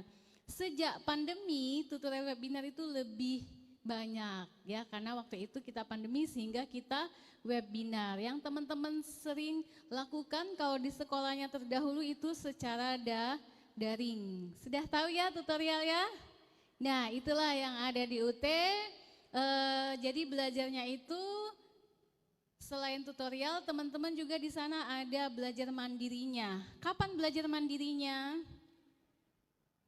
pada saat teman-teman sebelum tutorial kan baca buku ya, terus mempersiapkan tutorialnya, itu namanya belajar mandiri. Nah di situ ya UT itu memang ada belajar mandirinya. Apa itu belajar mandiri? Apa belajar mandiri? Yang aktivitasnya pertama teman-teman itu lakukan secara kemudian apa saja yang ada di sana. Kalau kita mau belajar mandiri akan muncul nanti kesiapan, kemudian kepercayaan, kesadaran, kemauan, motivasi dan manajemen belajar. Tinggal sebutkan ya, ada contekannya di depan ya. Kalau teman-teman sudah melakukan itu, maka tujuannya akan tercapai ya. Jadi kalau teman-teman sudah melakukan itu, tujuannya akan tercapai. Bagaimana belajar mandiri? Belajar mandiri itu bisa dilakukan secara sendiri atau kelompok. Kemudian bisa juga secara Jadi belajar mandiri itu kalau di UT bisa dilakukan di mana saja dan kapan saja. Ya, di mana saja dan kapan saja itu teman-teman bisa lakukan secara sendiri atau berkelompok. Juga teman-teman itu bisa belajar mandiri dengan mencari bahan pendukungnya. Ya, bahan pendukungnya itu bisa modul, buku, atau referensi dari artikel-artikel yang teman-teman browsing ya. Kemudian teman-teman juga bisa belajar mandiri pada saat teman-teman itu mengikuti tutorial di UT. Di bagian diskusinya ya. Jadi nanti ada diskusi, itu termasuk belajar mandiri. Oke. Nah, ini yang saya tanyakan di awal tadi. Next, layanan apa UT yang berikan untuk belajar mahasiswa? Ya, ada tutorial, kemudian tutorial itu adalah proses pembelajaran yang ada di UT. Next lagi, ya tutorial itu ada tuton, ada tuton. Tuton itu untuk mahasiswa UT yang memilih layanan SIPAS tanpa tutorial tatap muka. Ada yang pilih? Ada? Yang pilih tuton ada ya? Cuma satu ya, cuma satu ya, 2, 3 ya. Males ngangkat tangan nggak apa-apa. Jadi tutorial itu secara online yang disediakan oleh UT yang teman-teman pilih itu untuk yang layanan SIPAS non TTM, bisa non SIPAS ya. Dan saat ini posisinya teman-teman tuh harusnya sudah registrasi tutorial online ya, berarti sudah aktivasi tuton. Terus sudah apa lagi? Sudah isi form kesediaan tuton. Sudah semua? Sudah. Bagus kalau sudah semua, kita cepet ya, cepet makan siang maksudnya. Oke, sudah semua untuk yang registrasi tutonnya, aktivasi tutonnya. Kalau misalnya teman-teman ada kendala belum bisa aktivasi, ada nggak tempatnya nanya? Ada tempat bertanya? Ada, di mana aja bisa bertanya? Halo UT, oke, apa lagi? Apa? Live TikTok. Oh, live TikTok, ada juga ya? Iya, live TikTok yang informasi UT. Info UT, terus ada tanya di mana lagi? Di chatbox bisa nggak di chatbox Pak Steven? Bisa? Bisa, ada yang sudah pernah nanya? Di chatbox ya? Nggak tahu ya? Ya cari ya nanti ya chatbox buat bertanya di Halo UT. Kemudian teman-teman juga bisa lihat di medsosnya UT ya. Namun kalau teman-teman buka earlearning.ut.ac.id waktu mau aktivasi ada panduannya. Ketemu panduannya? Ya, pokoknya kalau kita itu rajin membaca, kita akan menemukan info-info yang kita harapkan ya. Next lagi ada tutorial tatap muka. Tutorial tatap muka ini untuk mahasiswa yang contohnya adalah S1 PGSD masukan sarjana. Ada sini S1 PGSD masukan sarjana? Ada, ya itu nanti ada tutorial tatap muka ya. S1 PG PAUD masukkan sarjana ada juga. S1 PG SD masukkan SMA. Ada? Ya, banyak ya. Banyak. Nah, itu nanti ada tutorial tatap mukanya. Kalau S1 PGSD yang SIPAS semi, dia sebagian mata kuliahnya tatap muka, sebagiannya tuton. Jadi setiap mahasiswa UT tetap ada mata kuliah yang tuton. Tapi kalau mahasiswa yang ambil SIPAS, dia tidak wajib tatap muka, dia semuanya wajib tuton ya. Apa tadi tuton, Mbak? Tuton apa? Ya, tutorial online ya. Oke, next lagi sudah tutorial tatap muka. Ini yang saya maksud tadi ya, kalau yang pilih SIPAS semi. Dan di mana teman-teman bisa tahu saya SIPAS apa ya? Saya SIPAS semi penuh plus atau non SIPAS. Di mana bisa lihatnya? Teman-teman tahu nggak SIPAS apa, Mbak? SIPAS apa? SIPAS apa? Ya, coba next ada nggak? Diketahui mau lihat. Nah, di sini. Ini namanya lembar. Iya, lembar billing boleh, lembar informasi registrasi boleh, lip boleh, ya. Di sini ada di atas itu bagian atas kita layanan SIPAS apa? Jenis layanan. Itu judulnya adalah SIPAS penuh. Gitu ya. Jadi teman-teman lihat kalau pengen tahu jenis layanannya yang sudah teman-teman pilih. Seharusnya teman-teman sudah tahu karena pada saat teman-teman registrasi, teman-teman tuh memilih jenis layanan. Ya, itulah jenis layanannya teman-teman. Oke, next lagi. Ini ya, teman-teman juga kita punya tutorial yang teman-teman bisa ajukan sekelompok teman-teman minimal 25 orang, namanya tutorial atas permintaan ya. Next. Nah, sudah tahu tentang tutorial tadi. Tutorial itu sebenarnya dilakukan berapa kali? Kalau di UT? Berapa kali itu berarti pertemuannya ya, selama 8 kali pertemuan. Sebentar ya, kalau dia pertemuannya itu per minggu, jadi kita selama 8 minggu, artinya 2 bulan full mengikuti proses pembelajaran di UT. Nah, 8 kali itu ada tutorial 1 atau tuweb 1 atau tuton 1, seterusnya sampai tutorial tuweb atau tatap muka atau tuton ke-8. 1 sampai 8 ada tugas wajib yang harus mahasiswa lakukan di pertemuan 3, 5, dan 7. Pada saat pertemuan 3, mahasiswa itu melaksanakan atau mengerjakan tugas tutorial 1. Pada saat pertemuan ke-5, mengerjakan tugas tutorial 2. Dan seterusnya pada saat pertemuan ke-7 mengerjakan tugas tutorial 3. Ya. Tugas tutorial ini bisa harus teman-teman lakukan atau wajib karena itu mempunyai nilai akhir tutorialnya yang nanti akan berkontribusi pada nilai akhir UAS. Ya, UAS tahu UAS? Ya, Ustadz Abdul Somad ya. Ujian akhir semesternya. Nanti kita ujiannya di tanggal berapa? Tanggal 18 dan tanggal 25 Juni. Ya, jadi lebaran dulu ya. Lebaran dulu baru kita ujian. Ya. Next lagi.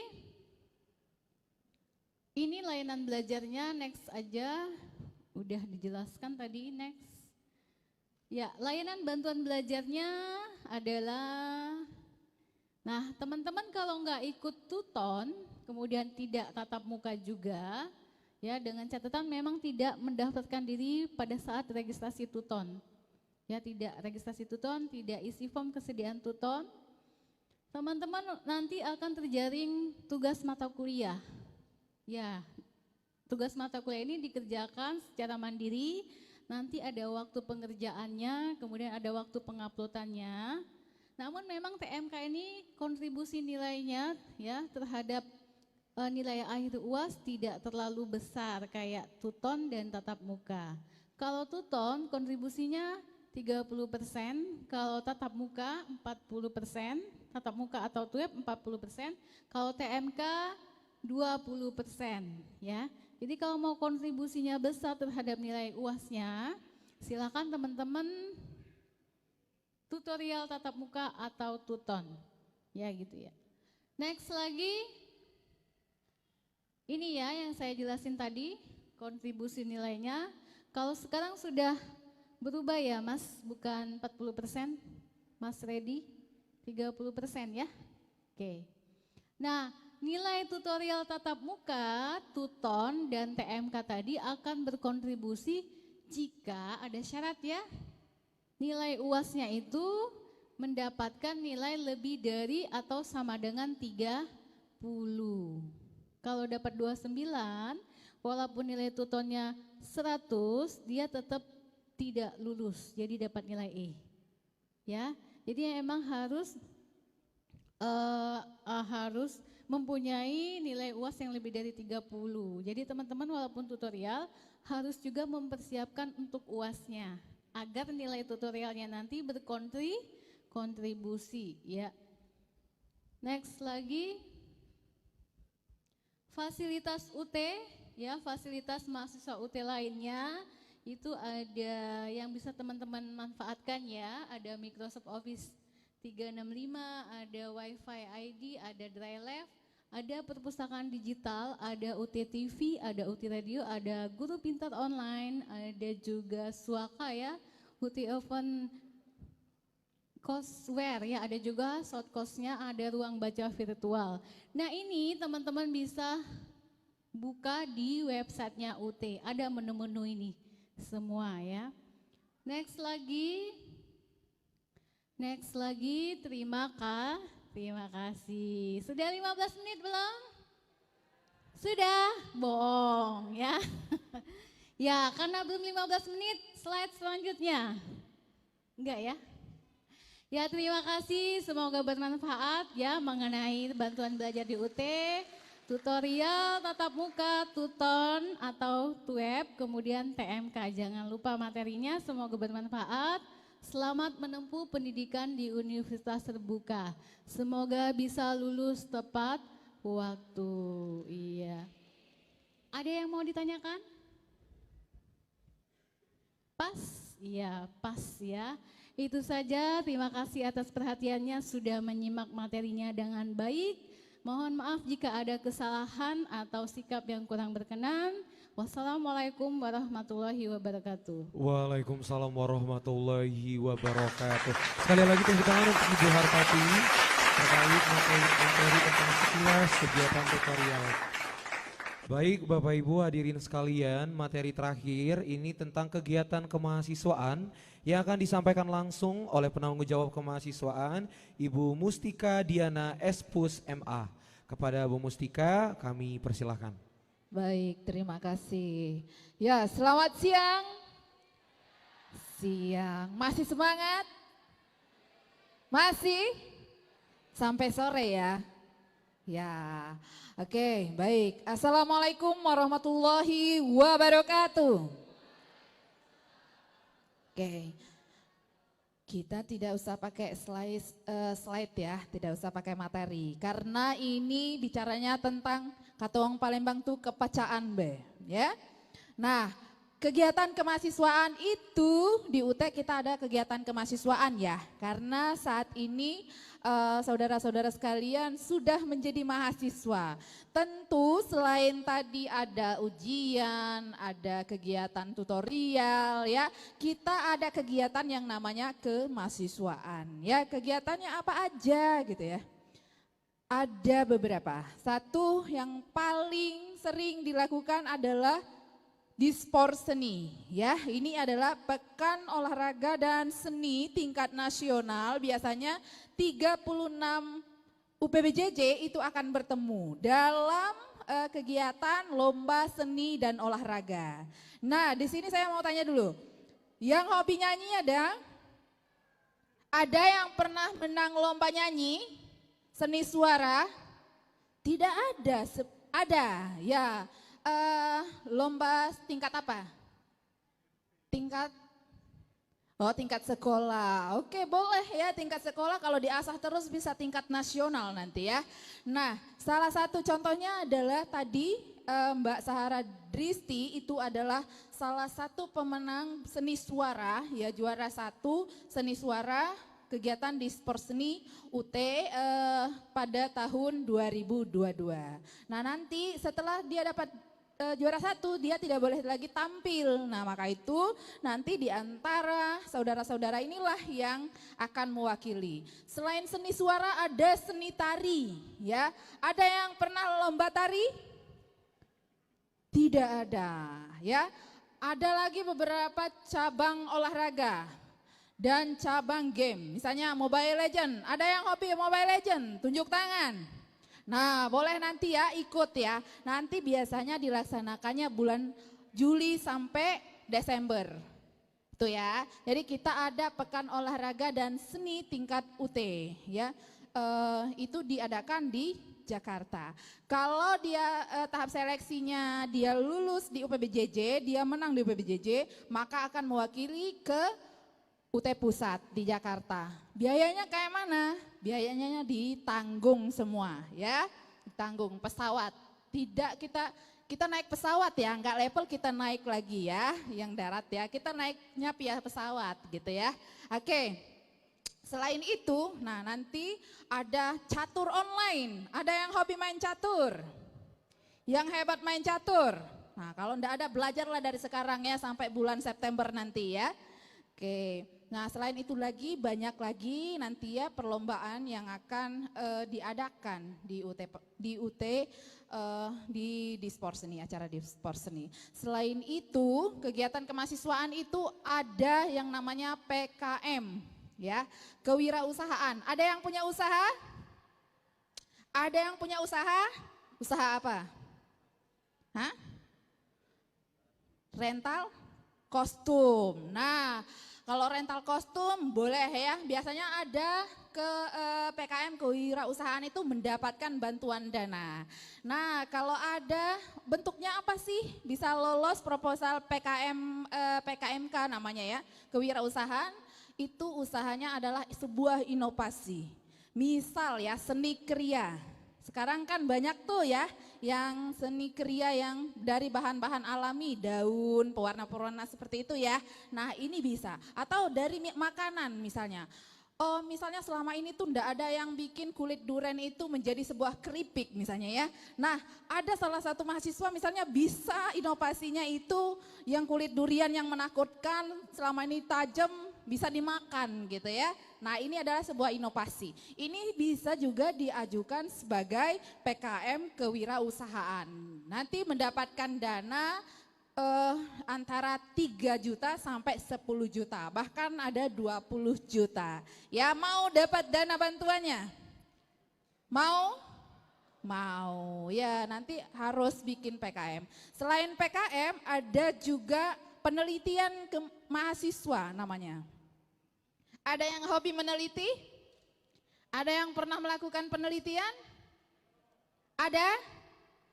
Ayo tunjuk tangannya yang pernah melakukan penelitian. Ah, yang di belakang ya.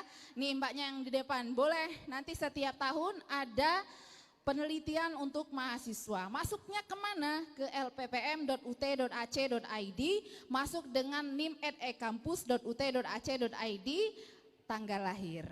Ya, oke. Nanti ajukan proposalnya. Siap proposalnya ya? Siap? Semangat dong, ini 600, serasa saya di dalam ruangan kosong. Masih semangat? Semangat, kalau semangat tepuk tangan dulu. Ya, oke. Selain itu masih banyak lagi. Nanti kita akan sering melakukan yang namanya kegiatan ilmiah, misalnya pertemuan ilmiah, webinar, seminar, dan lain sebagainya. Nah, mahasiswa juga dituntut untuk aktif ya, aktif mengikuti kegiatan-kegiatan ilmiah, kegiatan lomba-lomba di luar. Kalau misalnya dia menang lomba olahraga, lomba apa aja di tingkat nasional, maka dia akan mendapatkan beasiswa. Gimana caranya? diberikan sertifikatnya, bukti kalau dia menang ke UT, nanti kita ajukan untuk beasiswa. Mau dapat beasiswa atau mau bayar sendiri? Mau dapat beasiswa? Nah, bikinlah prestasi. Kalau ada prestasi nanti akan dapat pembebasan biaya 1 semester. Biasanya kalau untuk yang juara 1, juara 2, juara 3 tingkat nasional. Nah, itu aja ya supaya tidak terlalu banyak informasi yang diberikan sehingga rekan-rekan semua jadi rusak fokusnya kalau terlalu banyak yang saya tawarkan ya. Nah, di mana bisa lihat Bu untuk kegiatan kemahasiswaannya, pengumumannya ada di website ut.ac.id. Di sana semua ada pengumuman setiap kegiatan kemahasiswaan ya. Baik, itu saja yang bisa saya sampaikan. Ada yang mau ditanyakan? Ada yang mau ditanyakan? Tidak. Sudah paham semuanya? Sudah. Baik, saya akhiri. Saya minta tepuk tangan dulu dong untuk kita semua. Baik, saya kembalikan lagi kepada MC. Saya akhiri. Wabillahi taufiq wal hidayah. Wassalamualaikum warahmatullahi wabarakatuh. Waalaikumsalam warahmatullahi wabarakatuh. Kami ucapkan terima kasih Bu Mustika atas informasi terkait kegiatan kemahasiswaan. Untuk informasi lebih lengkap juga terkait ke aktivitas kemahasiswaan, selain di website di ut.ac.id, jika ada pengumuman atau informasinya akan kita share di sosial media UT Palembang ya, di Facebook UT Universitas Terbuka Palembang dan di Instagram di @utpalembang. Jadi teman-teman nanti di follow up aja informasinya, kalau ada pasti akan kita share. Baik hadirin sekalian, dengan berakhirnya materi dari Ibu Mustika Diana SIP Espus MA, maka berakhir pula kegiatan kita pada hari ini di orientasi studi mahasiswa baru. Saya selaku MC apabila ada salah kata mohon maaf. Kita akhiri kegiatan kita pada hari ini dengan bersama-sama mengucapkan lapas hamdalah alhamdulillahirabbil alamin. Silakan teman-teman jika ingin makan siangnya dibawa pulang boleh, dan pastikan sampah tadi dari snack dan lain sebagainya dibuang di tempat sampah yang telah disediakan panitia di ruang depan. Saya Ahmad Operoni mohon pamit dan selamat siang.